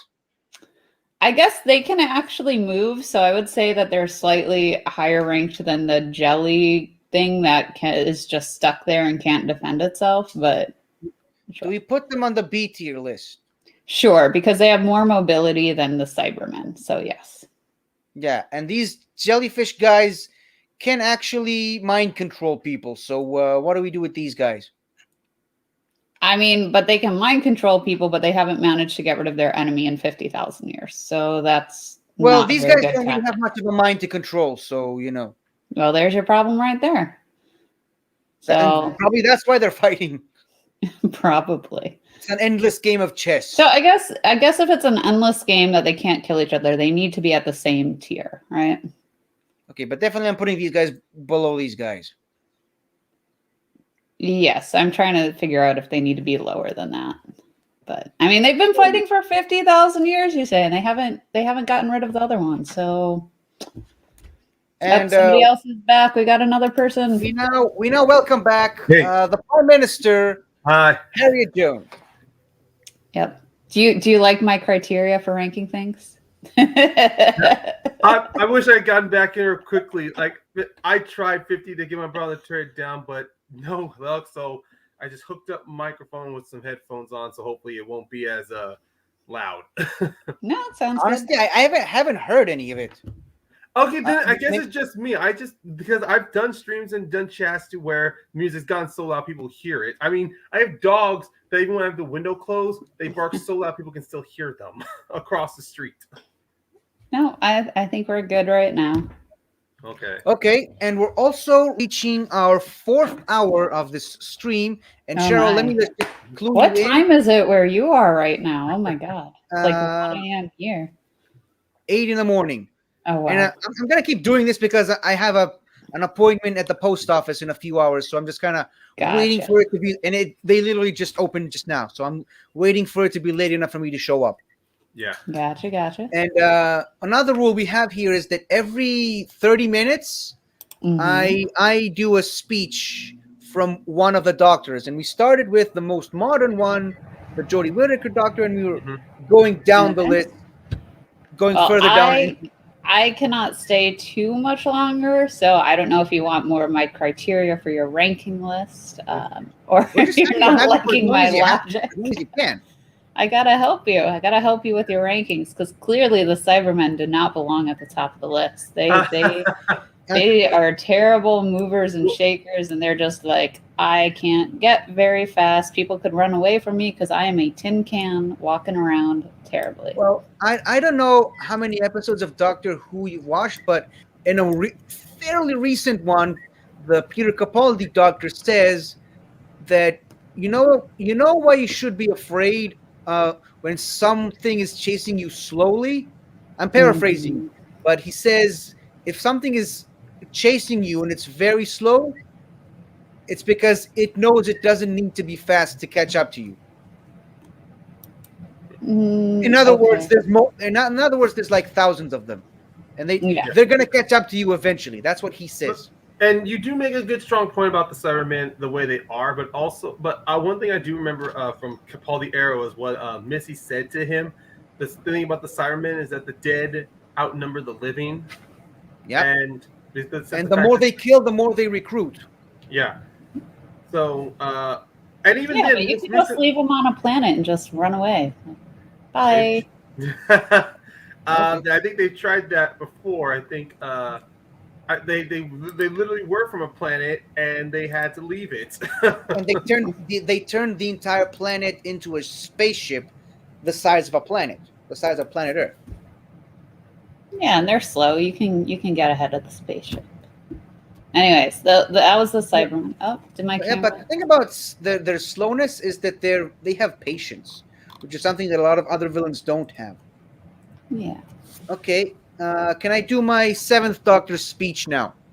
Well, I think I will be heading out, but it was fun to pop in and break in looking for Captain Jack Harkness. And I think my camera might have issues right now.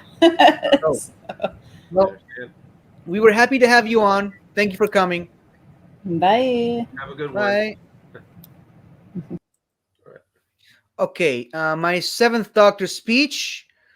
I was actually conflicted on which one to choose, but eventually I went with the last thing he says, or rather the last thing anyone says in the classic series. That's the speech that closes out the end of that era of Doctor Who. Mm-hmm. And this is the speech. The world's out there, the sky's burning. The sea's asleep and the rivers dream.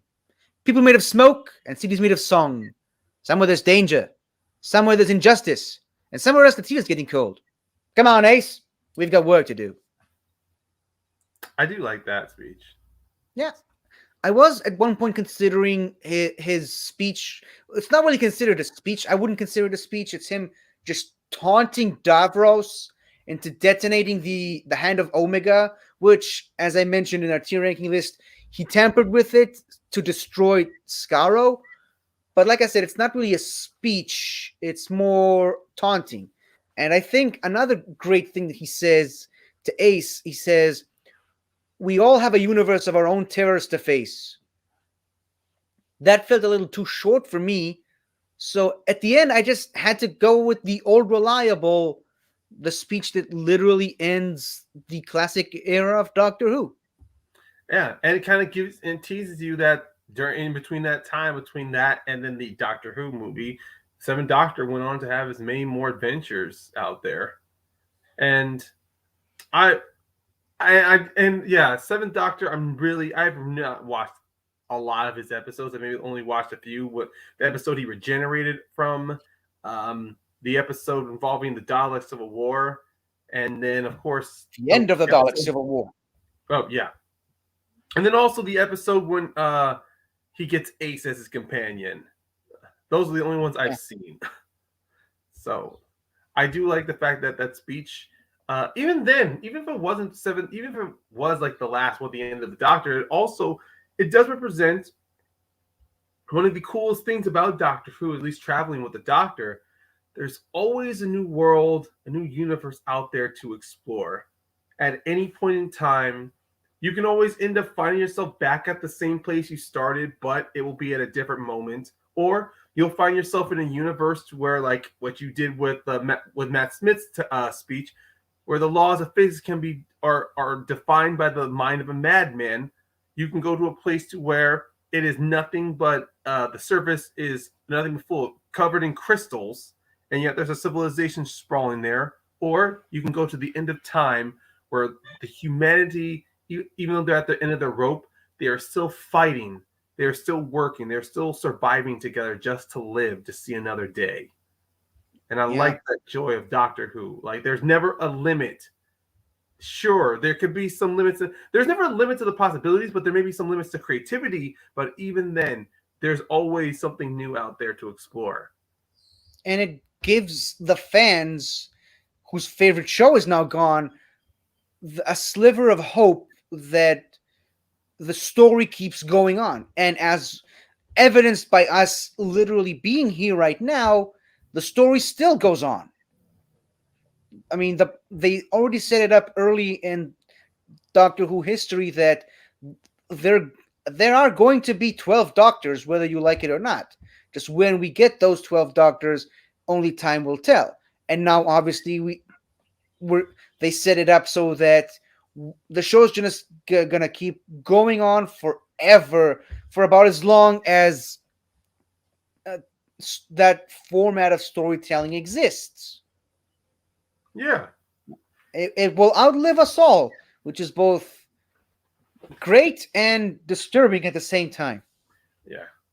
Because honestly, sometimes the show might not recapture that same magic it did with other generations. Like you mentioned, with Capaldi coming in, many people were some people left because Matt Smith wasn't part of it. Even when Matt Smith was coming in, many fans were threatening to leave because David Tennant was no longer going to be the Doctor.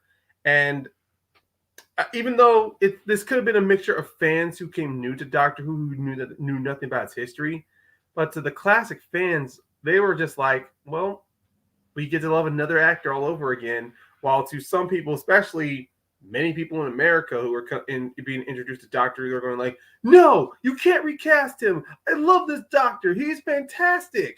And then it should have been like, really? Let's introduce you to this era of Doctor Who. And then they're like, oh. I still like it now. Yeah. They'll still debate against it, but it's still something you could have been like, yeah, this show will continue whether you like the new actor or not. Yeah. The show doesn't care if you're staying on for a specific Doctor. It's just going to keep on going. I mean, what you mentioned with the David Tennant, that was kind of me in high school. I was like, I was honestly considering stop watching the show after Tennant because, I mean, at the time I said Matt Smith was going to be the worst Doctor ever, having seen nothing about him. It was just but growing up, you realize that it wasn't just you didn't like this Matt Smith guy. It was just your favorite David Tennant is now leaving. Yeah. And obviously he's now Smith is my second favorite Doctor. But yeah, I was that arrogant child back then, and I still remember the modern show only had like 4 seasons back then. We're on season 13 of this right now, with no end in sight. So like, take that for what it is.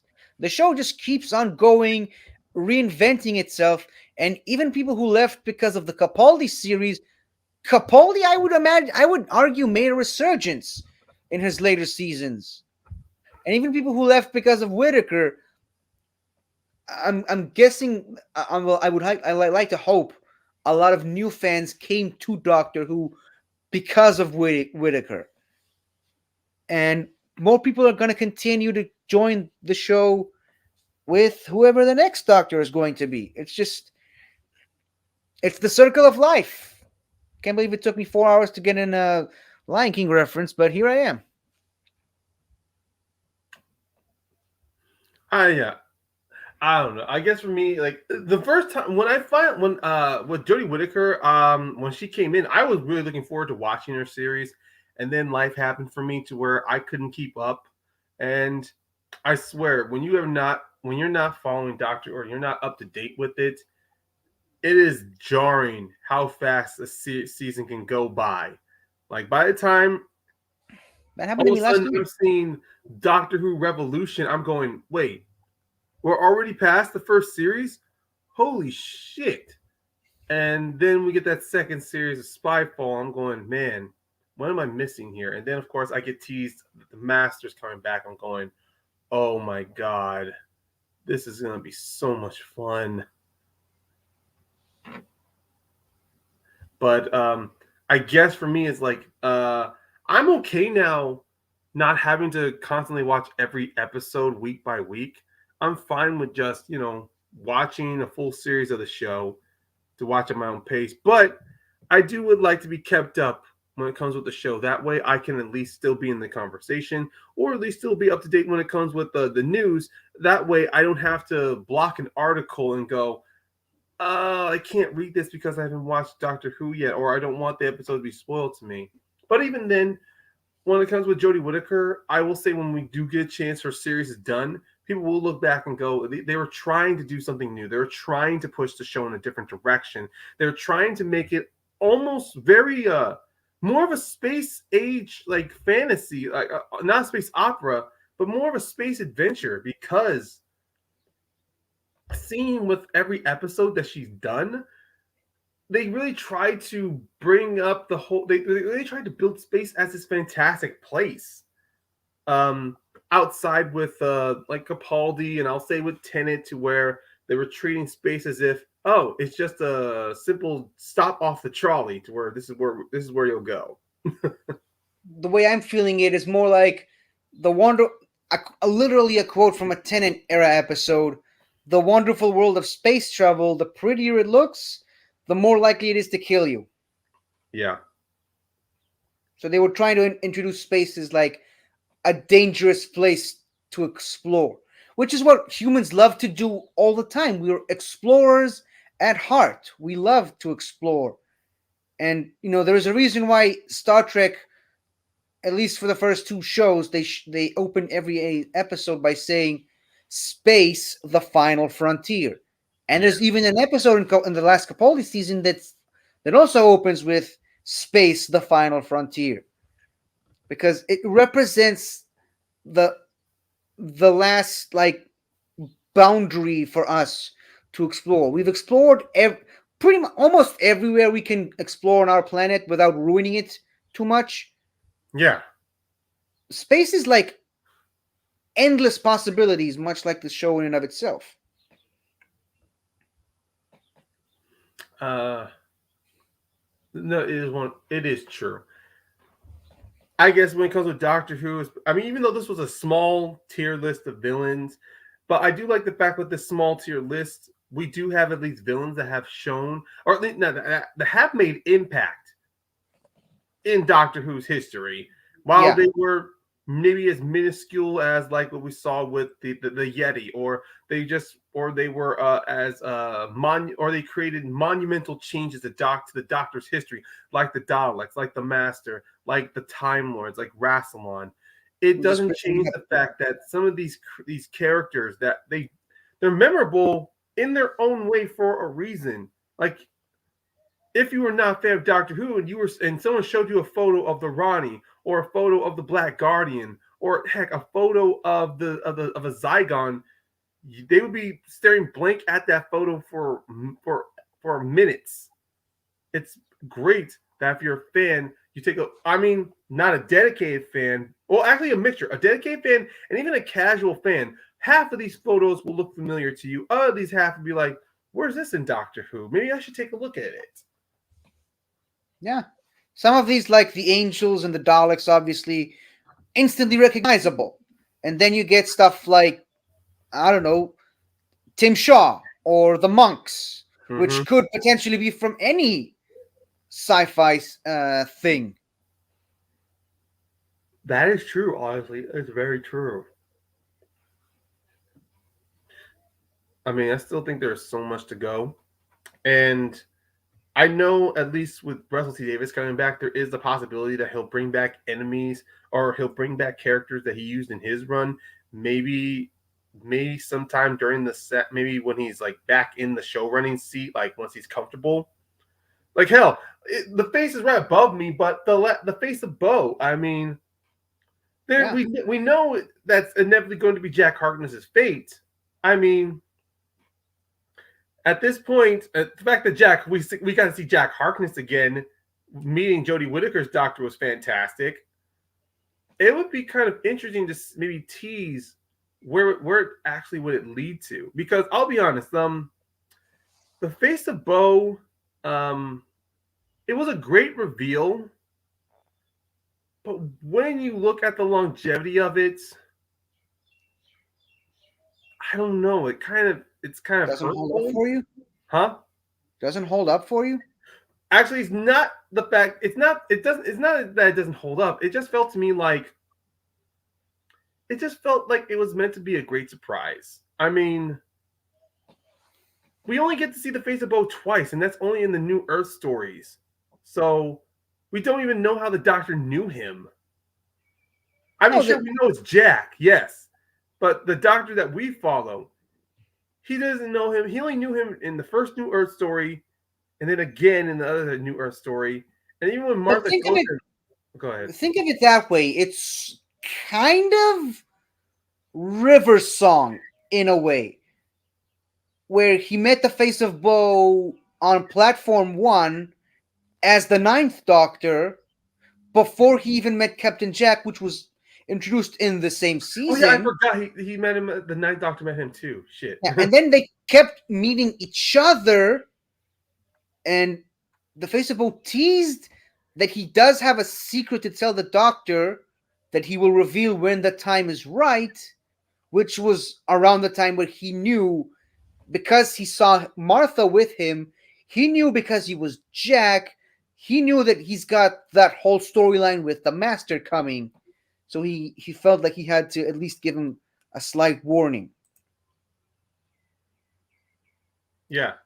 At least that's why I see it.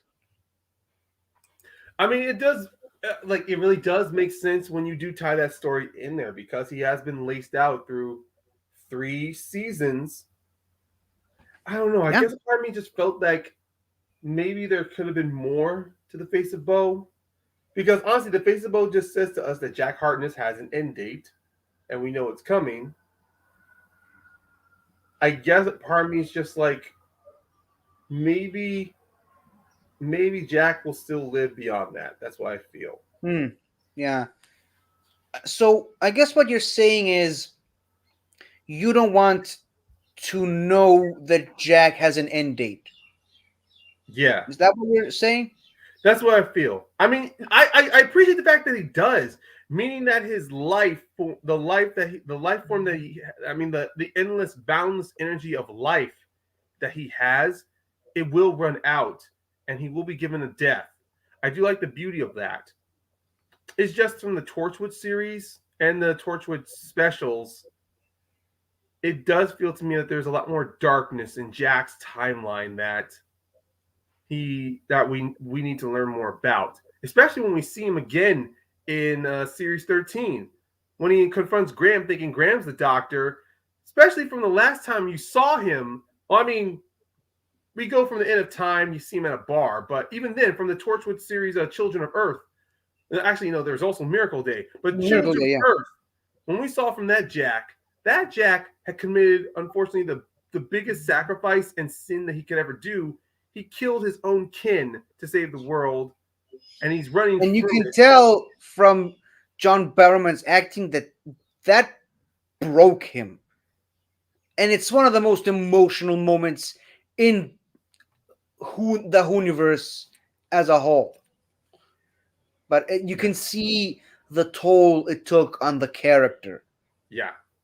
So him looking that way in that alien form could make sense because maybe he's just sick and tired of seeing his face now being in this form. So maybe he decides to come across kind of like, in a way, almost like Cassandra, almost trying to find some technology to not extend his life, but to change his appearance. Mm-hmm. So then the character of Jack Harkness dies, but he lives on as something else. So I can't see the genius in Jack being the face of Bo. I just felt that what with the Torchwood stories, and even with the Torchwood Miracle Day story, where you do see his immortality did have a cost, like that Torchwood Miracle Day, if I recall, a secret society gathered Jack's blood and fed it to I don't know what to the giant urethra at the center of the earth. Yeah, I don't know if it was supposed to be like a creature or an energy field or something, but I like the fact that the one thing the interesting concept I liked about Torchwood, Children of Earth, and Miracle Day was one speech I will take from Gwen Cooper in Children of Earth. She said that Jack told her that there were days the Doctor never interfered. She believed that she would like to think that there were some situations where the Doctor would see but had to turn away from. I'm paraphrasing here. And with Children of Earth and Miracle Day, I kind of see those as really great instances where if the Doctor had shown up, the Doctor would have figured out what the issue was and would have tried their damnedest to make sure that the Earth didn't try to, destroy itself through mass panic and self-immolation. Kind of like what we saw with Children of Earth, to where I forgot the name of the creatures, but the creatures taking control of the kids. Like that would have been a hell no for the Doctor if the Doctor knew about this alien race taking control of children. The Doctor would have came in there, put his foot down, and told the world government, no, we are not doing this. Which is why I like that moment with Torchwood where they were going to those aliens and telling them, let the children go, but aliens decide they kill Yanto. I'm like, you sons of bitches. You just signed your death warrants. Imagine if the Doctor would have been there and they would have killed someone the Doctor liked. Like, he wouldn't have just killed the 456. He would have found out their planet and just... Yeah, I do believe that the Doctor really would have gone vengeful, and he would have ensured that not only would the 456 not retreat to any other planet, he would also make sure he would sever their psychic link to the children, almost kill them, and then make sure the planet they came from would be inert. And I don't know if he was more of a physical. Maybe he would not. I don't think he'd go genocidal, but he would make it seem like the 456 they made the biggest fucking mistake coming to Earth. And then in Miracle Day, he also probably would have learned about the secret society and condemned them to fates worse than death, because, like he did to the family of Blood. Yes.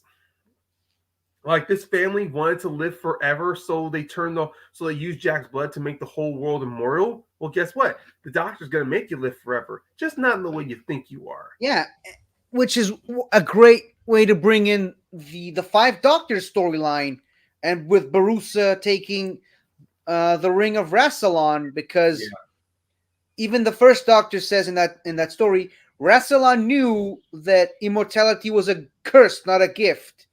So he wanted to find whoever wanted these and take them out of the way. And even the Doctor himself says, sometimes I think a Time Lord lives too long. Yep. Which is exactly what the same thing he said to Richard Lazarus. He says, I'm old enough to know that a longer life isn't necessarily a good one, a better one. Yeah. Because in the end, you just get tired of the struggle and seeing everything you love, uh, Fade away. die Yeah. and everything crumble to dust. But I do like that the Doctor wasn't in those Torchwood stories because I feel like sometimes, which is again why I like, and I'm okay with the Kill the Moon episode. Mm-hmm. Sometimes there are things humanity needs to figure out on their own. You can't rely on the Doctor to save you all the time.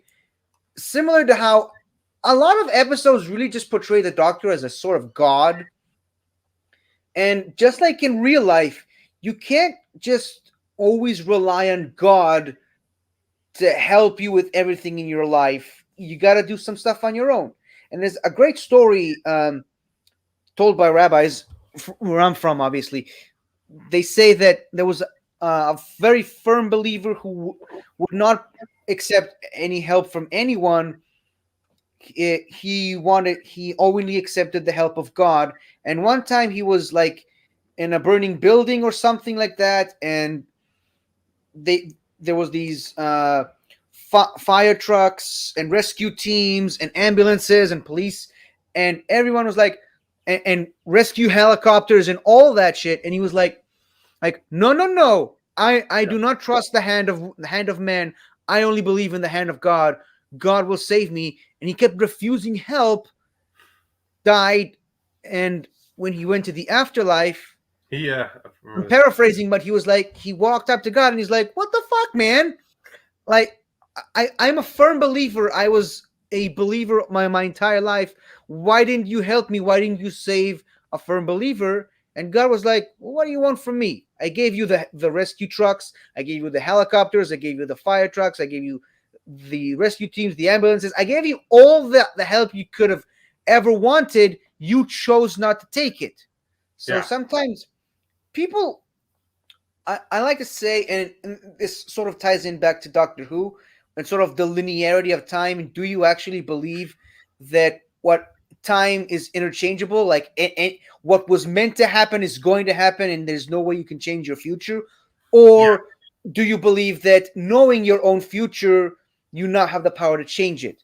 I always say that the answer is somewhere in the middle, where you can see these different choices that life offers you, but you have the option of choosing which one, which obviously creates multiverses. But I mean, that's a different conversation. Yeah, it is. And I do agree with you at that point. With the Doctor not wanting to be involved, and that's one of the things I do like about Torch. With the fact that the Doctor's not involved, it's always just nice to have those theories, those conversations of what would have been if the Doctor did learn about the 456, or what if the Doctor did discover about this secret family, the Earth, everyone not dying anymore. And these are great moments, and I do like the story you did bring up. Because sometimes for us, if we do rely too much on a higher power, something there to always save us at the last minute or provide us help, we do tend to lean more towards it. We rely on it. We depend on it. It becomes pretty much our crutch. And so I even like with I can't remember which Doctor Who story it was, but Doctor no, it actually no. Crap. No, with the soldier, the religious soldier, the soldier from the religious army in A Good Man Goes to War, Demons Run. Her whole thing, with her whole village, her people, you know, that their word for mighty warrior was the doctor, and it was because the impression the doctor made and their village, and at least amongst their people.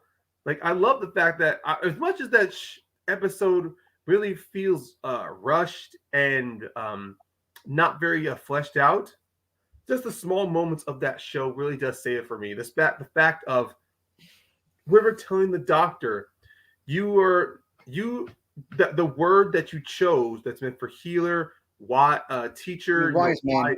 yes, you've lost sight of it. You have Even become says to him a theory that Stephen Moffat proposed on a blog in the 90s that humans got the word doctor from him. yeah. But if you carry on the way you are, what might that word come to mean? That's why I like. That's the one thing that did to kind of disappoint me. We're never gonna get that. I don't think we're gonna get that episode. Matt Smith's done. We're never gonna get that moment to where Matt does go to the village of the people.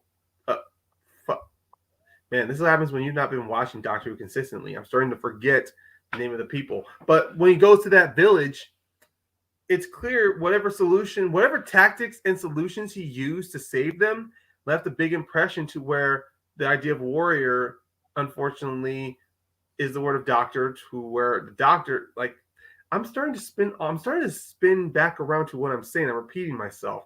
What I'm trying to say is that because the doctor, what Stephen Moffat was able to give us, at least in series 6, as chaotic as it was, we do get to see darkness in the doctor that should be checked at all costs, especially in series 9. As much as I hate Hellbent, it did remind us, especially that stupid tease, that storyline of the hybrid. Hated that. I did like the fact that the doctor realized that what he did by bringing Clara out of her death, keeping her with just one heartbeat, or at least taking her away from one heartbeat from death, he not only broke his own rules, he became worse than being a Dalek. He became worse than the Time Lord. He pretty much became, I mean, I don't know idea what the fuck the hybrid's supposed to mean, but he pretty much became worse than anything that he has ever experienced because he felt responsible out of a duty of care for Clara, who in Face the Raven, she pretty much signed her own death. She did this to herself, and she admitted she tried that. to be the doctor. Yes. And I will say this, we are about to jump, before we jump into another speech, I do have something to say about the hybrid. The hybrid was prophesized as like a fusion of two warrior races who would stand in the ruins of Gallifrey and unravel the web of time. Now, I understand that prophecies can be taken in a number of different ways. Yeah. But if you really stop and think about it, in Jodie Whittaker's second season, the Cyber Masters are a hybrid of the Cybermen and the Time Lords standing in the ruins of Gallifrey, and the Master unravels the web of time. When I was gonna say the Master could have also been a hybrid by accepting having the cyber link. Except the Siberium, I think its name is. The Siberium. Having the Siberium become a part of his makeup. Because from the previous story when the Doctor was in London, Victoria with Mary Shelley and her other companions, the Siberium did accept the Doctor of its own. So, I mean, of course, the Cyber Masters would never have happened if it wasn't for the Master becoming having linked with the Cyber Imperium. In a way, we can almost say the Master is the hybrid. Yeah, that's another good. Again, prophecies can be taken in any different way you like. Yeah. Now, speaking of people, especially Time Lords, going down a darker path and becoming worse than something that they're trying to fight, this leads me to my next speech, which is from Colin Baker, the Sixth Doctor, which is from the Trial of a Time Lord series, when he's put on trial and he finally realizes that the planet Revelox that he visited is actually planet Earth in the very far future, taking out of orbit because the Time Lords, I forget what actually happened, what the actual reason, but it was the Time Lords trying to play God, which, again, like we talked about, it's something that the Doctor delved into at some point. And this is what the Sixth Doctor, reminder, this is several generations removed from David Tennant and the Time Lord Victorious and the Time War. Honestly, yeah, this is what the Sixth Doctor says to his own people. In all my traveling throughout the universe, I have battled against evil, against power-mad conspirators. I should have stayed here, the oldest civilization, decadent, degenerate, and rotten to the core. Power-mad conspirators? Daleks, Sontarans, Cybermen! They're still in the nursery compared to us! 10 million years of absolute power! That's what it takes to be really corrupt! I do like that. Yeah, I love that the Doctor says that to his own people, and it's a perfect example of those who don't learn from their past are doomed to repeat it, which is what the Doctor did several times, especially in the modern era. And I know that Colin Baker took a lot of flack during his time as the Doctor. A lot of people see the Trial of a Time Lord series as kind of his redemption, and obviously the work he did in Big Finish is just cannot be recommended enough. But the fact that during his run he actually pulled off a moment like that, realizing and just outraged at his own people for what they did, and how the ease and how they were able to break their own rules is no moral compass, honestly, when you look at it. And it kind of goes back into a Fourth Doctor storyline called Underworld, where basically these species actually see Time Lords as gods. They don't even call them Time Lords; they just call them gods. And you see the negative effects of that they introduced the idea of regeneration to that species, and therefore that species just kept on living and regenerating, and they died and regenerated 1,000 times because they couldn't control it, because Time Lords obviously have a limit, 12 regenerations maximum. These guys did not have a limit, so they just kept on living and dying and living again and dying again. And it, in a weird way, it also ties into Peter Capaldi's penultimate episode of just refusing to regenerate. Yeah. And there's a powerful line. He says, I can't keep doing this. I can't keep on being somebody else. And I get it. I mean, 12 regenerations in, he should have, technically speaking, he should have died already. But he just, because he's a Time Lord and now he's got a brand new regeneration cycle, and who the hell knows how many times he's done it as the part of the Timeless Child storyline, but just even seeing from the Timeless Child storyline, we see that whenever especially that story of the kid that grows up to be a police officer and he has his memory erased, looked to me like, of course, that being a freaking Life of the Doctor, which honestly, that's a lot to say of its own.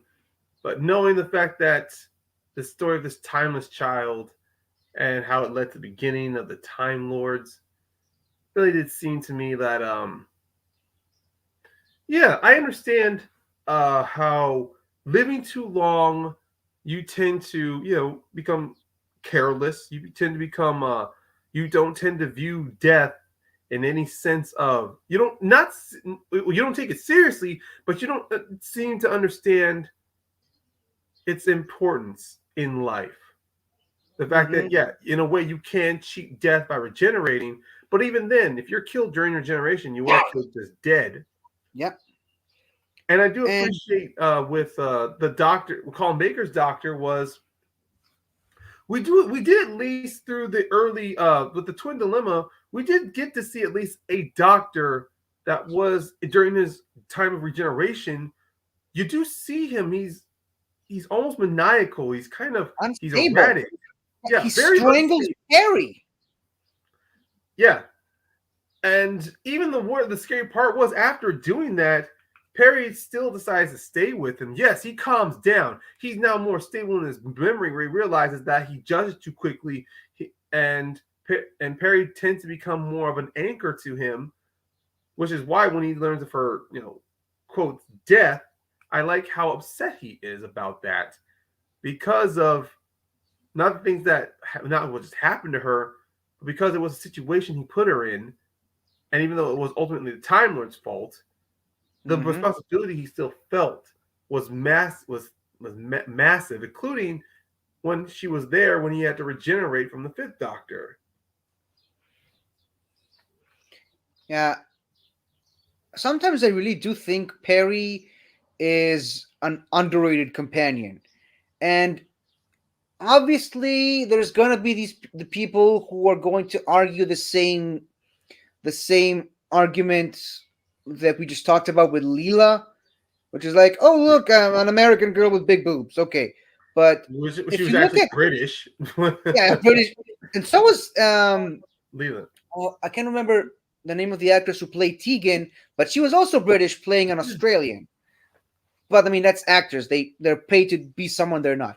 But the thing about Perry is she goes through so much bullshit traveling with the Doctor from day one almost, that I think people overlook just how strong of a character she was, that she endured all of that. Like in her first episode, she nearly drowns, and she's almost killed by a maniacal robot disguised as the Master. And then obviously the Caves of Androzani, which is a whole thing in and of itself. The Sixth Doctor, and then what's that creature's name? Syl, who tries to marry her. Yeah, she gets her head shaved off in one of the worst cases of bald cap I've ever seen. Yeah. Gets her mind replaced with someone else, and she marries the epitome of toxic masculinity, and like all that, and yet she still maintains a strong resolve. Like it's one of those, like I said, underrated companion. All the stuff that she went through, she never just gave up on life, and I think she's very admirable. Yeah. And I think when it comes down to it, I've only seen a few episodes of Perry, which is the Twin Dilemma, the Peter Davison's last run, his last episode, and even with the episode after with the Cybermen, you do see Perry and then of course seeing the episodes of Trial of the Time Lord. These small episodes I did get to see. Perry really is man.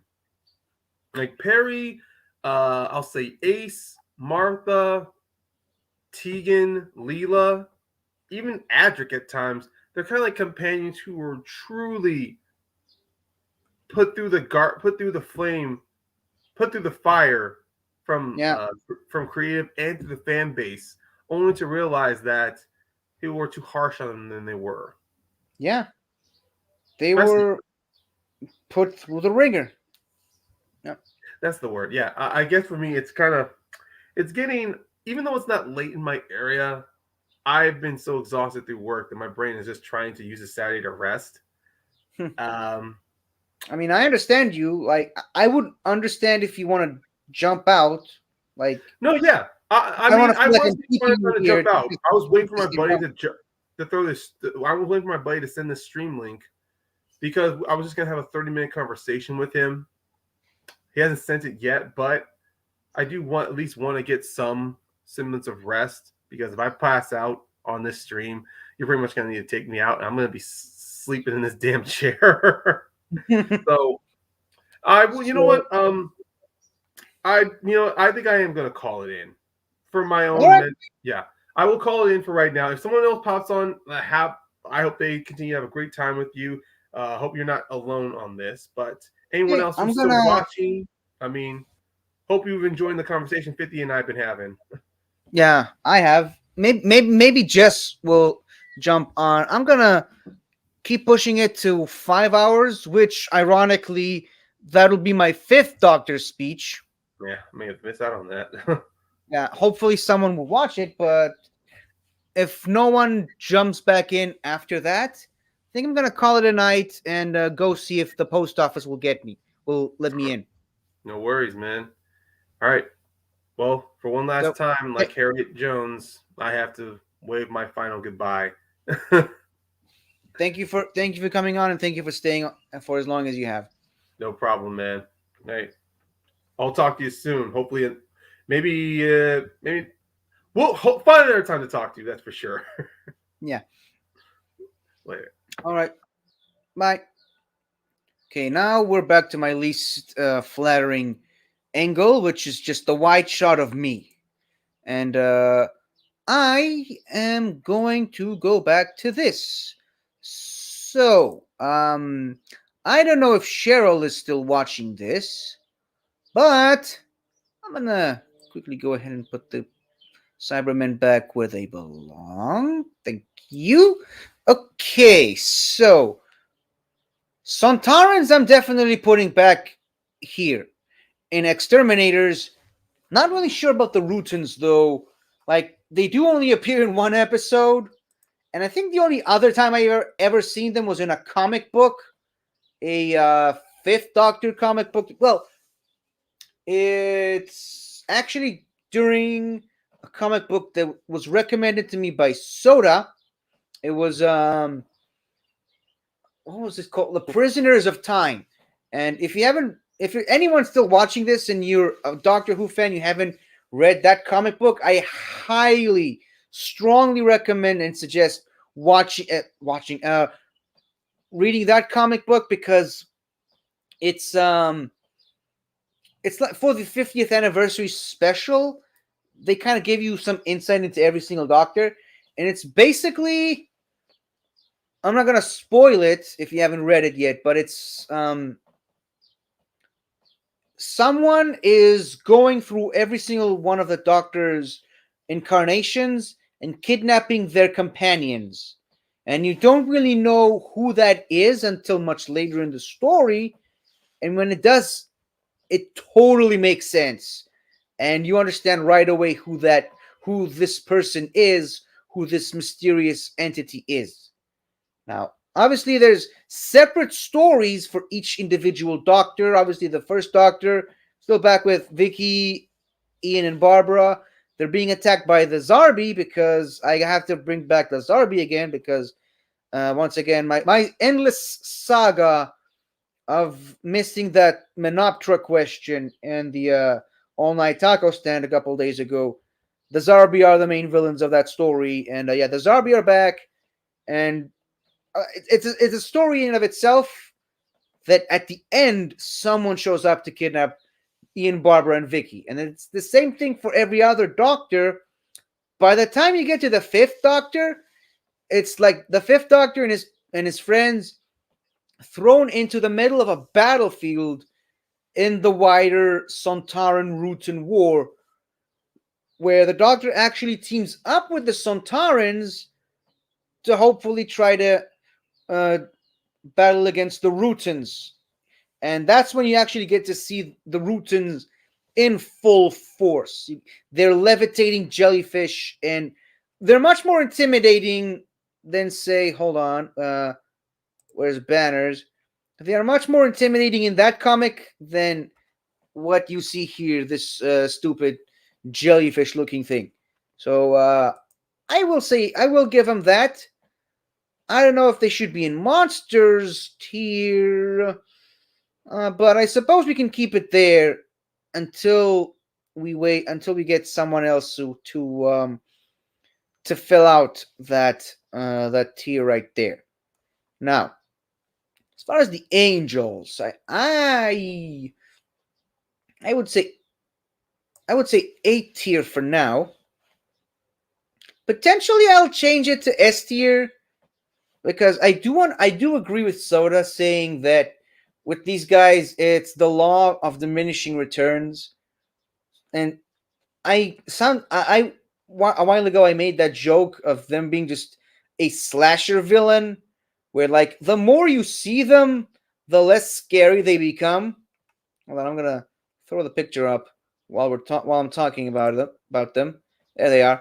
So yeah, the more you see them, the less scary they become. And I get that. I understand that Stephen Moffat came up with such a great concept for a villain, and once you do that, like, how do you follow that up? What do you do with it? Do you just keep it as a one-off standalone villain, or you try to introduce new stuff to it that run the risk of making them look worse than they already have been in their debut episode? Like, do you diminish their value? And I do think their value has been diminished, but not enough to say that they don't belong in S tier. So I'm just going to put them here. I'm not ready to say that they're bottom S tier, but they sure as hell ain't the middle of S tier. They shouldn't be too high up on the S tier thing. Kind of wish there was. I suppose I should have asked Soda how to add more images to this thing, because I mean, there are so many other villains I wanted to add to this list. But the thing is, Soda's asleep right now, so I'm not going to wake him up. I'm just going to keep on rolling with the villains I have here. So, yeah. Let's talk a little bit about Barusa, though. Where's Barusa's picture? Because I just happened to see Barusa's picture. There it is.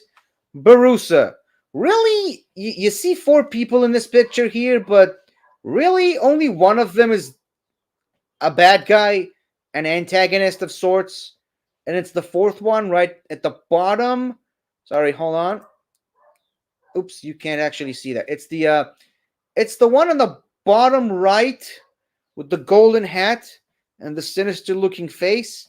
Yeah, not the guy with the mustache, the guy next to him, the guy to his right. That's what I call evil Barusa. That's the main antagonist of the 5 Doctors. We do see 4 different Barusas, but this one, which we do actually get to see this version of Barusa before the 5 Doctors, but this is the one that really goes full heel. And yeah, that's Barusa for you. I would be willing to say he's a monster. Do I think he's an A-tier villain, though?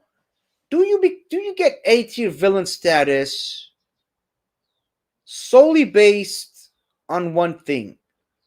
Like, I know there's that constant line of you can't judge a person on the worst thing they've done. And obviously, a lot of people use it to justify the wrong people, but I think it does apply for this guy, because he really only did one really bad thing, but he also did a lot of good.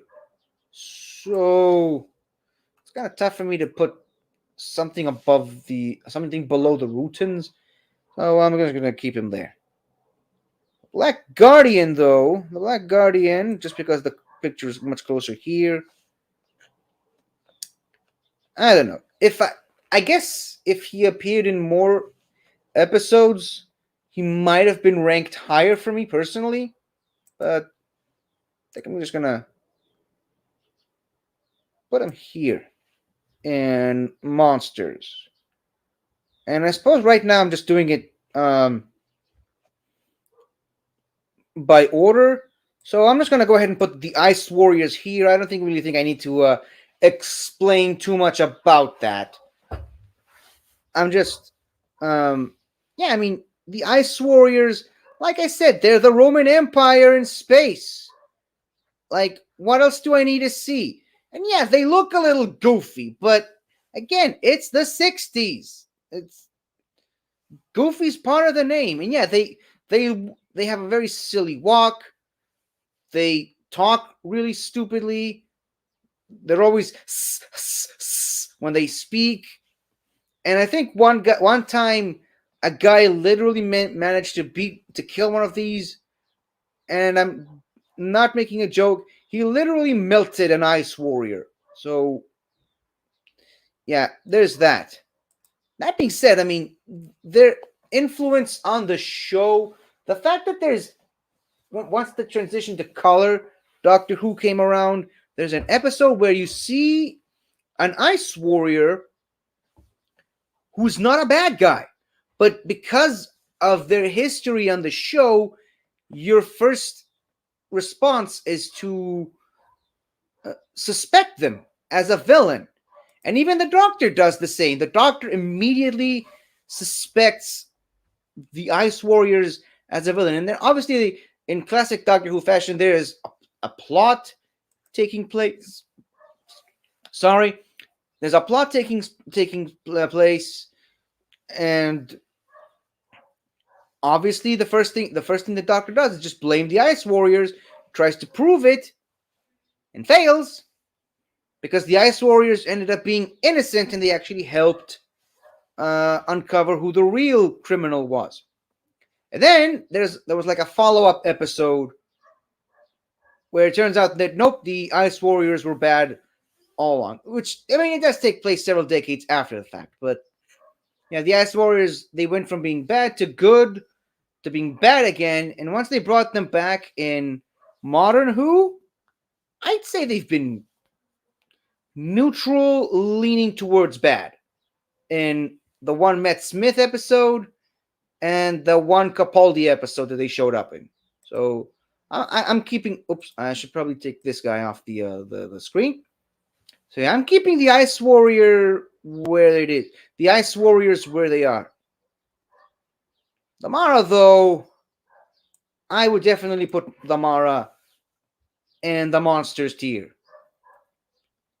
Again, if I would have seen more of Damara, aside from those 2 episodes and that one short story from the Trenzalore times, I guess I would have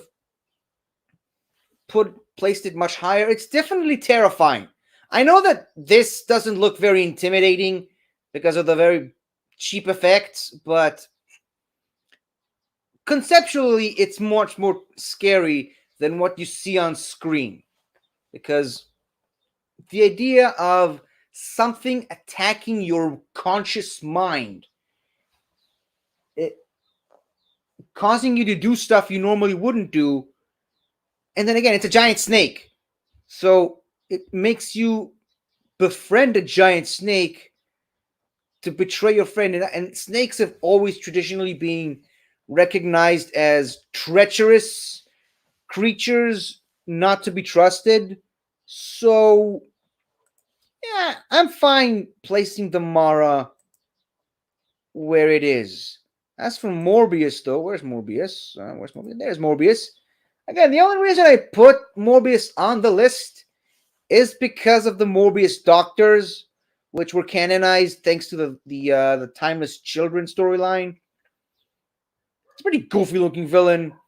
Got one of my favorite lines from a Doctor Who villain, where he literally says, "Even a sponge has more life than I," which is just funny.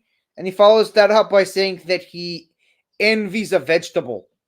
Like, how low does a creature have to go to be able to come to that? I think only time will tell if the Timeless Children storyline was a good choice to explore in the Doctor Who universe. Only time will tell, I guess. But for now, I'm putting it in 5 rounds rapid, just based solely on the fact that we got a very good. Well, I wouldn't call it very good, but we got a very substantial storyline out of it several years later, but it still counts. As far as not the Ice Warriors, the Sea Devils, I think they belong in Unit Father, the Unit Father tier, because I mean that's basically what they are. They're grunts. They are simple soldiers for the Sontarans to do whatever it is they do. So not the Sontarans, the Silurians. Sorry, it's getting pretty late. where I am. So now I say, as for the Autons, I think this might be controversial, but I definitely put them in A tier. If for no other reason, it's because of all the different ways these guys can kill you. Like we talked about it earlier, just think how much of your life, how much of the things around you are plastic. This Coca-Cola bottle can kill me right now. I mean, even the plastic part of my sonic screwdriver can become sentient and kill me. So much of our lives is now built on plastic. And again, like I said earlier, there's an environmentalist message of, hey kids, plastic is bad. This is the 70s. We're doing a PSA. But yeah, that's and something that really upsets me about the Autons in the modern series is how basically they've just been reduced to nothing but mannequins chasing people with a gun inside their hands and a replica of Rory whenever you needed an excuse to bring Rory back. So that's basically what the Autons have been reduced to, and we haven't really gotten a good Autons story since Rose. And like back in the 70s, they were like definitely A-tier villains. So it really upsets me that we don't get to see Autons as much as we used to. And again, more the variety of how they can kill you, they can suffocate you, like I said, with the plastic flowers, the phone cables wrapping around your neck while you're talking on a phone, the chair that swallows you whole, the trash can, like the plastic trash can, I should say, a plastic doll coming to life, almost Chucky-like, and murdering you in your sleep. Like, there's so many ways that these things can kill you. They're definitely S tier for me. Now, we have now reached our 5th hour in the 5-hour stream, and this supposedly all-night stream, which is, I guess, is now time for me to do the 5th Doctor speech. And if no one joins me after that, I'm gonna just finish the my personal tier ranking list and call it a night. So for the 5th Doctor, this was one of the toughest Doctors to narrow it down to a good speech from him. Eventually, I decided to settle on something he said in the 5 Doctors when all the previous incarnations of the Doctor are being sort of taken out of time by Barusa, which we just mentioned. And he starts to feel it. He literally feels himself disappearing because of things that he says in the speech. And it's not really a speech; it's more like a cry for help. But here's what he says, and I'll explain it later. So what he says is, I am being diminished, whittled away piece by piece. Great chunks of my past, detaching themselves like melting icebergs. A man is the sum of his memories, a Time Lord even more so. Now, these are 3 separate quotes from 3 separate moments from that scene that, when combined together, you could, I guess, technically qualify them as a speech, per se. And then at the end of that episode, which it explains why it shows us a deeper understanding of Time Lords. It's that they're not just reincarnations of each other, they're also different people in of themselves, and take one piece of the puzzle. It's like a Jenga tower. The structure starts to fall apart. And then the last thing that he says in the special was right after Chancellor Flavin comes back to initially arrest him, finding out the truth about Barusa, and she decides to make the Doctor the Lord President of Gallifrey again.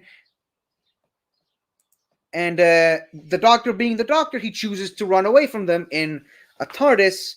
And Tegan says to him, "You mean you're deliberately choosing to go on the run from your own people in a raggedy old TARDIS?" And he's like, "Why not? After all, that's how it all started." And I do apologize. I've been holding it in for like an hour and a half. I really needed to go to the bathroom, but the problem was it was mostly just me and Ryan, and I didn't want to leave just Ryan alone. And I don't know. I think maybe I should just end the stream anyway because nobody's watching and nobody has been watching for quite some time. I'm just gonna very quickly ask Jess if she's interested in coming back, and if not, we'll just call it a night or a day. Hold on.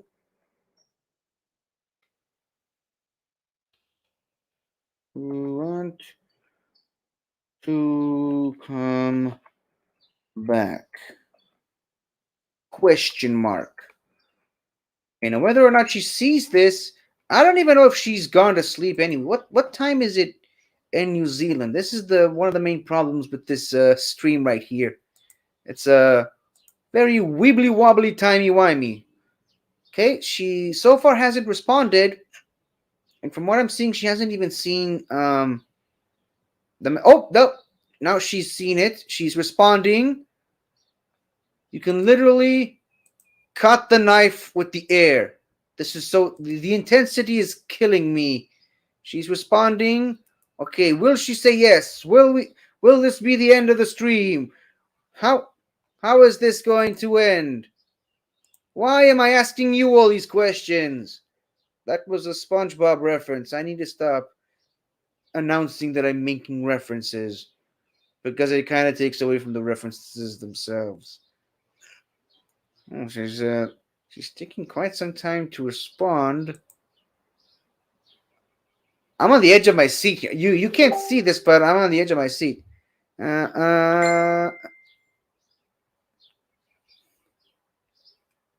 Okay. So looks like she's not coming back. So I guess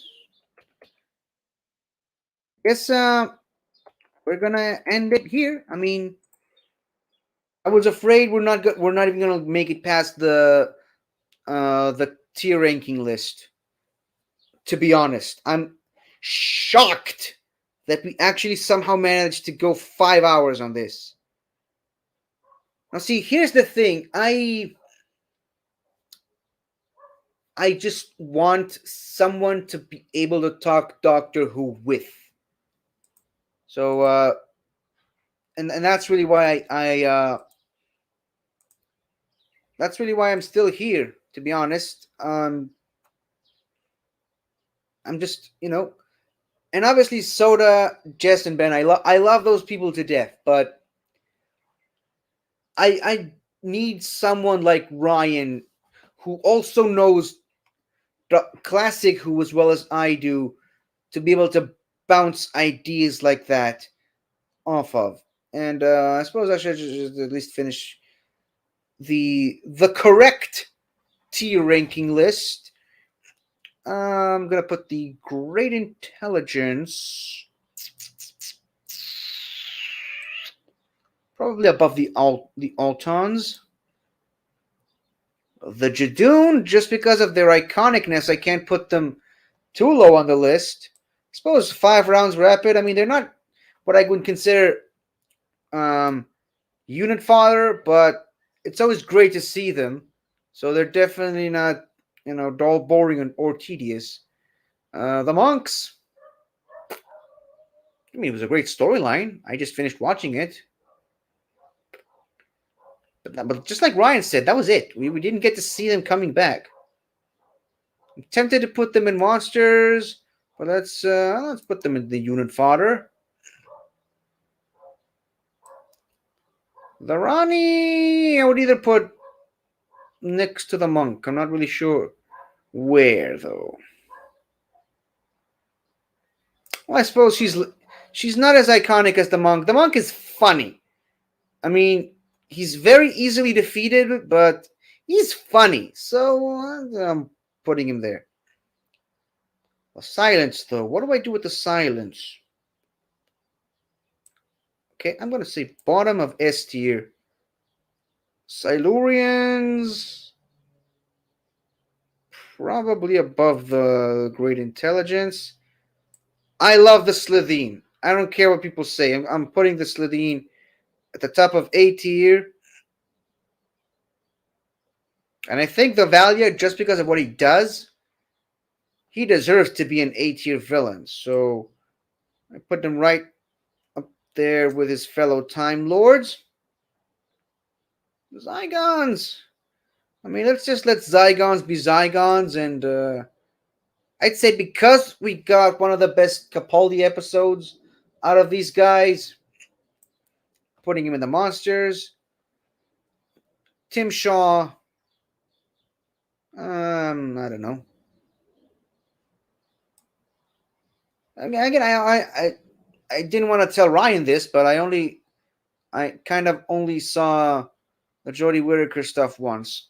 So yeah, I suppose we're gonna put him in monsters. And between the Mara and the Black Guardian. And the Yeti, I don't know. Probably, possibly above the monks. Which is kind of funny because there is a monastery on the in the first episode where the Yeti is introduced. Okay, so that's about it. That about wraps it up. This is the tier ranking list that the people deserved, ladies and gentlemen. This is what we wanted. Am I right? Okay, now I'm just gonna stop sharing and subscribe to the Schmoes of the North YouTube channel. Make sure to follow Ben on Twitter at BenRainer2. He's on Mount Schmodown every Saturday. He's on Shooting the Breeze with Matt. He's recapping the greatest show in the galaxy with me, Matt, and Jess. What else? What else does Ben do? The Ben do. Yeah. What does the Ben do? Shoot. If he was here, he'd probably remind me. But yeah, make sure to follow Ryan. He's also on Mount Schmodown. I think he's got a wrestling show, but I can't remember what it is. Soda also does a wrestling show, The Squared Slice. Make sure to follow all of us on Get Sweaty every Saturday. Soda is also producing the Let's Talk About Star Wars show. Jess is a wonderful human being. Cheryl, make sure to follow Cheryl on Twitch at Ambling Soul. Make sure to follow Brennan. Brennan is also on Twitch, and he's in the FCL. I think he might be the Star Wars champion. Frenchie can be found all over this network. I think that's it. So I guess I'm all that's left. You can find me on my YouTube channel, 50 Shades of Geek. I finally had time to go back to Twitch, 50 Shades O Geek without the F. I was live streaming Pokemon Brilliant Diamond, where I named my character Doctor, and every single Pokemon I catch is named after a character from Doctor Who. A character, a species, a planet, or any other thing. Obviously, my rival is the Master. Occasionally I'll stream there whenever I have time to. So go ahead and check me out. I have a Turtwig name which I nicknamed Earth because of Torterra, and the Doctor loves planet Earth. So yeah, I have a Badu which will eventually evolve into a Rose Raid, which I nicknamed Rose Tyler for obvious reasons. There's Victor Kennedy, the Bidoof, because of eczema. There's Mickey Smith, the Magikarp, because Mickey Smith kind of started weak and pathetic at first, and then he became a total badass, kind of like Magikarp evolving into Gyarados. I have a Staravia named Heather, named after the girl with the star in her eye in the last Capaldi season. I think I'm just giving away the farm at this point. Yeah. So check me out on Twitch. There, I'm also on Get Sweaty, Mount Mode on Shooting the Breeze, and let's talk about Star Wars whenever I have a time to. Recapping the greatest show in the galaxy every Monday with most of the wonderful people you've seen on the stream today. And yeah, I have a Patreon where I'm designing a Pokemon fan game based on Israel, which is where I live. And yeah, I'm a head out. So thank you for watching. If you've lasted all 5 hours, you're a champ. If you're watching this on the replay, make sure to leave a like and subscribe and comment. Let us know what is your favorite Doctor Who villain. Let us know what your favorite Doctor is. Why you love Doctor Who and why Doctor Who is so much better than Star Wars, especially and DM Taco your answer, your comment. So yeah, I think I'm just rambling on at this point. My appointment in the post office is in like 4 hours, so I got some time to kill. But I definitely need to go to the bathroom, so this is where I leave you. Still had 4 speeches left, but suppose I'll have to leave them for another day, which sucks because my next one was the 4th Doctor, and it's one of the better ones. So it is what it is. I gotta go to the bathroom, so thank you for watching if you have, and stay sweaty. Goodbye. And may the Doctor be with you. Bye.